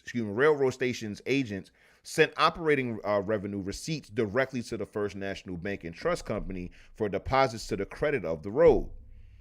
When the agents take in money for rent of equipment or property, they are supposed to remit to their treasurer's office and not to the bank. Accompanying deposits to the bank are remittance sheets in duplicate. It was explained that Neil, and I don't know why they keep saying Neil like these niggas don't have the same last name, but we are going to just automatically assume that they're talking about John and not William. All right, so I'll just switch it. It was explained that John, after picking up the remittance sheets at the bank, would return and assert that certain of the deposits funds were rentals and wrongfully included. And so he would pocket that bread. These amounts he would receipt for and pocket, exactly. But what puzzled the Sulon officials was how Neil could have continued this over a 7-year period without discovery by auditors. $110,000 in 1938 would be $2.5 million. $2,527,472. $20K in 1938 would be a little over $450,000. So $459,540. They made that on the year. You feel me? So they were not hurting for money. And I'm pretty sure that when it comes down to, the salary that they made, what was it? Yeah, salary between $135, $150 a month. I'm pretty sure that was enough to pay the rent and shit like that. But nah, my nigga John wanted more than that. Okay. Let's see. Study Black Book. It's the last paragraph of this one. Then we're gonna move on to this article here. I gotta see what the fuck was going on in Des Moines. G-Men studied a small black book maintained by the bank tellers from whom Neil or John obtained the road's funds. In this book, he receipted for all of the money he obtained. What, nigga? You kept a log of it? That's crazy. This nigga wrote down the money that he stole. He kept record of the money he stole. Come on. Damn. All right. It was from this book the agents learned that learned the embezzlements totaled $110,000, to all of which he has allegedly confessed, assuming sole blame. Kept it tall, did not get William involved whatsoever. He is formally charged with taking only one item of $95 from the bank. Come on! But when bail was set after his arrest, U.S. Commissioner W.T. Goddard told him, quote, "You understand that the amounts involved in this case are far larger than the one mentioned in this complaint." Miss Smith, defense attorney, is a colored lawyer. He hired a black woman lawyer. That's what I'm talking about, John. Free John. Free John. Not gonna hold you. Now, I know what he did was wrong. You feel me? But free John. Dominicans assailed Trujillo on massacre. Damn. What the Dominicans got going? Let's see. Yellow Cab Company hires Negro drivers in L.A. Good on them. What else we got here? Well, that seems like that's it that I would be talking about. Besides the Des Moines girl. Spirit of Youth premiere. I don't give a fuck about that. Joe Lewis's new feature-length picture, Spirit of the Youth, will have his world premiere at the Lincoln Theater in Washington, D.C. on January 20th. I'm cool. All right, let's see. Let's get into this shit. Des Moines girl hits bank night for $1,000. Hold on. Now, is this bank night? Like, is this like a game? Like, what are we doing? It's like bingo night? What are we doing? Let's see. Her unfailing habit of attending a neighborhood movie each Tuesday night, whether she had seen the show or not, brought good luck last week to Miss Hester Gilmore, 17-year-old junior student at North High School. Attending the Garden Theater bank night, she heard a name called, followed by the usual turning of heads and craning of necks, but there was no response as the person called was absent. From her seat in the last row on the main floor, she heard the announcer read the second name, Hester Gilmore. Felt a sudden surge of blood to her brow, but steadied herself and walked to the stage to claim the award, $1,000. The daughter of a Union Station porter, Miss Gilmore plans a college career, has set aside $500 to that end. She dutifully entrusted expenditure of the remaining $500 to her mother, quote, "to be used for the house and to buy things for the family." Good on you. That's what I'm talking about, Hester. Good job. Good job. Congratulations and good job. Split it with the fam. She broke bread with the fam immediately. Leo Williamson heads the McKinley Church Scout Troop. That's what's up. So they have, yeah, I gotta look into that. What about the Black Boy Scouts? You know what I'm saying? Let's see what else we got here. Gala opening of Mac's Sandwich Shop. What? On last Tuesday evening at 6 p.m., Mac's Sandwich Shop formally opened its doors for business. Every one of the hundreds who patronized this new and ultra-modern eat shop had nothing but praise for the delicious and appetizingly prepared foods of the establishment. Souvenirs were given the first night patrons.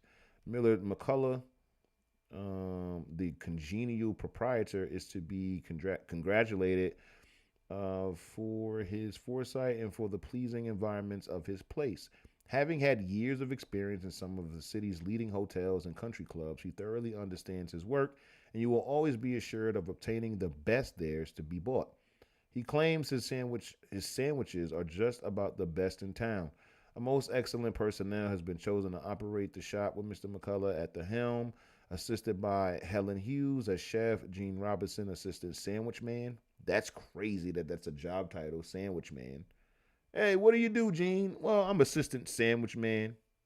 The Mrs. Lottie Davis, Rudy Clark, and Rosalind Wilson, waitresses. Charles Young and Alan Warren are also members of the organization. So, after the show or party, you are hungry, think of Mac's toasted sandwiches and triple thick malted milks.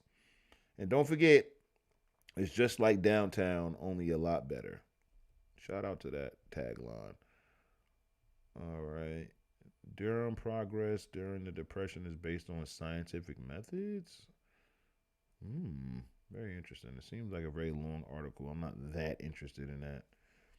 These Dominicans, what the fuck did they do?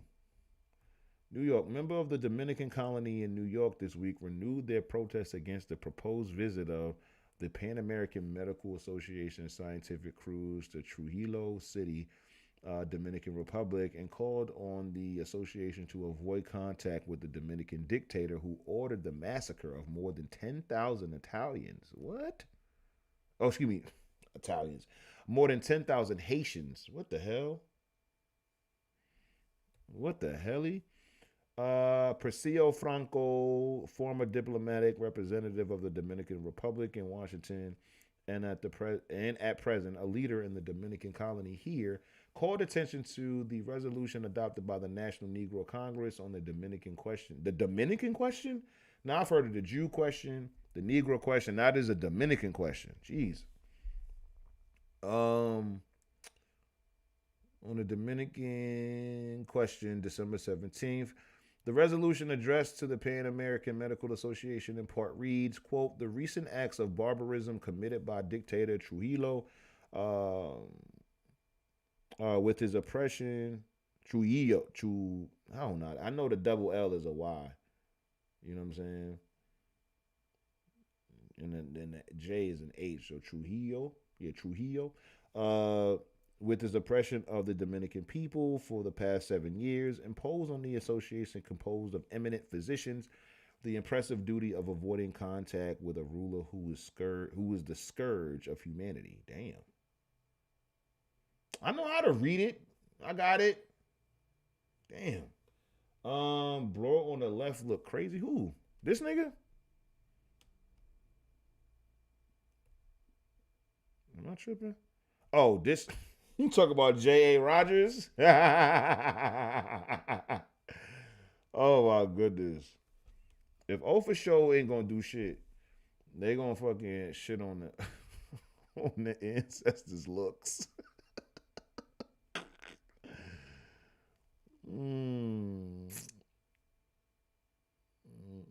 Top blue all the way back. Oh Lord, oh Lord, oh Lord. I'm pulling up the next one. Hold on, I'll pull up the next one. Yeah, I already knew this was gonna take at least an hour. Let's get back to it. Here we go.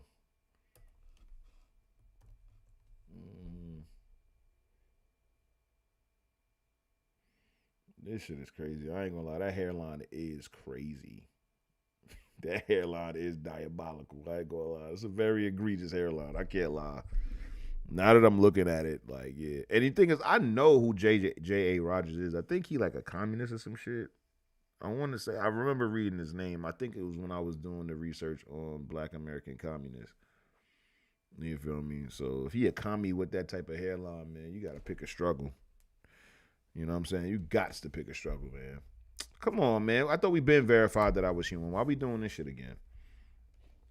Why are we doing this shit again? I gotta change the logo on the Kick channel. I gotta change the logo on this Kick channel.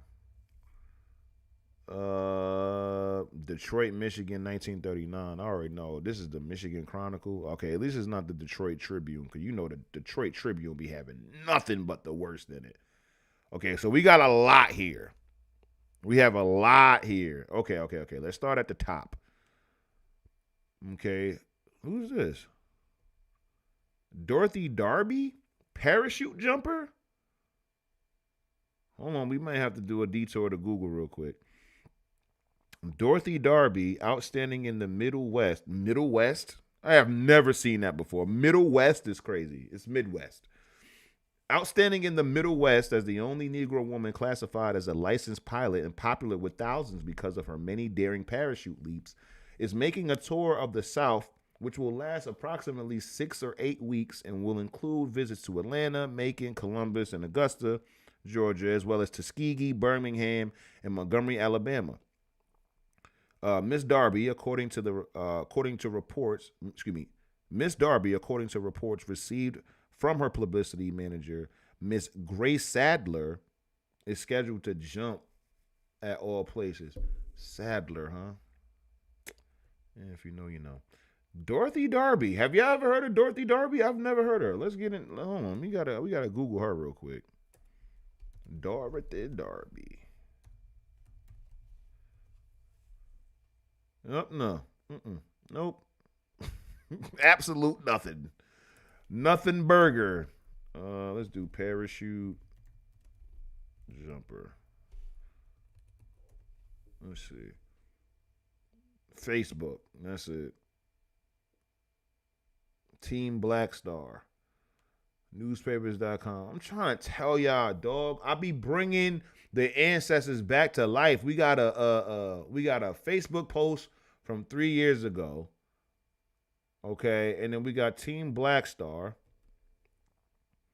So that let me know. These two links let me know that nobody knows about this except the two people that published it. Team Black Star seems like to be. It seems like they got all of this shit from Dorothy for real. Dorothy Darby joined Lottie as one of the earliest black female professional parachute jumpers with advertised jumps over Atlanta in 1932. Fellow aviator Hubert Fauntleroy Julian. I know about him. I never heard about Dorothy Darby. Have y'all ever heard about Dorothy Darby? This is my first time ever hearing about her. The triple nickels? Okay. So yeah. So we get to bring Dorothy Darby to life. I don't be using Facebook. So this is the same photograph as the newspaper.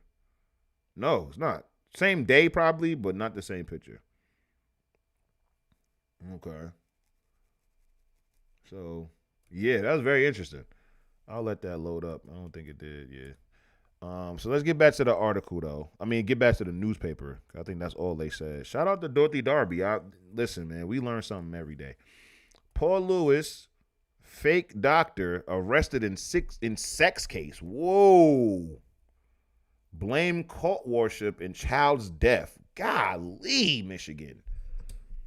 Golly. Detroit, I'm telling you, I don't know what was going on in Detroit, dog, in the early 20th century, but it was a lot happening. A lot. A cult worship and a child's death. We got to get into this. Hold on. Race girl wins first place in music contest. That's good. Congratulations. We got to get into some real shit, though. Fanaticism of father barred all doctors. What the hell happened? Parent Avers, religious belief prohibited medical service. Uh-oh. Cult worship was alleged to have caused the death of 8-year-old Dora Bell Irvin, who was not permitted to have a physician by her parents. The young girl died of tuberculosis. Conley Irvin, father of the girl, told police that his religion prohibited him from calling a physician.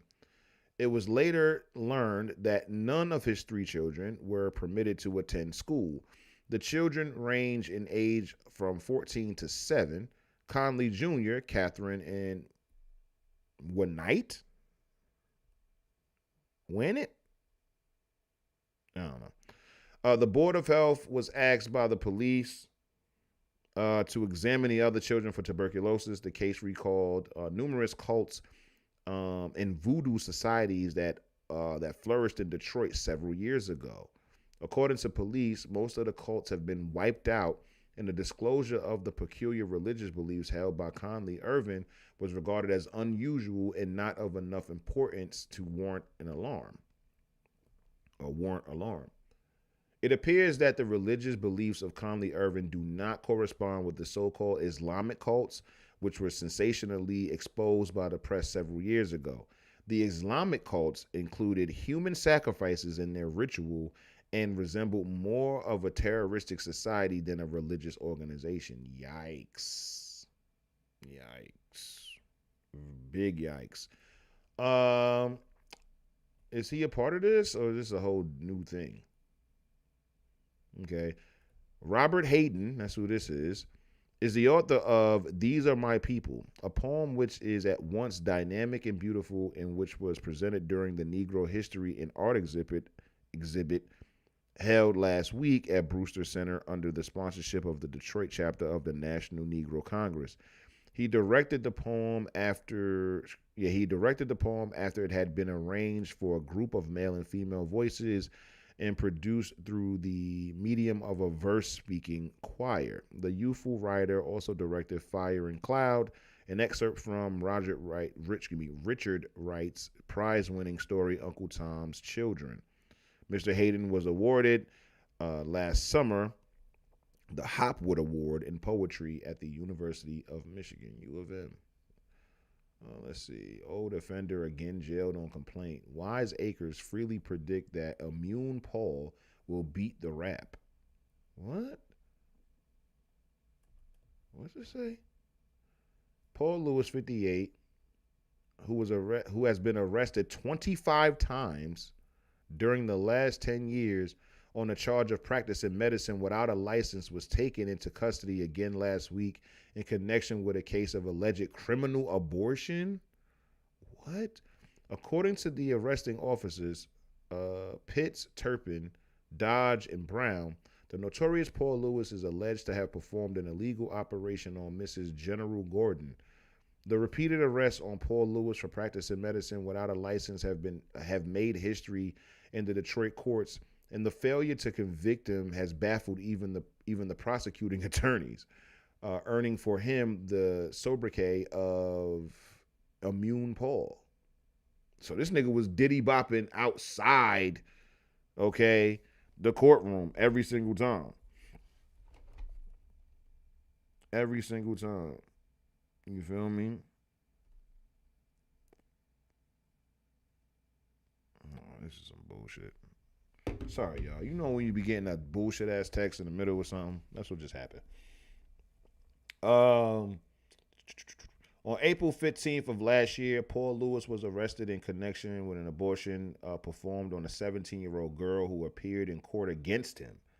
On November 17th, 1937, Paul Lewis is alleged to have treated Sadie Brown of Mount Vernon Street and her landlady, Ramel Jones, both of whom were alleged to have been pregnant. The case was brought before the court by prosecuting attorney John K. Graham in December of 1937. The outcome of the numerous court trials involving the fake doctor left him free to continue his activities, police alleged.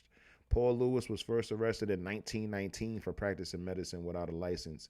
Since that time, similar charges against him have been dismissed over 20 different times. Jeez. Let's see. Heather says Islam already in Michigan back then. Wow. Yeah, because like Dearborn out here, like Dearborn is like this huge fucking Muslim, stronghold and shit like that. Hold on. Irate wife shot in battle for possession of a pistol. What the hell is going on? It's a lot going on tonight, man. It's a lot going on. Police are holding Ethel Michoud of East Warren for an assault attempt on the person of Paul Pruitt of the above address. She was rushed to receiving hospital and treated for a gunshot wound in the right thigh. Damn. It seems, according to statements of witnesses, that Ethel Michoud was the common law wife of Pruitt, who she had told to leave after a heated argument between them on last Friday. Pruitt left the apartment going to Brush Street, whatever. Then about 4 p.m. of the day in question, Ethel was charged with having followed him to the Brush Street address where she asked him for some money. She knew, the report revealed, that he had received his paycheck. Oh, no. Ethel, baby, what are you doing? See, this is the problem. You kicked the nigga out the crib, told him to get the fuck on. I don't want to see your face no more. Nigga was like, all right, fine. You got it. Me and you been together for however long because they common law. So they've been together for some years. You feel me? Paul and Ethel. Sound like an old couple. Paul like, all right, fuck it, I'm out. And then you gonna follow me to the other address because you already know was at that address. Then you pull up being like, yo, I need some money. And I know Paul was like, what the fuck? Like, what are you talking about? You just kicked me out the crib. What are you talking about? She was like, nigga, I need some money. Oh my God. When Pruitt refused to give her the money, witnesses stated Ethel drew a .32 caliber gun saying, I'll kill you. How did I know? How did I know? I already knew it. Ethel was off her fucking rocker. Ethel is a shooter. I want y'all to know something while we're here. And we're going to get to the feature presentation shortly. I think this is going to be the last one because it's already 9:30. I give 2 hours for the feature presentation and then we out of here, right? Maybe you've stayed a little bit longer. But these women were with the shits. I want y'all to know that. Please understand this. If you don't remember anything that I say tonight, early 20th century women, as feminine, submissive, docile, loving, nurturing, and all of those amazing things that they were equally with the shits. I take it from me, somebody who has read hundreds upon hundreds of different articles talking about the nature of early 20th century women. They shot the shit out of men all of the time. They stabbed them. They kicked them out. They took them to court. They did crazy shit while also still maintaining their PR, right? Maintaining their publicity, being like, yo, listen, we got all of these beautiful women, all of these nice women, and da-da-da-da-da, all of that shit. Like, they would shoot the shit out of you, gang. I want you to know that. I just don't want you to think that if we get the time machine, that you're going to be able to go back to the early 20th century and just have nothing but these docile women. The docility does not negate their ability to shoot the shit out of you, gang. I'm just letting you know that. Please proceed with caution. Okay? Particularly in New York City, Chicago, and Detroit. That's going to be your top 3 most dangerous cities to find a woman in. They're beautiful. Okay, they're going to hold you down. They're going to do all of that shit. But, dog, I'm trying to tell you, it's strict around there. And all of that docility goes out of the motherfucking window once shit like this happens. Once money needs to be needed and all of that shit, now pistols is being drawn.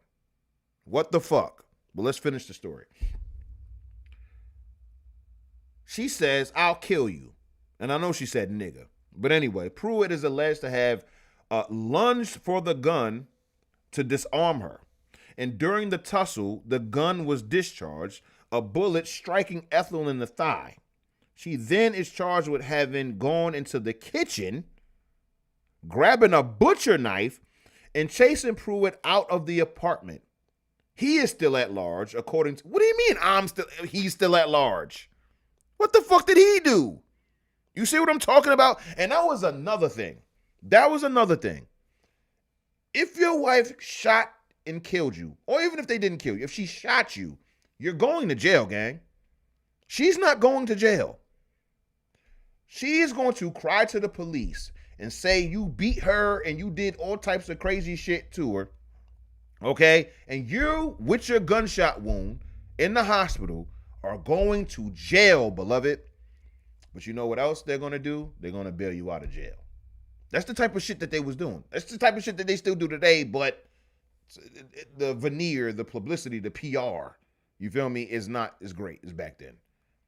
So, she shoots herself, okay? Or the gun, she shoots herself in the thigh.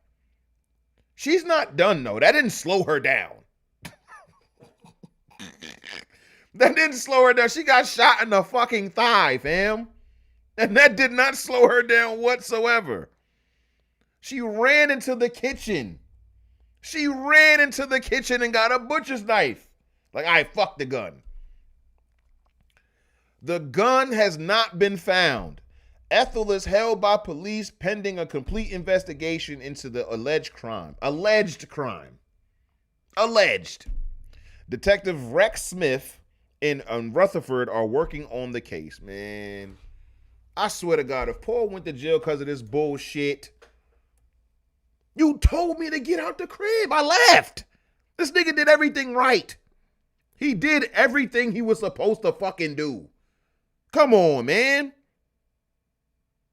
Fuck out of here. I already knew Overshow was going to do this. I don't even need to read the fucking comment because I already know she's in my fucking comments praising this deranged, crazed woman.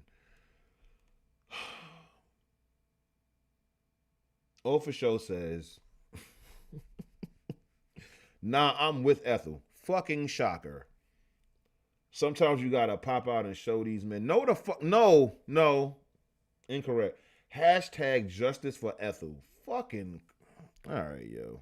I'm telling you, yo. Y'all about to get banned. I'm telling you, y'all about to get blocked. Y'all gonna be kicked off out the comments because y'all be. Oh my God. Y'all gotta troll me with the shits. We got other shit to get to. Hold on.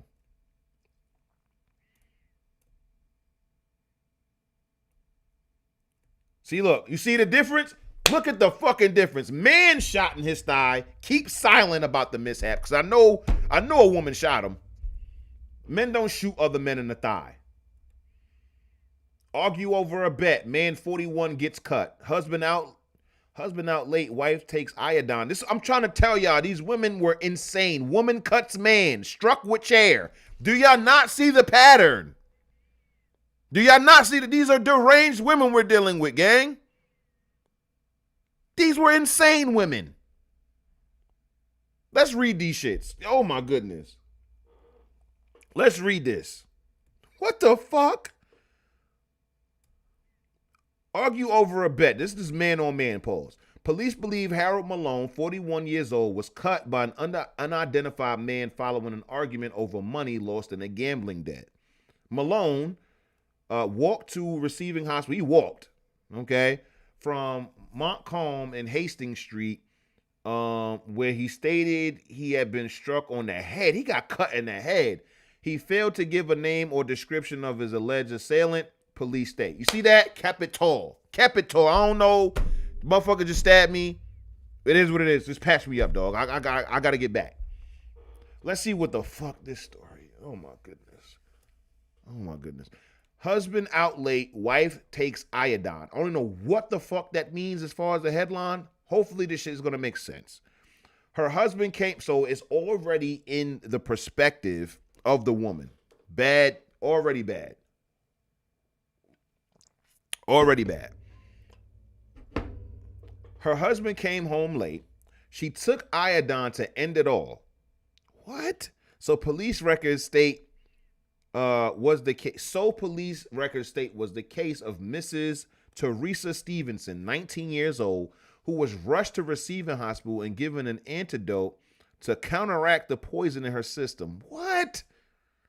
Why did you do that? Police records revealed, blah, blah, blah. At this time, it is unknown whether the couple had an argument prior to his staying out late. The case is being investigated by police. Her condition was reported as temporarily serious when admitted to the hospital. What the fuck did you do that for? What the fuck did you take? Why did you drink iodine, sis? Like, what are you doing? Let's hear about Frank. What happened to Frank? What happened to Frank? Frank Burton, 30 years old, is charged by the police with striking Odette Graham, 38 years old, over the head with a chair on last Sunday afternoon. Odette Graham was treated at Receiving Hospital for a lacerated scalp.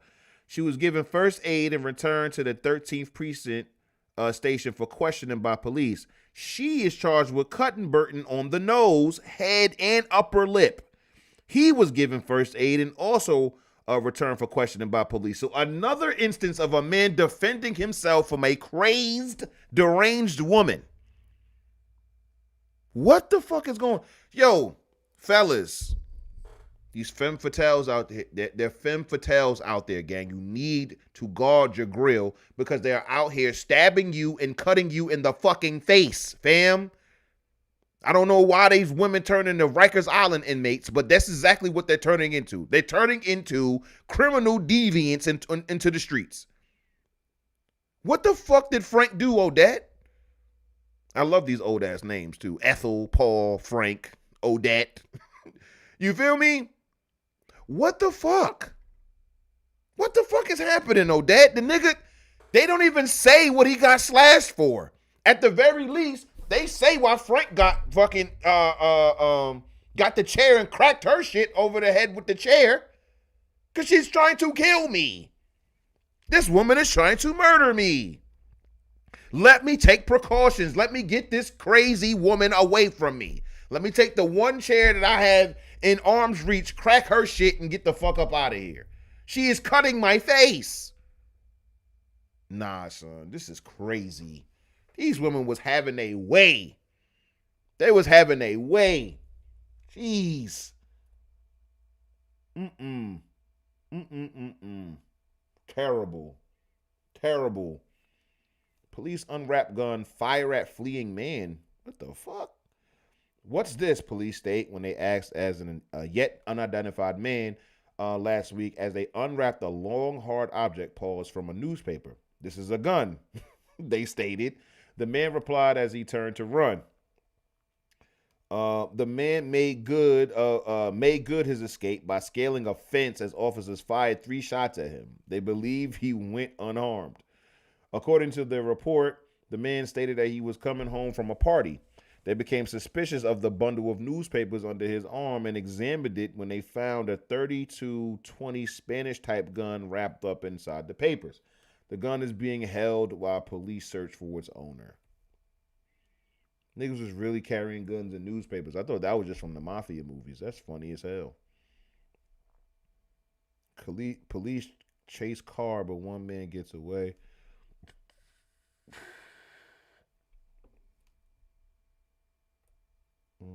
Youth robbery suspect held. Toledo, Ohio. 19-year-old youth believed to be the third bandit. It's crazy. Who robbed Edward Schwind, manager of the Toledo Blade Agency. Fled when approached by 2 police officers. Policemen Theodore Brassfield and Wesley Gordon approached the youth in an attempt to question him in the Golden Pheasant nightclub. The youth fled from the place, dodging between parked cars. Both officers fired at the fleeing bandit as he fled among the pedestrians. That's fucking crazy. These stories. So, yeah, I ain't gonna lie to y'all. This is way more fun for me than going over the topical stuff on the timeline. I'm letting y'all know that now. You feel me? So we're going to be covering these joints at the top of every show. Did we read about this one yet? The man shot in the style? Okay, hold on. This is going to be the last one we read, and we out of here. With a gunshot wound to the right thigh, Leon Brown, 20 of Banger Street, was rushed to the receiving hospital. The receiving hospital be receiving, you hear me? They be receiving like a motherfucker. Information given police by Will Smith and Jay Washington of Abbott Street disclosed that Brown had gone to Abbott Street, apartment 7, with a man known as Cunningham. At this apartment, it was stated Brown and Cunningham got into an argument over some matter as yet unrevealed. A few minutes later, the 2 men, still in a heated argument, went to the rear of the Abbott Street address. Brown was shot, police records reveal, by the man called Cunningham. At the hospital, Brown refused to give any information of the shooting fray and was held as a police prisoner. See? It is as yet unknown whether charges will be pressed against Cunningham. There is no Cunningham, nigga. Everybody named Cunningham. Mad niggas named Cunningham. You're not just going to just pick a random nigga named Cunningham and arrest him, nigga. The only person that you got is Leon Brown. Free him, the victim. And you about to arrest him. Fuck.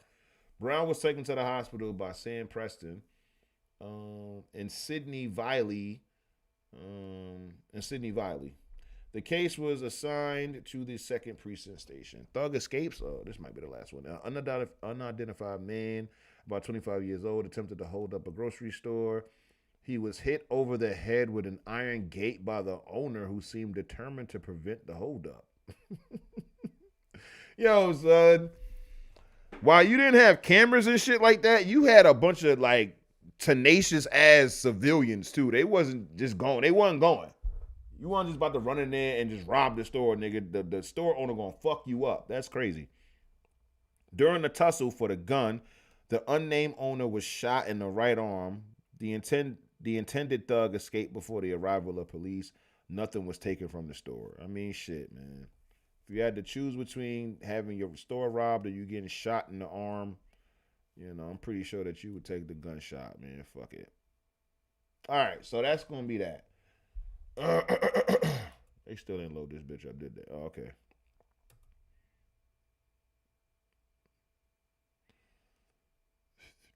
$1967. Got you. All right. Oh shit, we have more newspaper to go, but fine, it's fine. Ofa Show says, "Wow, I'm so inspired by the ancestors. Thanks to these stories. Thank you for this stream." Jesus Christ, give me a break, Ofa Show, please. Spare me, gang. You are using the ancestors for confirmation bias, for your deranged thoughts.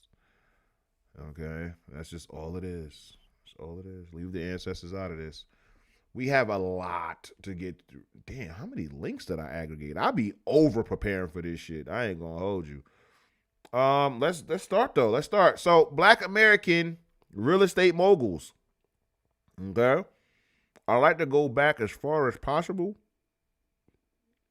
So we gonna start with Zipporah. And we'll just work our way down. If it'll let me fucking copy and paste the link, what's going on? This shit is crazy, y'all. Shit is fucking crazy. All right. When is it? Okay, there we go. I was about to say, what the hell, gang? Okay, let's get to it. I don't know if I have any primary sources tonight. That was very disheartening. And the only reason why I'm saying I don't is because there were no books that I've seen that was strictly about Black American real estate. You had people who own real estate who wrote books and shit like that. But that's it. So let's go to the top. So I don't think we have a picture of her. No, we can look for a picture of her. I mean, she was born in 1645 and she died in 1705. So you see how far back we going. Yeah, I don't think they have any pictures of her. It wouldn't surprise me. I know if I put this woman's photo in this bitch. Look, this is what I be saying. Let me just see who this woman actually is. Because this is a portrait that's quite literally from the 19th century. So who is this woman really? Alice Dunbar Nelson. That's what I thought. That's what I thought. They just be lying. Anytime you guys want to make sure that you're looking at the right person, all you gotta do is just search their photo and you'll get the actual person. Was this Lawrence Dunbar's wife? Well, it should be Lawrence Dunbar's wife or a daughter or something like that. We in and out. I just want to see who this person actually is. Yep. Poor Lawrence Dunbar. I already knew. I be knowing, man. I do too much of this shit, man. I be knowing. All right. So Zipporah Potter Atkins, born July 4th, 1645, was a free African-American woman who owned land in colonial Boston during a time when few women or African-Americans owned land in the American colonies. The purchase of her home, dated 1670, makes her the first Black American to own land in the city of Boston, and with Anthony Johnson, one of the earliest African-American landowners in what would become the United States. I think they're talking about the slave owner. Yep, they're talking about him. She was born to Richard and Grace, slaves of Captain Robert Keane, in the Massachusetts Bay Colony in the mid 1600s. Children born to slaves in Boston at the time were considered free upon birth. Oh, what? Explaining Zipporah's status as a free black American in colonial Boston. Taking the surname of Atkins upon marriage, Zipporah is reported to have had 6 surnames in total. Her marriage was reportedly officiated by the prominent Puritan minister Cotton Mather. Cotton Mather, okay, is the slave owner of Onesimus, who solved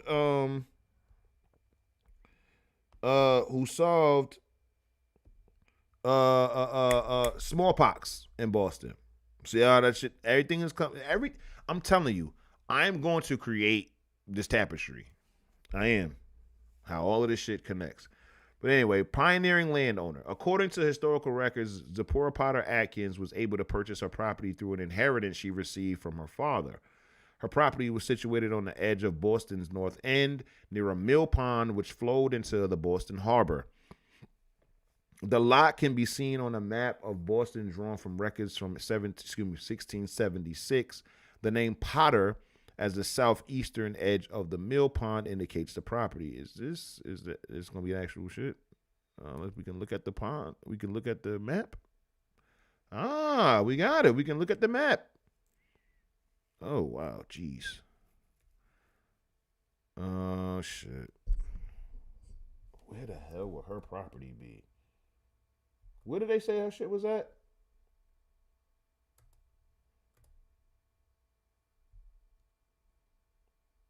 The Boston's North End and Mill Pond. Okay. The name Potter at the southeastern edge of the Mill Pond indicates the property. Okay, so southeastern edge of the Mill Pond. Where the hell is? Oh my goodness! Come on, Wikipedia with this shit. All right. Where's Mill Pond? Okay, that's Mill Cove, Charles River. Where is Mill Pond at? Where was her crib at? This is a very, very elaborate map, by the way.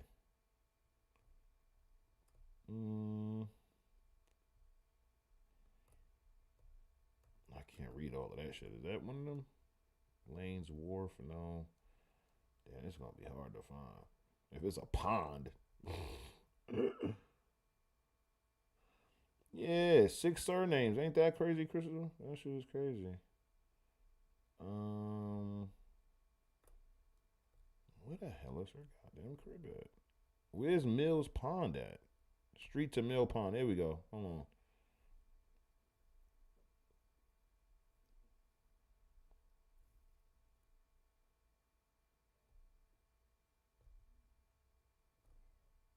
Why is this shit lagging? But anyway. So they said southeast, right? Street to Mill Pond. So where her shit at? What's her name again? You know I'll be forgetting. Atkins, right? We looking at the Atkins. We looking for the Atkins crib. Is that what they said her name was on the shit? Potter. Okay, we gotta look for Potter. Where's she at? This shit like, where's Waldo? Potter. They said southeast.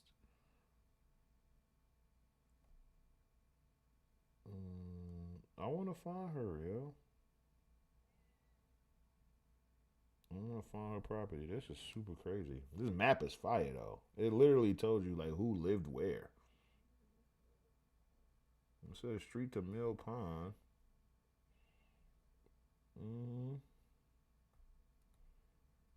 I'm not expecting, like, a huge property like this or whatever, but I'm expecting something.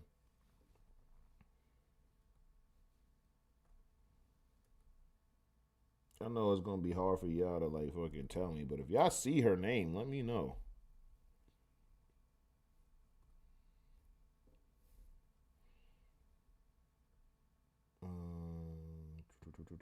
No, I can't find it.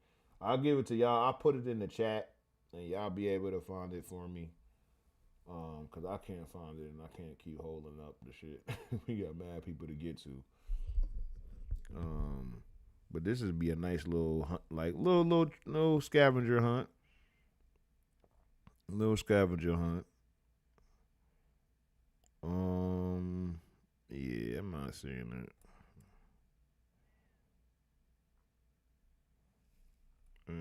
Hold on. Street from the Mill Pond. John Phillips. I'm not seeing Potter. And this shit is drawn, so it'll be hard for me to even look for Potter on the map. I don't think they're going to recognize it. I mean, I could try. Yeah. Nothing burger. Yeah, I'll put it in the description and y'all can find it. So yeah.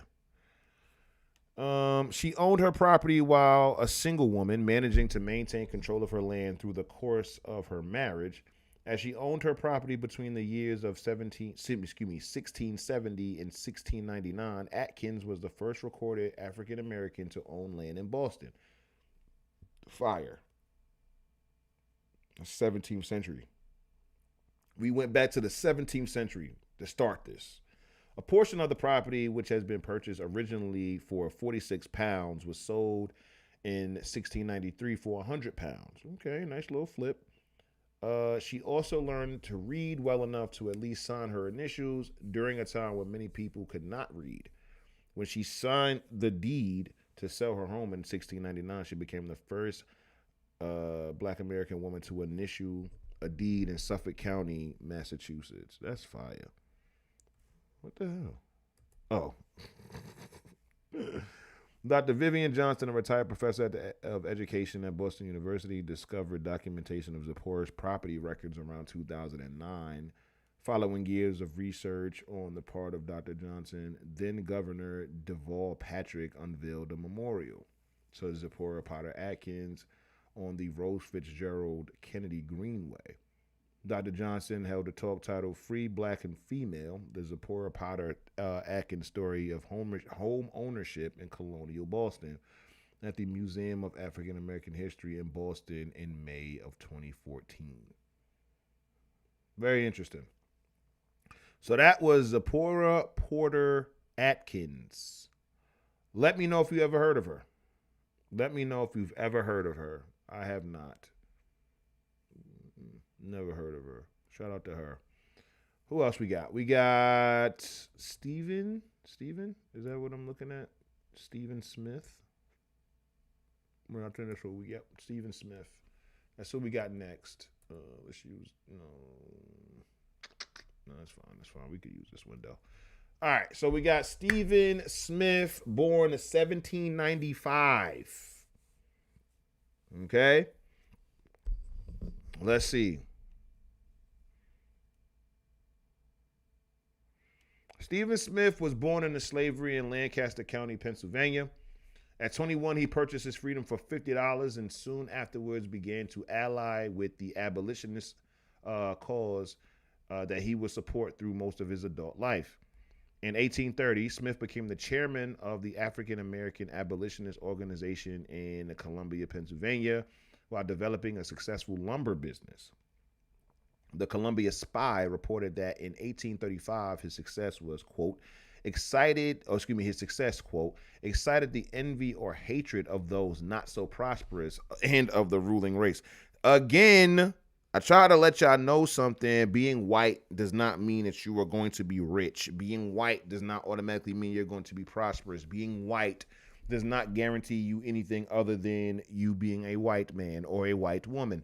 In 1835, while slavery was still going on, okay, slavery was still raging on, there were white people who were jealous of Stephen because he made more money than them. Understand that, okay? In that year, unknown persons vandalized his office and destroyed his papers, records, and books. Shortly after this incident, Smith moved to Philly, where he again entered the lumber business and after a few years regained his prosperity. So that should let you know something. when it comes down to financially literate, business savvy, smart people, this goes with you no matter where you go. It don't matter what region of the country that you're in, no matter what, you're going to use your you're going to use your noodle. You're going to use your noggin. You feel me? You're going to use your brain, and you're going to use your skills to be able to regain prosperity if you do lose it. Let that be a lesson for all of you guys. If you had taken an L recently, and you on your bounce back and you working yourself back, or you just took the L and you thinking about giving up and you don't want to bounce back and shit, use your motherfucking brain, fam. Use your brain and your skills. Use your head and your hands together, and you'll be able to, make it up out of that situation that you in. Take that L, learn from it, and be able to, keep it going. The Columbia incident and the general prejudice against Northern blacks inspired Smith to redouble his efforts to abolish slavery throughout the nation, which he and other abolitionists of the time considered considered the source of anti-black prejudice and violence. As the abolitionist movement grew in the Philadelphia area in the 1830s, however, so did the opposition. When abolitionists found it difficult to secure a building to hold their meeting, Smith acquired Pennsylvania Hall for their use. Black men buying property in Philly in the 1830s, right? In any event, an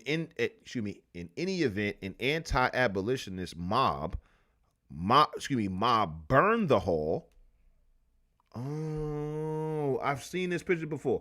And they burned the hall on July 17th, 1838. Ironically, Smith, taking advantage of a little-known Pennsylvania statute that held a municipality liable for damage to property sustained by mob action, sued the city of Philadelphia and recovered $75,000 in damages, which exceeded the building's value at the time of its destruction. Come on!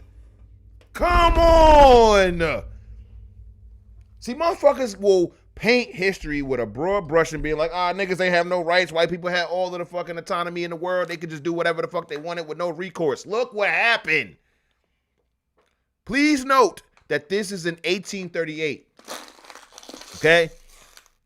Racism, oppression, and slavery are hitting like all-time highs. It's 1838. 1838. This man, based upon the rules the white man set, was like, bet. I remember reading, just like when it came to Mum Bet, Elizabeth Freeman. Y'all motherfucker said freedom, independence, liberty, and all of that shit. That means all of those words are synonymous with freedom. Yeah, I need some of that. That's y'all rules, right? That's the rules you setting for the country or the state or whatever, right? Heard you. I need some of that. And as far as Pennsylvania was concerned, they had a statute that says mob rule, mob violence, will pay for it. Because I don't know why. I want y'all to understand, gang, when it comes down to my philosophies and the way that I look at shit about racism not being the number one issue for Black Americans and shit like that, it comes from stories like this. This is in 1838, where, as far as our classrooms, when we were kids, are concerned, white people literally had like free reign to do whatever the fuck they wanted to Black people, no matter what. And it's clear in all of these different instances that we go over on Hotep History, the things that I read personally and independently of the show, right? And the things that y'all more than likely read and study independently of the show, brings you to the conclusion that no, fam, that's not the truth. Because why didn't Pennsylvania just tell fucking Stephen to kick the fuck rocks? Go kick fucking rocks, nigga. We don't give a fuck about your building being burnt down. And they definitely wouldn't give this nigga more money than the building was worth at the time of its destruction. They gave him $75,000 in 1838. What is that adjusted for inflation? Somebody put that in the chat. $75,000 adjusted for inflation, 1838. 1838, 75,000. You feel me? That's what a Black man got. That's what a Black man got. Let's go. Smith continued his abolitionist activities until the passage of the Fugitive Slave Act in 1850 persuaded him and his business partner, William Whipper, who remembers William Whipper? Along with about 15,000 other black Americans to move to Canada. After the Civil War, Smith returned to Philadelphia and continued to speak out for black American civil rights. In 1868, a letter to the Columbia Spy, a white Philadelphian, expressed his support of black Americans' right to suffrage and used as an example the exemplary life of fellow Philadelphian Stephen Smith, whose wealth was, quote, whose wealth was almost equal to the combined wealth of the entire democracy of Columbia. That's how rich son was. That's how rich son was. And this is what I be trying to tell y'all, I'll never be, I say it every episode, I'll never be insecure about the ancestors. You'll never see me have an inferiority complex whatsoever. Because look what the fuck I come from. You feel me? So that's Stephen Smith. The crackers tried to burn his shit down. And he was like, heard you, sued.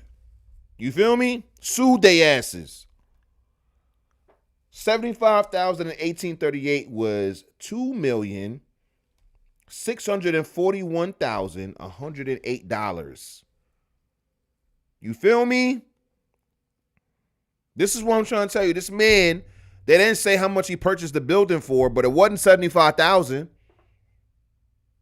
It wasn't 75,000. So he was able to use prejudice and turn it into profit, which brings me to my next person. Let's go back to Twitter with it. Prejudice into profit. Let me show y'all how the ancestors was really giving it up. And this is what I be talking about. Y'all have to understand strategy.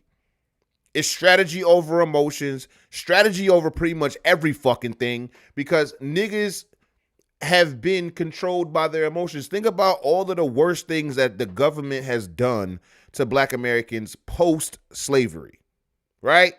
After slavery, okay? After slavery, it was all about manipulating the emotions of black Americans. Okay? They would sabotage them and, shit like that. But as you can see, sabotaging ain't really the thing. Your ancestors understood they had enemies. That wasn't the crazy part. The crazy part is when the government was like, oh, you poor wretched Negro, you don't deserve this, and all of that other shit. Ooh. Let's see. Let's check the chat. Crystal says, what was the name of the man who killed the white guy who attacked him and then sued the estate and won? You know what? I'm going to give the answer, but that's going to be one of the questions. That's a great question, Crystal. That's going to be a part of one of the quizzes. So this is a freebie. You know how the teachers used to give you a freebie? The person that Crystal is asking about, that's George Denning. George Denning. That's his name. And all you got to do is search my page for his name. Dinning. And you'll get to it. So let's get to Philip A. Payton Jr. If you are new here, if you've been here, then you've seen this video before. If you're new here, we're going to tap into this. We'll get to this tweet after this video because it coincides with each other. So let's go back to the top. You feel me? What's shaking, everybody? President Hotep Dubes here, and today we're going to be talking about Philip A. Payton Jr. Now, Philip was born in Westfield, Massachusetts in 1876. His father was a barber and his mother was a hairdresser. And as a kid, Philip would work in his family's barbershop. And he was a pro barber by the age of 15. Had a trade since young. Okay? Had a trade since young. Continue, though. In 1899, Philip set out for New York City against the wishes of his parents. Philip got a job as a porter or janitor, making $8 or just under $300 a week. It was this job that would be the one that inspired Philip to get into the real estate business. After getting married, Philip opened up his first real estate company. However, due to its location, his partner giving up, and not making much money, it closed. The partner gave up. His partner gave up. Like, man, we ain't about to get rich off of this shit, man. I'm about to go do some other shit, man. You, good luck on your endeavors. I didn't put this in the story, but it's worth mentioning here. I think I mentioned this again whenever I brought it up on the live stream. But I really can't overstate just how fucked up, okay, Philip's situation was at this time. Like, his pet dog or his pet cat died of starvation. The apartment that they live in had nothing in it. No heat, nothing. It was complete. They were living in squalor. The only way that they were able to sustain themselves was off of Mrs. Payton's, like, I think she sold or some shit like that. She did some woman shit. And that's who kept the lights on in that motherfucker. Mrs. Payton. You feel me? So shout out to the great wives out there, man, that hold it down. Because you see greatness in that man, and it's just a season to where a motherfucker ain't really got it right now. And, pouring into that and believing in that situation and all of that, that's ancestral. That's what marriage is all about, right? After having some very, very rough times, Philip was able to strike a real estate deal that netted him $1,150 or $42,500. Adjusted for inflation. I hate to cut myself off. 42 grand adjusted for inflation. So imagine you being dead broke, your dog died of starvation, you're barely eating yourself, and you keep at it. You keep grinding. You keep working in the field that you know is going to pay you, properly and shit like that. And the first deal that you fucking land, you making $1,500 or adjusted for inflation, $42,000. Now you right back on them. Now watch how this shit go. Adjusted for inflation. From here, Philip just kept flipping properties until he owned about $250,000 or over $9 million adjusted for inflation worth of property. $9 million adjusted for inflation. That's what he needed. He just needed that one deal. And from that deal, you feel me? Off to the races. Same thing about broke, financially literate people. Once you gain the financial literacy and shit like that, boom, you got it set, down pat, all of that other shit. It is impossible for you to die broke. If you know how money is supposed to make more money, if you know about properly allocating your funds, investing, assets, all of this other shit, it is impossible for you to go broke unless, okay, like some crazy liquidation happens or you invested in like the worst investments ever known to man or whatever. But that would go against your financial literacy. At that point, you'd be financially illiterate. However, once you have the knowledge, the skills to pay the bills, you'll never be poor. And that's something, even if you are broke currently, you don't have a whole bunch of, discretionary income or whatever, understand if you acquire these bills, these skills and shit, you know what I'm saying? You will be in a better position over time. Keep working at the skills that pay the bills, even if they're not paying bills right now. Keep going. Yeah, you may not be a master welder right now or a master carpenter, master lawyer, master doctor, whatever the fuck it is, STEM or tech certifications. Keep at it because you know that you're in the right field. Okay? Because look at Philip. This is in the early 20th fucking century. While attending the National Negro Business League, Philip got the idea to create the Afro-American Realty Company. He officially opened the business in 1904, issuing 50,000 shares for $10 each. Listen, man. The Afro-American Realty Company. Listen, when it comes down to stating that your business is black owned, in the 21st century, you don't necessarily have to do that. I wouldn't even advise it. Just be a good business.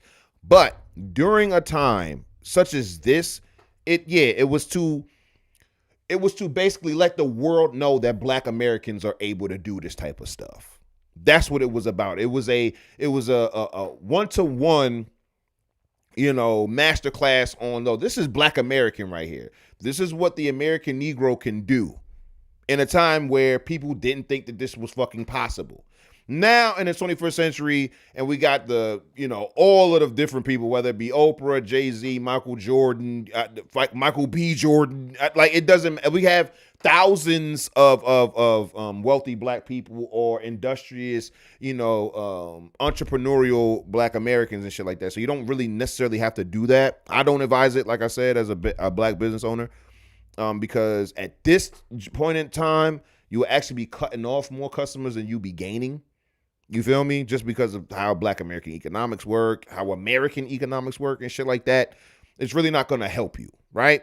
But back then, yes, we're definitely going to talk about how this is Black owned. So the Afro-American Realty Company was able to get its initial start by offering shares of their company. And I wonder why, and I'm not being facetious at all or being sarcastic, I truly wonder why Black American business owners don't do that anymore. Like, yo, you'll get a piece of this company if you invest. You feel me? I don't know why we don't do that anymore. I know there are small businesses and private businesses and websites that allow you to invest in them, but I wonder why they don't issue capital stock in private companies like they used to. Give me your theories in the chat. What do y'all like? Why do you think that is? Like, why doesn't insert any, let's say, a Black-owned restaurant or something like that, or a Black-owned store? You feel me? Like, why don't they just do that? Like, yo, listen, man, for $10 a share, you guys will get ownership, and crowdfund that way. That's what I would do. You know what I'm saying? If that's the type of time that I was on. Official says the government makes it difficult to do that. Lots of red tape. Ooh. Please expound while we watch the video. I want to know. Needless to say, this company was controversial. Philip looked at racism as a luxury that many white real estate businessmen couldn't afford. Philip looked at racism as a luxury that most white businesses could not afford. Facts. That racism that happened in 1838 in Philadelphia, right, against Stephen Smith, costed the city of Philadelphia $75,000 adjusted for inflation, over $2.6 million, because they were racist. Costed them $2.6 million. I didn't even buy this shit for a fraction of that. I mean, I only bought this shit for a fraction of that, and y'all had to pay me, adjusted for inflation, $2.6 million for your racism. He believed in turning prejudice into profit. Prejudice into profit. Come on. My man says sees profit and prejudice. Let's go. I love this story. If y'all don't know, this shit need to be, I'm telling you, the shit that I be uncovering should be on every silver screen, small screen. One such example would be the real estate war he was in 1905. The real estate race war is started in Harlem. Dispossessed white men asked Negroes to be allowed to stay. Colored folks retaliated. Come on. The white-owned Hudson Realty Company had bought 3 buildings from Philip, evicted all of the Black tenants, and then replaced them with white ones. In response, Philip bought 2 apartment buildings, evicted all of the white tenants, and then moved in all of the Black tenants that the Hudson evicted. Yo, come on. 2 can play that game. 2 can play that game. Oh, you want to evict niggas? Cool. I'm going to buy property and evict the crackers then. That's how we're going to do it. Let's see. Let's have this American standoff. Mexican standoff is guns. American standoff is business and money. Let's see who wins. The Hudson Realty Company had to eventually sell the original 3 buildings back to Philip at a large loss. Oh, damn. Seems like the crackers lost again. Seems like the whites lost again. The racist whites, they could not prosper in this instance. Some other time they did. You feel me? Some other times they did. But in this battle right here, they lost. They lost. What they say, oh, for sure? Big bank take what? Big bank take what? Your racist asses. Now you gotta. So I'm hyped. Okay? I sell y'all property because you said you wanted property, right? Add it to your portfolio, make your rental income, how we all do. You and your racist ass evict all of my tenants.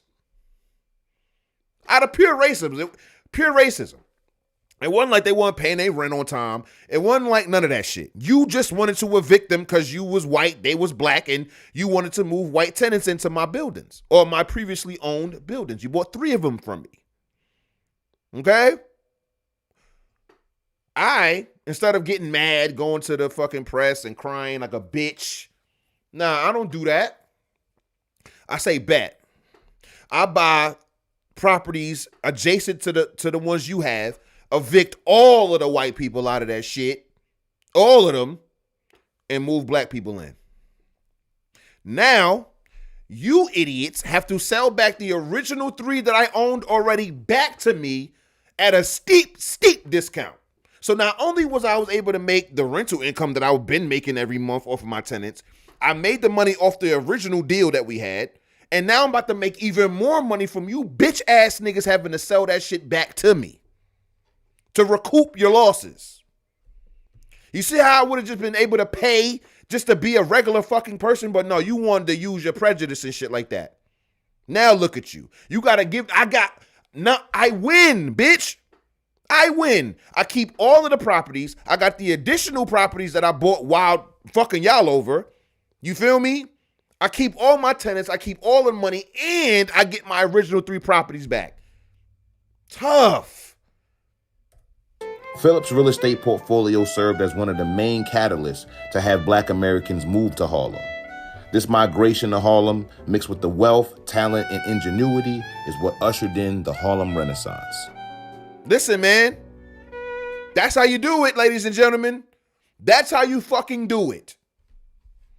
Sock them in the pockets. Instead of you niggas trying to record and being like, oh, what's your name? Did you just call me a nigger? No, nah, man. Sock them in the pockets, gang. That's what you want to do. That's what you want to do. Fuck all of that shit. Fuck all of that kumbaya shit y'all niggas be on, gang. Get money. Your feelings come after that. Count money. That's what you do. These motherfuckers don't have no feeling. Like, no, fuck that. These motherfuckers don't have none of this business acumen. They was in their fields. They didn't do that because of business. They didn't do that because of business. They did that shit because of hatred. They did that shit because of prejudice. They did that shit because of stupidity and emotions. So you use that against them. The same way them crackers came through and burnt down Stephen's building to end slavery. They riding off of emotion, go burn the shit down. Let's just say Stephen bought the property for 25 grand, 20 grand, 10 grand, 5 grand, something like that. They burn it down, and the city or the state of Pennsylvania, either the city of Philadelphia or the state of Pennsylvania, either one had to pay Stephen $75,000 off the strength of the racist people that wanted to burn his shit down. You feel me? Exactly, Sauce. Exactly, Sauce. Run that bag, twin. That's what it is. Give a fuck about how you feel about me. That's why we trying to tell y'all in 2025 to stop falling for the fucking pimping. Because the same motherfuckers who will sit there and act like your ally will come through and burn your shit down in the middle of the night and act like they don't know what the fuck happened. You feel me? You better, I'm telling you, stay woke. Now, to accompany that, we got this beautiful tweet. Fun fact. Black Americans owned over $60 million worth of real estate during the Harlem Renaissance. adjusted for inflation, that's over $1.5 billion. Not the U.S., not New York State, just Harlem. Just Harlem. So while I may not agree with everything, you feel me, that brought about the Harlem Renaissance or the Marxism and shit that, that was pushing and all of that other shit, ownership though, that's just in one borough. That's in Manhattan. 1.5 billion adjusted for inflation. That's what the ancestors was doing. So again, I am put on this earth. One of my purposes on this earth was to reframe the way you look at your ancestors. That is why I am here. Because too many lies have been told on their name. Too much slander has been put on their name. And I'm not going for it.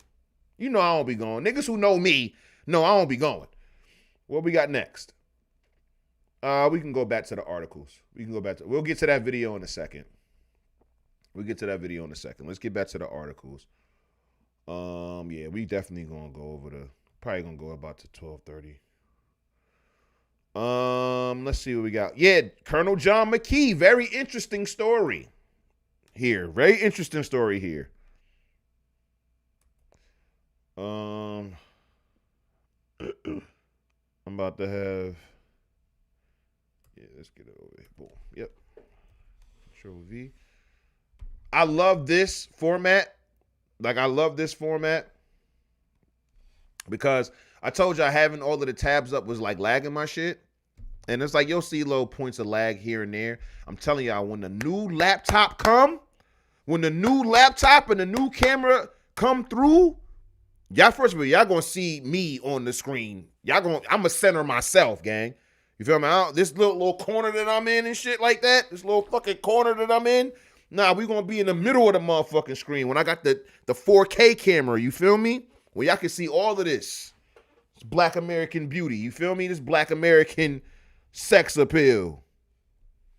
So trust me, equipment is on the way. Colonel John McKee, wealthiest African American at his death in 1902. Okay, let's get into it.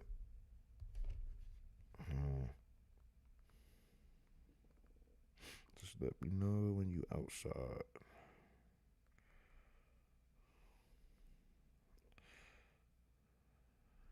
All right, here we go. What we got?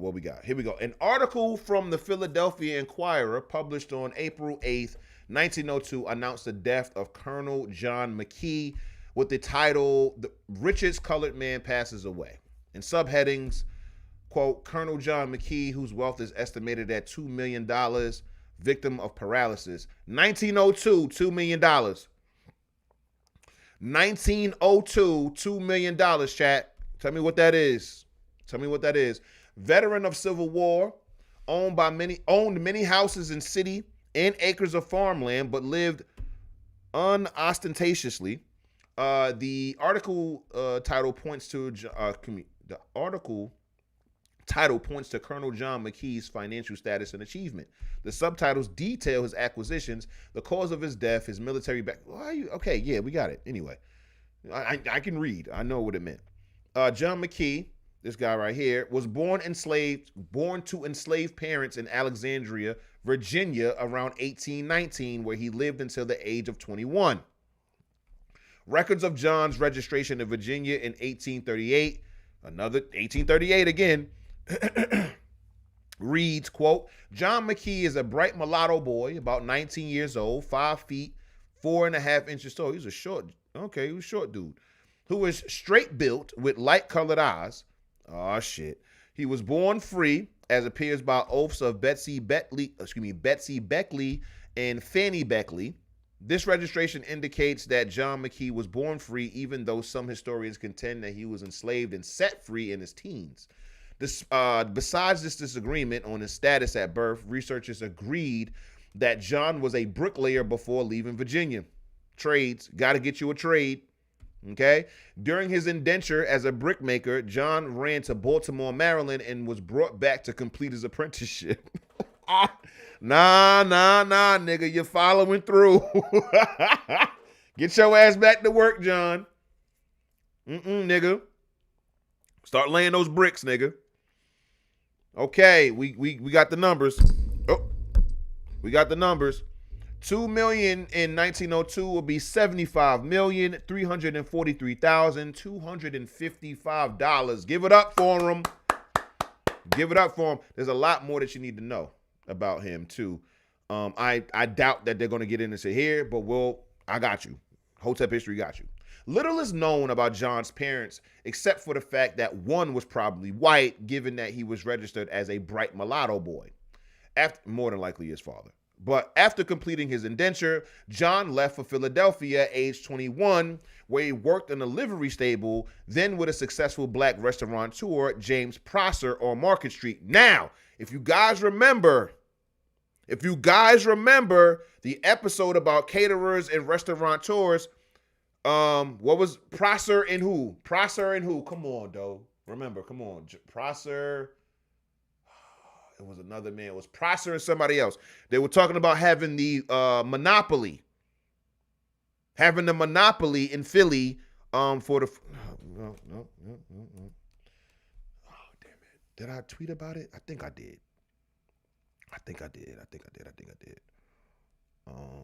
Prosser. Minton. That's what it is. Prosser and Minton. Remember the name Minton, guys. Remember the name Minton. Okay? So Prosser and Minton, they have a monopoly on the restaurants. So let's get back to it. John married Prosser's daughter, Emmeline, and later ran the restaurant until 1866. Using the capital provided by his wife, he invested in real estate, started buying houses, and became a real estate mogul. Okay? When the Civil War started, John joined the National Guard of Pennsylvania and courageously fought for the North. He rose to become the colonel of the 13th Regiment in 1870, okay, which consisted of black volunteers who fought for the North during the Civil War. This article is very redundant. I don't know what the fuck. Anyway, in the 5th Brigade under General Lewis Wagner, John also became the colonel of the 8th New Jersey Colored Regiment. And so, veteran of the Civil War, he later became known as Colonel John McKee. Okay? Colonel John McKee was a real estate tycoon. Okay? Tycoon. I mean, look, adjusted for inflation, the nigga died with 75 mil. Okay? On April 12, 1902, a few days after his death, the Baltimore Afro-American Ledger newspaper published the following article. A colored millionaire who owned thousands of acres of real estate passes away. Thousands of acres of real estate. 1902. Okay? John McKee, Philadelphia's richest Negro dead, owned more than 300 city houses, unencumbered, founder and owner of McKee City, New Jersey. I didn't know if they was going to bring that up. But he had thousands of acres. You might as well have your own town. And he did. He had a city, McKee City, New Jersey. Maybe you've heard of it. And thousands of acres of real estate elsewhere. Was at one time colonel of militia, was possibly the wealthiest Negro in the country. Okay?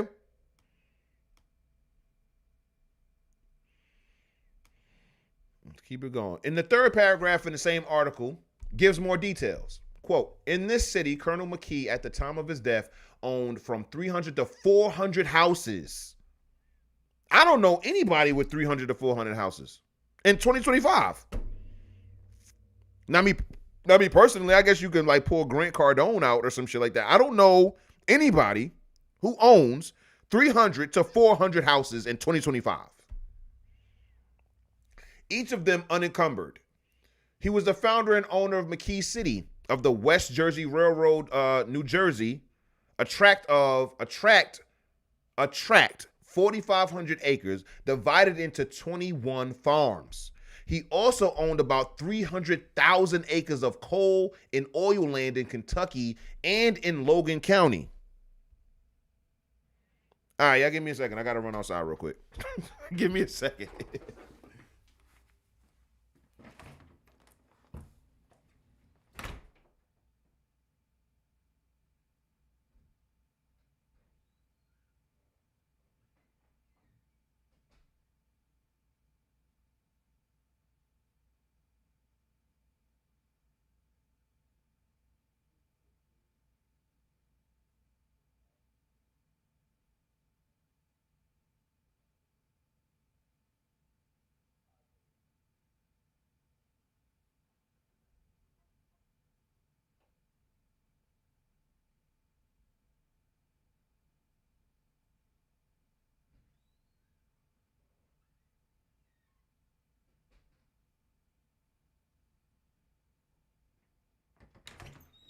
All right, my fault, y'all. Y'all know how it is. Y'all know how it is. Anyway. All right. Man, what did I leave for? Oh, yeah, we go. 300,000 acres of coal and oil land in Kentucky and Logan County, West Virginia. A tract of 21 acres at 5th Street and Oregon Avenue in this city. Over 23,000 acres of land in Bath and Steuben counties, New York. A farm of 66 acres in Croydon on the Delaware River. Beside many other properties in Pennsylvania and other states. In the management of these and other properties, he had been assisted for the last 30 years by his secretary, Raymond J. Burr. Okay?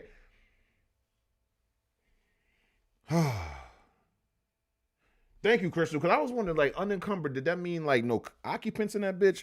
I've heard, you know, words you've heard in your lifetime, but and you never looked it up? Unencumbered was one of those. So Crystal says he owned the houses unencumbered. That means he owned the houses outright. That's fired. It is. Let's keep going. We're not even done. Similar details on John's wealth were provided by the Philadelphia Evening Telegraph on April 8th, 1902, titled Colonel John McKee dead, wealthiest colored man in this country, passes away at 80 years. I want y'all to see that I appreciate this particular website for having the primary sources. Y'all know I'm big on that. All right. So the Philadelphia Inquirer on the same day, April 8th, 1902, printed a declaration by Mr. Raymond Burr, McKee's secretary, as follows, quote, speaking last night of Colonel McKee's wealth, Mr. Burr said that he had owned 300 houses in this city worth at least $500,000 and that he possessed 200,000 acres of ore, farm, and coal lands in Martin and Johnson counties, Kentucky, Logan County, Illinois, and in West Virginia. Beside farmlands in Georgia, New York, Pennsylvania, and New Jersey. Jeez. Come on, black man. Among his holdings was a splendid farm of 66 acres near Croydon, Bucks County. In New Jersey, he owned the whole settlement of McKee on the West Jersey Railroad.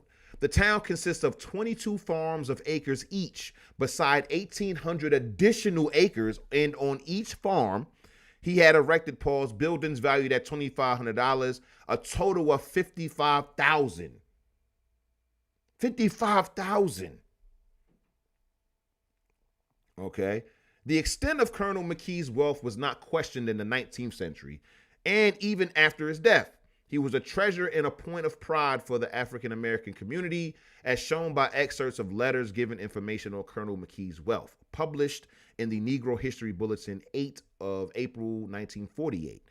The letters seem to be responses to requests from Booker T. Washington and Robert E. Park of the Tuskegee Institute in Alabama. Of course, Booker. I don't even, yo, son, hold on. Nigga, because Booker T. Washington died in 1915. Son died in 1902. Booker T. Washington had to have known who this nigga was. Ain't no way. He had, because remember, it's not, I didn't read anybody acquiring more acreage or acquiring more property after he died. He acquired all of this shit pretty much By the end of the 19th century, you got 1900, 1901, and 1902, he died.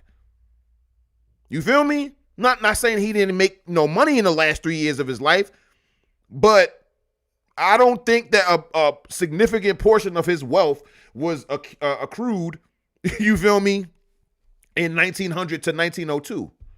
You feel me? So I know my nigga Big Book was definitely on it. Like, yo, who's the niggas? Like, like who's moving and shaking out here? Well, you know, Book, they got Colonel McKee out in Jersey. Well, yeah, he's out in Jersey, but he's also in Pennsylvania, he's in Kentucky, he's in West Virginia. He's like, damn, he in all of those places? Yeah, I heard he got farmland out in Georgia too. 300,000 acres. I know Book was, I don't understand how Book was. I would have, what? Big Book would have been like, nigga, yeah, Carnegie, Rockefeller, all of that other shit, nigga. I need some ducats from you, gang. You got all of this? You need to invest in Tuskegee. You need to teach some classes about real estate at Tuskegee. I need you around, bro. What's up? So let's see. Joseph P. McCullen on February 23rd, 1909, wrote the following to Booker T. Washington. So this is after he died, right before a few years before Booker T. Washington died. Ain't no way Booker T. Washington didn't know about this nigga before Joseph hit him up. There's no way. I refuse to believe Book wasn't on this. This a nigga out here making all of the money. This is the richest nigga. Like, I ain't gonna hold you. From the history that I've gone over, I don't know anybody who touched 100 million. This nigga will be the closest to somebody touching, adjusted for inflation, 100 million. I don't understand. Nah, son. There's no way that this letter is the introduction to Booker T. Washington to John McKee. I refuse to believe that, gang. I refuse to. But maybe because he was up north. Maybe. He was mostly up north. Like, he had Kentucky and Georgia, but he had New York, Pennsylvania, New Jersey. West Virginia is the Midwest, kind of the South. Like, you know, it's in this little limbo. But son, that's a lot of money to not know about, Book. But let's not, you know. Okay, estate, because this is after he died. You feel me? So, all right. Honorable Booker T. Washington, Tuskegee Institute, Alabama. Dear sir, your favor has been received. In reply thereto, I would state that the state appraisers fixed the valuation in the state of late Colonel John McKee as follows. Personal estate, $71,644. Gross valuation of real estate in Pennsylvania, $271,000, $188. Gross valuation in real estate in Pennsylvania, making together $342,832. Net valuation of the above, $212,831. Of this, 46,500 is in unimproved real estate from which at this time no income is derived. In addition to the above, the estate owns the following from which no income but a normal income is derived. All right. Joseph getting a little bit, I don't know, he giving me a little bit of a hater vibe. You feel me? So yeah. A lot in Gloucester County, New Jersey, valued at $100. A large area of land in Atlantic County, New Jersey, known as McKee City, assessed for taxation at $20,650. And a tract of coal and mineral lands in Kentucky, which Colonel McKee always considered would turn out to be valuable and would eventually realize a considerable sum. It is assessed for taxation for 1909 at $70,000. $70,000. Incredible. So this is just a letter, like he just keeping it, you know, tall with him, like, this is what this nigga was worth. You know what I'm saying?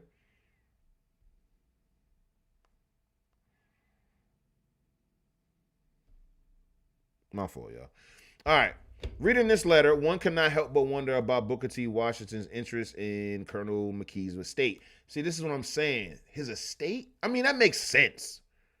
Anyway, could it be that the Institute was expecting or hoping to receive money from Colonel McKee's estate, given that another letter was sent in response to Robert E. Park's initial letter to T.J. Minton with additional information? Here we go. You state, quote, you state you would be glad to have any information I can give you about Mr. McKee, particularly in regard to the amount of the estate he left at the time of his death. The value of Mr. McKee's estate has been variously estimated from $1 million to $4 million. I am not able to give a more exact estimate as I have not seen any inventory made by his executors. He owned more than 300 houses in the city, all unencumbered. He also owned oil and coal lands in Kentucky and West Virginia, and lands in Bath and Steuben counties, New York. If you desire a more exact estimate of the value of his estate, I would suggest that you write John P. McCullen Jr. In this city. Colonel McKee in his time stood out not only because of his wealth, but also because it wasn't common nor easy for blacks to acquire such wealth in a country where they were considered unintelligent, lazy, and incompetent. Yeah, suck it. Crystal says you already know Big Book was on the case. Nah, cause he didn't find out about Robert Taylor out of MIT. Ain't no way Booker T didn't know about this man. That's a fact. Yeah, son. This is what I'm saying. Like, this is crazy. And yeah, I ain't even gonna hold you. No, son. This is crazy that if they never crossed paths while they both were living, that is that's short, like anything short of a miracle, gang. Not gonna hold you. So he died of a paralytic stroke April 6, 1902 in his residence. He was survived only by his daughter, Mrs. Abby A.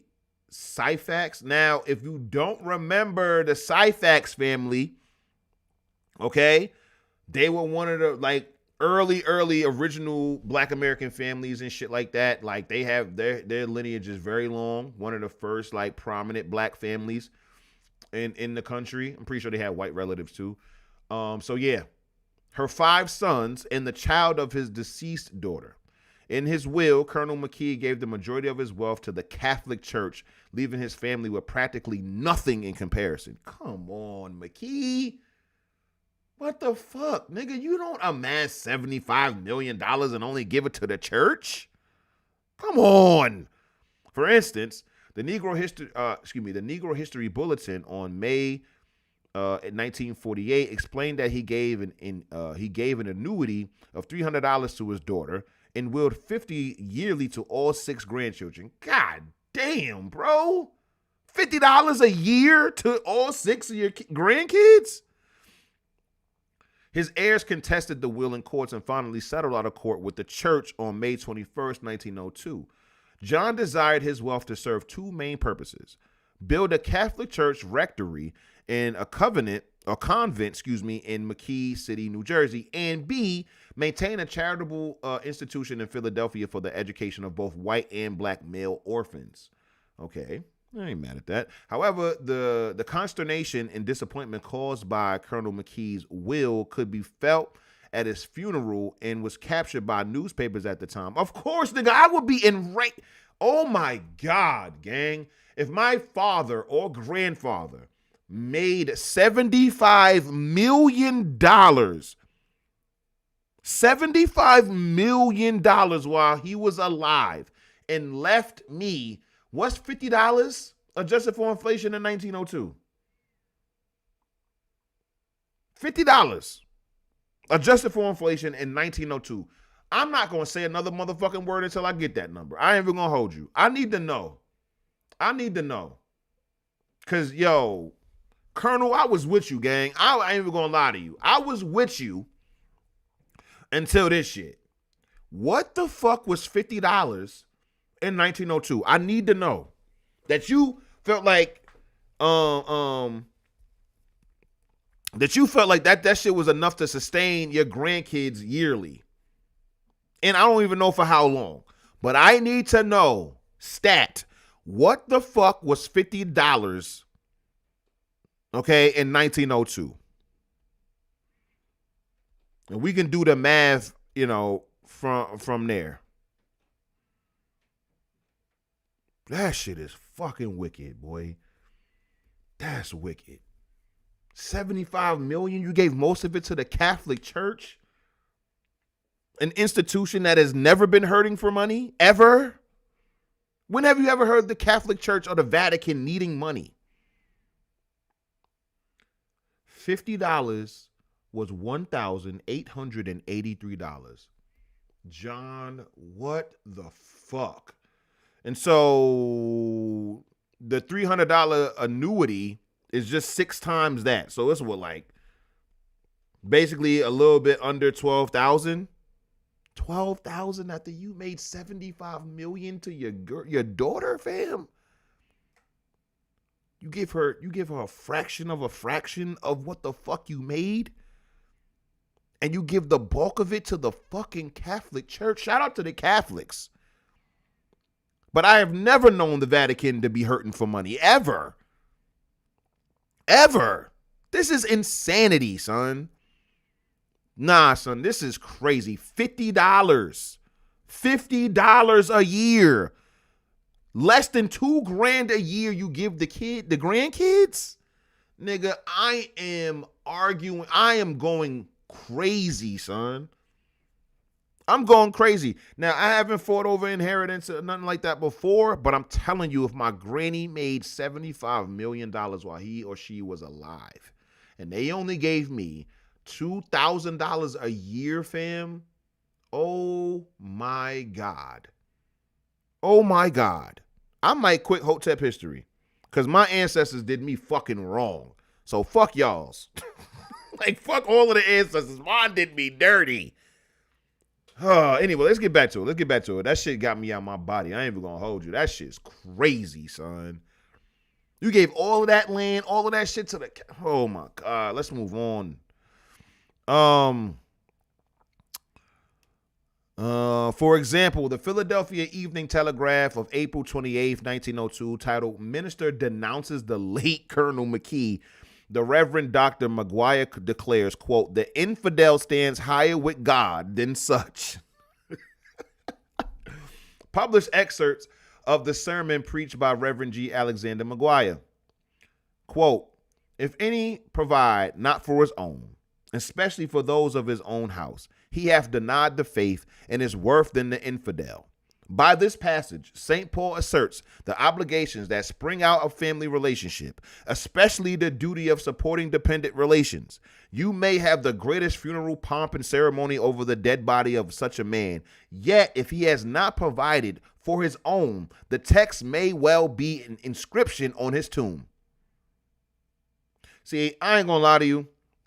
I'm distrustful of all of these passages at this point, because I don't know if you angry on my behalf as his grandchild or on your behalf because you was gonna try to come and finesse me out of the money. Because now everybody know this nigga's worth $75 million. Like, you know what I'm saying? Adjusted for inflation. Like, everybody know he rich as all hell. He got hundreds of thousands of acres, hundreds of homes, all of this shit. They know that. He hath denied the faith and is worse than an infidel. Said it again, damn. No self-respecting persons can become the executors. No religious body can consistently accept his gifts. And when he denies a decent shelter to a child and cuts off dearest kind with a few paltry dollars. That's what I'm saying. That's what I'm saying. So I agree with the sentiment. I just don't know if Reverend McGuire was on the up and up. I don't trust nobody now. Another newspaper that gave insight into the dismay and frustration of the black community was the Richmond Planet. Shout out to the Richmond Planet. The newspaper printed this: "The colored millionaire, peculiar antipathy to his own people. Relatives cut off. The Catholic Church recognized. Mourning friends permeated with disgust." I know they was sick in that funeral. Fam. I know they were sick. Could y'all imagine your grandfather died with a real estate empire? Died worth $75 million, fam. Million dollars, fam. Oh my goodness. This shit hurt to read. I couldn't imagine how it, like, oh my God. Anyway, Morning Friends permeated with disgust, the will to be contested in the courts. Even though the reading of Colonel McKee's will disappointed many, his wealth helped establish a school for fatherless children of all races. And today, John McKee Scholarship, established in 1955, assists students who meet the conditions set by the court under his will. The John McKee City of New Jersey no longer exists, yet the greatest legacy of Colonel John McKee is to be dared. Is to have dared and have succeeded in a business area where blacks were non-existent in the 19th century. He was a pioneer who paved the way, even unknowingly, to other investors a century after. Man, fuck all of that, man. Fuck inspiration, Grandpa. I need money. I don't want no motherfucking inspiration, nigga. I need dollars, nigga. But anyway, I wanted to show y'all a tweet that I had talking about him. How interesting his lineage is. Let's come on and load up Twitter. Come on. We ain't got time. It's already at 11 o'clock. Oh my goodness. I am really upset. I did not know he did that. I'm not even bullshitting y'all. I didn't know he did that. I did not know he did that. Let's see. McKee. That's all I need to put. That shit was fucking crazy, son. I did not know that. I knew about Colonel John McKee. Okay? You feel me? And this is what I had to say about him. Colonel John McKee, Civil War vet and wealthy landowner, owned over 300 homes and over 300 acres of land, founded McKee City, boom, boom, boom. His grandson, however, Henry McKee Minton, founded the Sigma Pi Phi fraternity, also known as the Grand Boulé, in 1904. Did you know that? Did you know that John McKee's grandson founded the Grand Boulé? You see how everything is intertwined and everything is connected? Everything. So yeah, that was a little last tidbit that I wanted to add there. Let's go. No, we can. Do I have any other ones in the bookmarks? No, that was about what's the name? That ain't got nothing to do with real estate moguls. Let's see. Oh no, I did have another video in there that I wanted to share with you guys. It's another oldie but goodie. You know, my videos really be like that. Like, you know, they last the test of time. Let's just be honest. That's what history does. It's supposed to. All right, so let's go to the next story. You guys enjoying this so far? Let me know. I say so far, like we not towards the end. You guys enjoying this? Let me know. Crystal says shout out to the Richmond Planet. Yeah, shout out to the Richmond Planet for sure. We got black entrepreneurship in America. Now, the reason why I'm really excited about this one is because the person who wrote the book on Jeremiah G. Hamilton wrote the article, Shane White. And you know what's so funny about Shane White? Shane White is a white man from Australia. I have absolutely no idea why he gave a fuck enough to talk about Jeremiah G. Hamilton and research him, but he did. No American looked this up. Shane White. Shane White, a white man from Australia. Is he a professor? I don't know. But yeah. Yep, Shane White. He came up with this. So let's get into a video about him that I made first, because I feel like it, you know, it's relevant, obviously. Obviously relevant.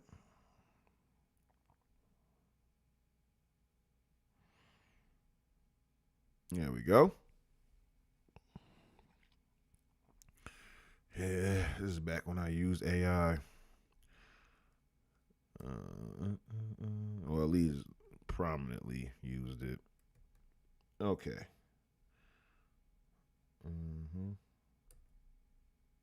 What's shaking, everybody? President Hotep Dubes here, and today we're going to be talking about Jeremiah G. Hamilton. Now, Jeremiah's origins are somewhat of a mystery. Some sources claim that Jeremiah was born in Haiti or Cuba or Puerto Rico in 1806, but Jeremiah himself claims that he was born in Virginia. You may be asking why the historical record wouldn't take Jeremiah at his word, and that's because Jeremiah was a known scammer. Known scammer. Known scammer. This nigga was a scammer extraordinaire. Cannot stress this enough. Jeremiah was scamming. Let's listen. The introduction to Jeremiah in the historical record was that of counterfeiting Haitian coins in 1828. Jeremiah learned that it only took 2 cents to counterfeit the 10-cent piece. It only took 2 cents to counterfeit the 10-cent piece, making 8 cents on the spread. I mean, come on, counterfeiting, early 19th century, scamming. Let's go. He was found trying to dump the coins into the ocean from a ship. Haiti had a death sentence out for him, so he fled to the United States. The Haitians was about to kill that man. He had to get up out of there. Jeremiah had to get the fuck out of Dodge, out of Haiti. You hear me? They wanted his head. He fucking up the economy, nigga. He fucking up the circulation of their currency. Jeremiah would then make millions scamming insurance companies in the 1830s. Jeremiah would receive insurance payouts on merchant ships that would be wrecked under mysterious or controversial circumstances. He was scamming. I cannot stress this enough. The man found a scam and scammed it. So this motherfucker is literally putting in, he's doing insurance fraud. He's doing insurance fraud in the early 19th century. Motherfuckers ain't never seen anything like it. You feel me? Hey, yo, like, another one of my ships got wrecked. I don't know what the fuck happened. Give me my payout. And they was like, yo, nigga, this is like the 9th ship this year. What the fuck are you doing? 1835, insurance companies banded together and chose never to insure any ship in Jeremiah's name. They banned him from ever getting insurance for his ships ever again. All of those white men was like, yo, listen, if you hear of a nigga named Jeremiah Hamilton, nigger Hamilton, do not insure him at all. Do not. He is going to scam you. Was given the nickname the Prince of Darkness. Jeremiah, as a stockbroker, was essentially the first hedge fund manager. People would give him money to invest on their behalf, and Jeremiah would take a small percentage as a managing fee. And let it be known, I really mean that. I'm not talking about the first black hedge fund manager. No, the first hedge fund manager. That's it. Everybody else was investing directly on Wall Street or whatever. Nobody or they were already wealthy, already had assets, and they just wanted to, use somebody else. But as far as like being a hedge fund manager to people who did not have any assets prior to, he was the first. You feel me? During the Great Fire of 1835, Jeremiah had received $5 million from investors. When it came to get the money back, Jeremiah denied remembering he received the money and pocketed it for himself. What money, nigga? So this is when I knew this motherfucker was like diabolical. Now, all throughout the 19th century and shit like that, even like early 20th century, like great fires were a thing. Like the Great Fire of Chicago, the Great Fire of New York, like just great fires happen where it's like decimating, miles and miles of land and shit like that, right? Now, the documentation that proved that these white men gave Jeremiah $5 million. And I want to say this was not adjusted for inflation $5 million. I could be wrong, but either way, it's millions of dollars, right? These white dudes give him $5 million. The proof, the receipts, the bookkeeping was all burned, right? They were all burned, and they operating on good faith and shit like that was like, yo, Jeremiah, we just gave you that $5 million collectively and shit like that. As you can see, our shit is burnt down. We need to, get that money back so we can, stabilize ourselves, get back on our feet. And because the fire burnt all proof of them ever giving Jeremiah money, meaning that they couldn't take him to court and prove that they gave him money, that nigga realized the position he was in immediately and was like, oh, what money y'all talking? I don't even know who the fuck y'all are. What money? What $5 million? I don't know nothing about no $5 million. I don't even know who y'all are. Get out of my office. This is what this black man did in New York to a bunch of white men. Oh, no. Since the only proof of the transactions were destroyed in the fire, the white investors had no way to get their money back. Sorry. Hamilton chose to only socialize and do business with white people. It seems Jeremiah went on his way to avoid other black people. This is what I'm saying. When it comes down to the most shrewdest capitalists, man, the only color that matters is green. And this nigga is the epitome of that. This nigga didn't give a fuck about white people. He didn't give a fuck about black people. He gave a fuck about greenbacks, nigga. He gave a fuck about that money. Now, with all of that being said, he really didn't fuck with niggas. Just being honest. You know what I'm saying? Dude is from Haiti, Cuba, wherever the fuck he from. He telling niggas he from Virginia. And there's like documentation in Virginia that kind of corroborates this shit, but who knows if that's real. Like Crystal said, his name even Jeremiah? Everything is up for debate now. So I don't even know. But out of Jeremiah's mouth, he said he's from Virginia. Like, how the fuck you from Virginia and you doing scams in Haiti? You feel me? Don't believe it. But yeah, so he didn't fuck with nobody, but he really didn't fuck with black people. Just being honest with y'all. He did not fuck with the Negroes whatsoever. At the same time, racist whites still hated Jeremiah and even gave him the nickname Nigger Hamilton. Jeremiah looked at everyone like competition, and he stopped at nothing to beat his competitors. He would even sue for it. He would sue companies that he held shares in and have the courts redistribute the company's assets to the shareholders. Yo, what? Could you imagine suing BlackRock or fucking Vanguard or Berkshire Hathaway and being like, yo, based upon, you know, the way things are with the company structure, how we are the shareholders and stuff like that, a lot of that money should be coming towards the shareholders. This nigga is saying this in courtrooms and getting the money.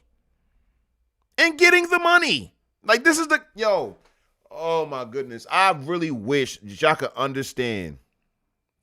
You feel me? Like, just how autonomous black people were. I understand that these are just isolated or anecdotes and stuff like that, but what do you think is going to happen if 5 more of these niggas are hitting Wall Street, doing what they're doing, bro? Like, they are taking life by the fucking horns, gang, and making it happen for themselves. I cannot stress this enough. He is suing and scamming white people in New York in the early 19th century. It's not even like after slavery is abolished. Slavery is still going on. Anybody could have kidnapped this nigga in the dead of night, sold that nigga to Mississippi, you feel me, and turned him into a slave. They are dealing with this nigga. They are doing their best to. They couldn't do really nothing much with the nigga. This is in the 1830s, 1820s, 1810s and shit. And this nigga is suing white people. He's suing wealthy white people, influential white people, and getting their money. He is scamming wealthy white people in New York City and getting their money. He's scam. Yo, whether it's $5 million adjusted for inflation or $5 million of that day's money, either way, huge amounts of money. One man. He don't even got a team of niggas that he's doing this with. It's one man taking these niggas to the cleaners. Hamilton even went head to head with Cornelius Vanderbilt. He went head to head with Cornelius Vanderbilt, Dolo, by himself, over the control of the Nicaragua Transit Company. Hamilton amassed over $250 million during his lifetime, easily the richest black man in the United States at the time. All right, so there we go. That's number one. He blows John McKee out of the water. However, as you can see, we don't know where that fucking money went. Because I know he wasn't philanthropic at all. That nigga was out for self from the door. He scammed his own home country's currency, came here, did a bunch of scamming, did not fuck with black people. White people didn't fuck with him. So I don't know who he could have left that money to. To be honest, what allies does he have? You feel me? Incredible story. Okay, yeah. Let's get back to the article.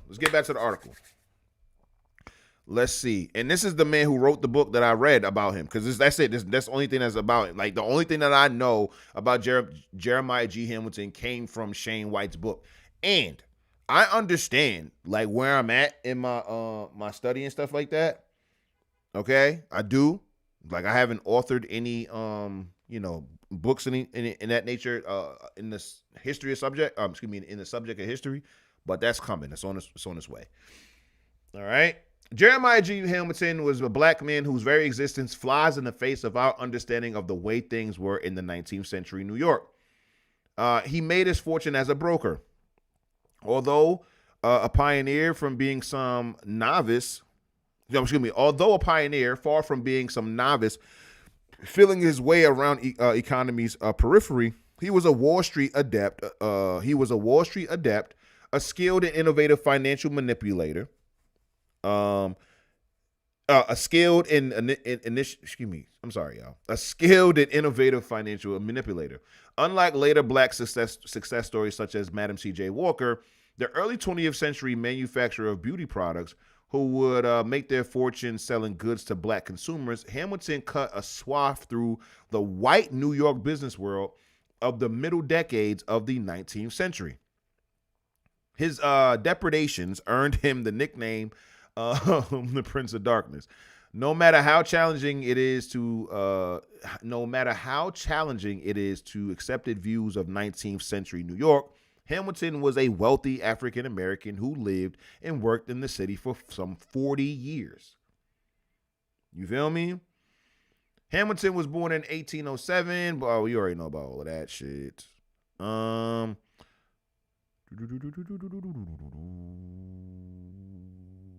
Tipped off the game. Yep. Yeah, anyway. Soon after, Hamilton moved permanently to New York. For much of the first half of the 1830s, he struggled to gain a foothold as a... What the fuck is wrong with me? Soon after, Hamilton moved permanently to New York. For much of the first half of the 1830s, he struggled to gain a foothold as a broker in the city's lily white financial world. A trail of lawsuits over debts documented his difficulties. That's how he lost his bread. Yeah. He lost his bread through lawsuits and shit like that. There was a frenetic, almost desperate quality to the way Hamilton borrowed money in these years. He postponed paying debts as long as possible, usually way past the due date, never panicked, and kept on sweet-talking new prospects. Hamilton resembled nothing so much as a hustler working at an upturned wooden crate on the sidewalk, moving his shells and never letting the mark know under which one he had secreted the money. Several irritated creditors certainly were convinced that something akin to a shell game was going on and that he was hiding assets. Hamilton, though, kept his nerve and, in much the same fashion as a talented three-card monte player, came out a winner. Unlike a three-card monte player, though, Hamilton was working the big end of town, not the street. Hamilton had a reputation of insuring vessels, which then would mysteriously sank, developing a fraught relationship with every marine insurance company. The nascent business had begun to organize itself in the 1820s. In 1832, 9 companies founded the Board of Underwriters of New York to relegate the industry. By 1835, Hamilton had claims of as much as $3,000 against at least 3 of the board's 9 founding firms. Chances are that he was scamming the insurance companies. His victims certainly squealed loudly in court, and that was the case. New York insurance companies imposed a ban on Hamilton. As a writer in the New York I pretty much covered all of this, huh? All right. So yeah, I will put this in the description. I pretty much covered all of this shit. Let's see what we can find there. In 1835, by subterfuge, including a proxy, he insured the Meridian for $12,000. Unhappily, a storm wrecked the brig off of the Charleston bar. Although the rightly suspicious insurance company unsurprisingly refused to honor the policy, the court instructed it to pay the $12,000 as well as a $620 interest and costs. Like, yo, I'm trying to tell you, this nigga was out here running amok, yo. He was running circles around these people all of the time. Like, and he was in the wrong. That's the shit that kills me. It'd be different. You know how many times we've heard stories of the 19th century where black people are trying to just, like, get their just due because they were fucking robbed by the system or robbed by white people or robbed by the government and shit like that? We was talking about how Brown versus Board, right? The black American parents and teachers and faculty and all of that other shit just wanted their tax dollars to go to the black schools. That's it. They didn't want to integrate. And they got fucked over by the government. This nigga is running circles around insurance companies in New York in 1830. What does that tell you? What does that tell you about New York? What does that tell you about white Americans? What does that tell you about ability, autonomy, agency, wherewithal, and ability? Like, yo, dog, you have got to decolonize your mind. You got to get that K through 12 bullshit public school education out of your mind as it pertains to the ancestors, as it pertains to American history, black American history. It's all whitewashed bullshit. And I'm not talking about whitewash in the sense of like white skin or white people or nothing like that. I'm talking about they lied to you about the history, because if you were to understand the nuances of history, good and bad, it's not like everything I report on this motherfucker is good. We've had some terrible stories. We ended the last episode on some crazy shit, if I'm not mistaken. It's not all these feel-good stories. It's just the nuances of history. Y'all have to understand, if y'all were taught about Jeremiah G. Hamilton, okay, as well as slavery, as well as whatever's happening in the North, whatever's happening in the South from a nuanced perspective, and then being able to give an overview that is going to, obviously you can't pinpoint every little thing, but in the overview, speak on the nuances of history. I promise you, you would have walked out of that classroom being like, damn, that was fire, that was fucked up, that was dope, that was whack. You didn't get that. All you got was, that was whack, that was whack, that was whack. White people came along, helped us, that's cool, and that's that. But anyway, let's get back to it. There was often a taint, pause, to Hamilton's methods, but his footwork as he ensured the Meridian was impressively creative, devastatingly effective, and according to a Superior Court judge, perfectly legal. Come on now. By the mid-1830s, through a mixture of chicanery and outright fraud, Hamilton amassed more than $25,000. He had well and truly arrived. In 1836, a cashed-up Jeremiah Hamilton was casting around for investment opportunities. Like almost everyone in the United States, he was mesmerized by the real estate market. He plunged into the boom buying tracts of land in modern-day Astoria and Poughkeepsie. Okay? His extensive holdings in the latter included a 400-foot dock with 3 storehouses, as well as the, quote, splendid dwelling known as the Mansion House. Hamilton was betting on the property market continuing to boom and betting big, to the tune of more than $10 million in today's dollars. Like, he really had it like that. Like, he was really rich. This nigga was able to make $250 million in his lifetime in the 19th century. Now, it's adjusted for inflation, but still. 250 mil? But, of course, it didn't last. He bought at the top of the market only weeks before the crash in the second quarter of 1837 and the onset of a depression that would linger until the 1840s. Hamilton fended off his creditors for years, but in 1841, Congress, despite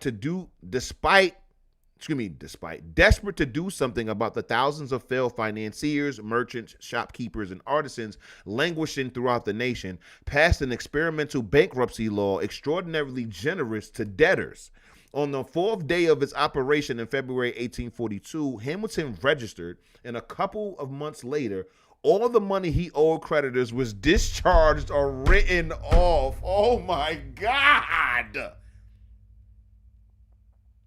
Are y'all not reading what I'm reading? Are y'all not hearing what I am saying, son? This nigga is loose. Like, he is going crazy. He's snapping. He's snapping. Oh, my goodness. He demonstrated a remarkable adroitness. That's a new word for me, adroitness. And knowledge of how the system worked and could be exploited. Man, come on. For decades in the middle of the 19th century, Jeremiah Hamilton was a Wall Street habitue, actively participating in the share market.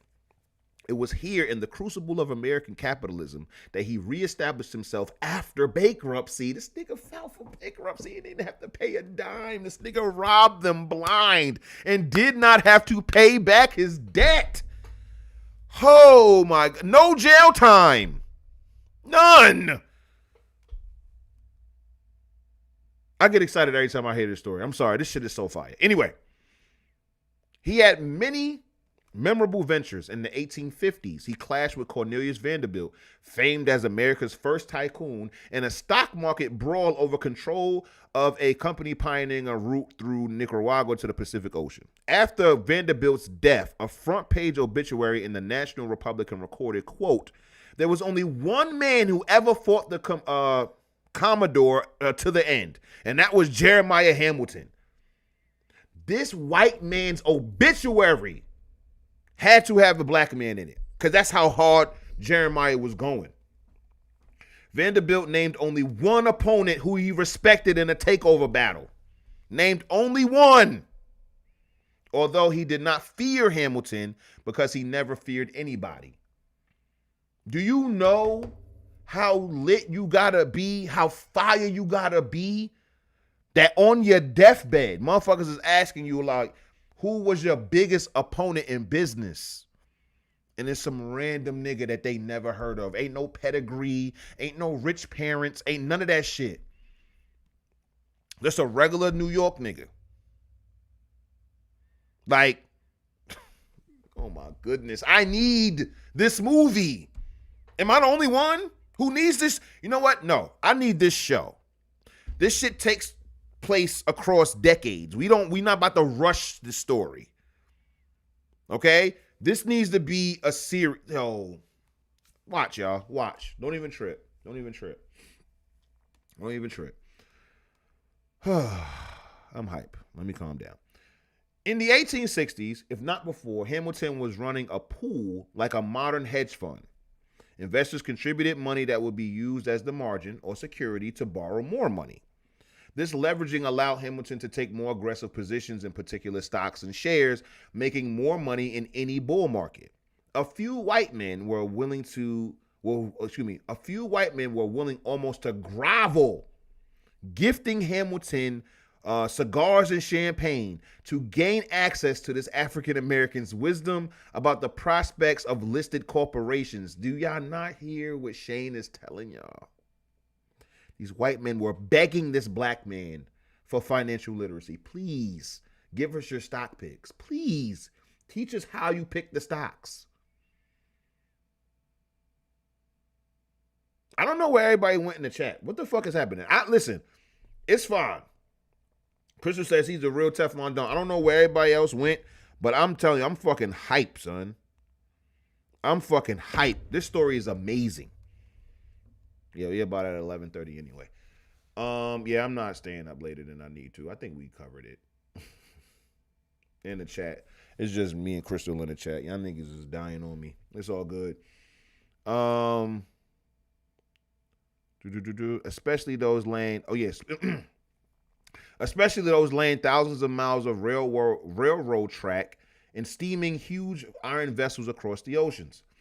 The remarkable detail here is that Hamilton, as a black man, would have been shunned as a customer by the corporations whose stocks he was recommending. Come on. Come on, man. It don't get no better than this. I ain't gonna hold you, man. I'm not gonna hold you, chat. He's doing this shit the right way. I'm like, listen, yeah, he scammed here and there, whatever. But son is really like cooking shit in his lifetime. He's taking life by the horns for real. All right. Let's see. There was a startling disjuncture between the financial world, where the black broker was, to borrow from Tom Wolfe, a master of the universe, and his everyday existence on the streets of New York, where violence erupted easily. This threat was exasperated by the fact that he married a much younger white woman. During the draft riot of 1863, a mob came to their house on East 29th Street with the intention of hanging him from a lamppost. No fool, Hamilton had slipped away over the back fence. His was an impossibly fraught existence. You feel me? Hamilton was still dogged by suggestions of fraud, insinuations that any profits he secured were for himself, but gradually he became more respectable. After he died on May 19th, 1875, obituaries hinted at the almost establishment-like stature of his final years.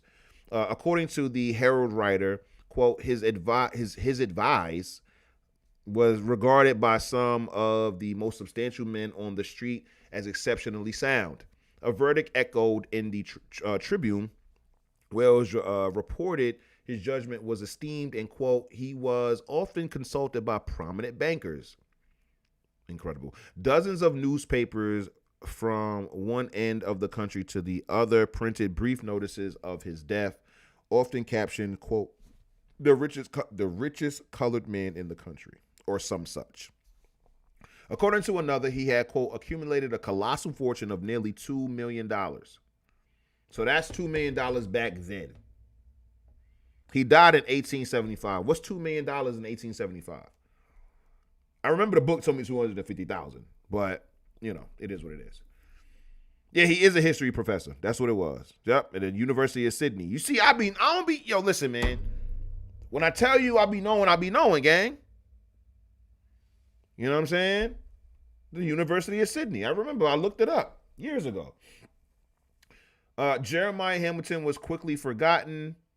Was forgotten quickly. He never has fitted into the familiar American story. His name was mentioned in print only 4 times in the 20th century. 4 times. And 3 of those mentions were mistaken or misleading. Now, however, well-known Hollywood figures Don Cheadle and Steven Soderbergh have optioned his story and intend to make a series about him. Perhaps at last, Jeremiah Hamilton will garner the attention such a remarkable man deserves. All right, when was this article made?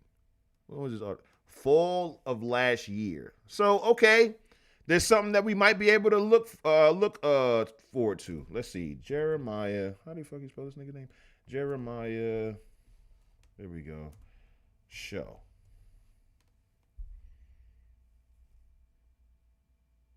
No, so it's a part of a series profile. Let me see.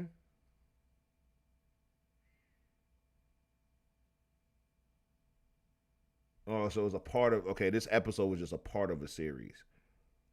Okay. Yeah, we know over that for sure. But yeah, you guys should definitely check out that book. It's called The Prince of Darkness. You should check out that book. That shit was fucking fire, dog. That was fire. X out of that.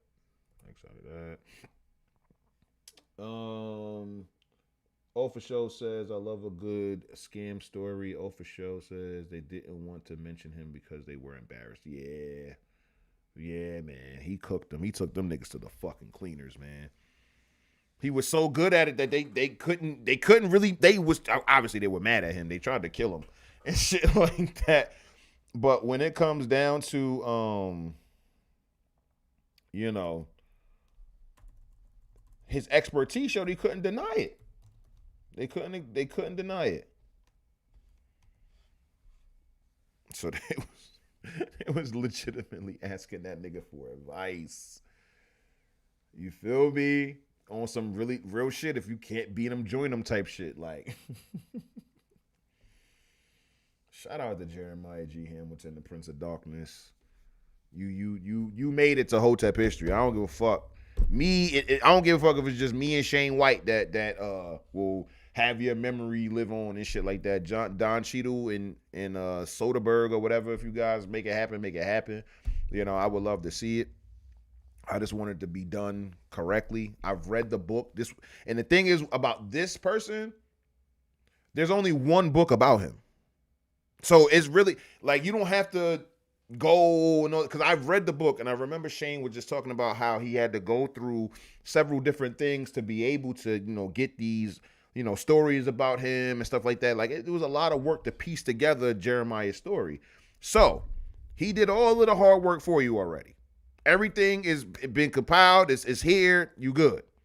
Just do it right. Just do it right. Take your creative liberties and shit like that. I know y'all gonna love the fact that not y'all, but I know they're gonna love the fact that he had a white wife and all of that shit. You can play along with that. But please make sure that we're staying true to the material. That's all I'm asking. That's all I'm asking, man. That story deserves proper representation. I cannot lie to you. That's one of my favorites, man. Oh man, that was fire. That was fire. But yeah, man, that's gonna do it for tonight. I was saying I was gonna go for like an extra hour or whatever, but nah, I'm good. I'm good. What's going on? Oh, come back and move forward with. Okay. There we go. This was, ladies and gentlemen, another episode of Hotep History Live with your host, with the most, President Hotep History. Thank y'all for coming on out.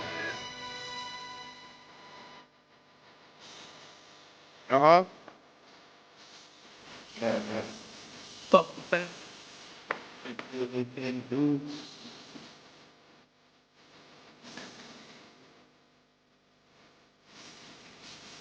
Relax. I said I fit both of these beats, but I relax. Your shit, and we ran the piece for that herb. Ads. Only that, no, if it comfortable, be bad.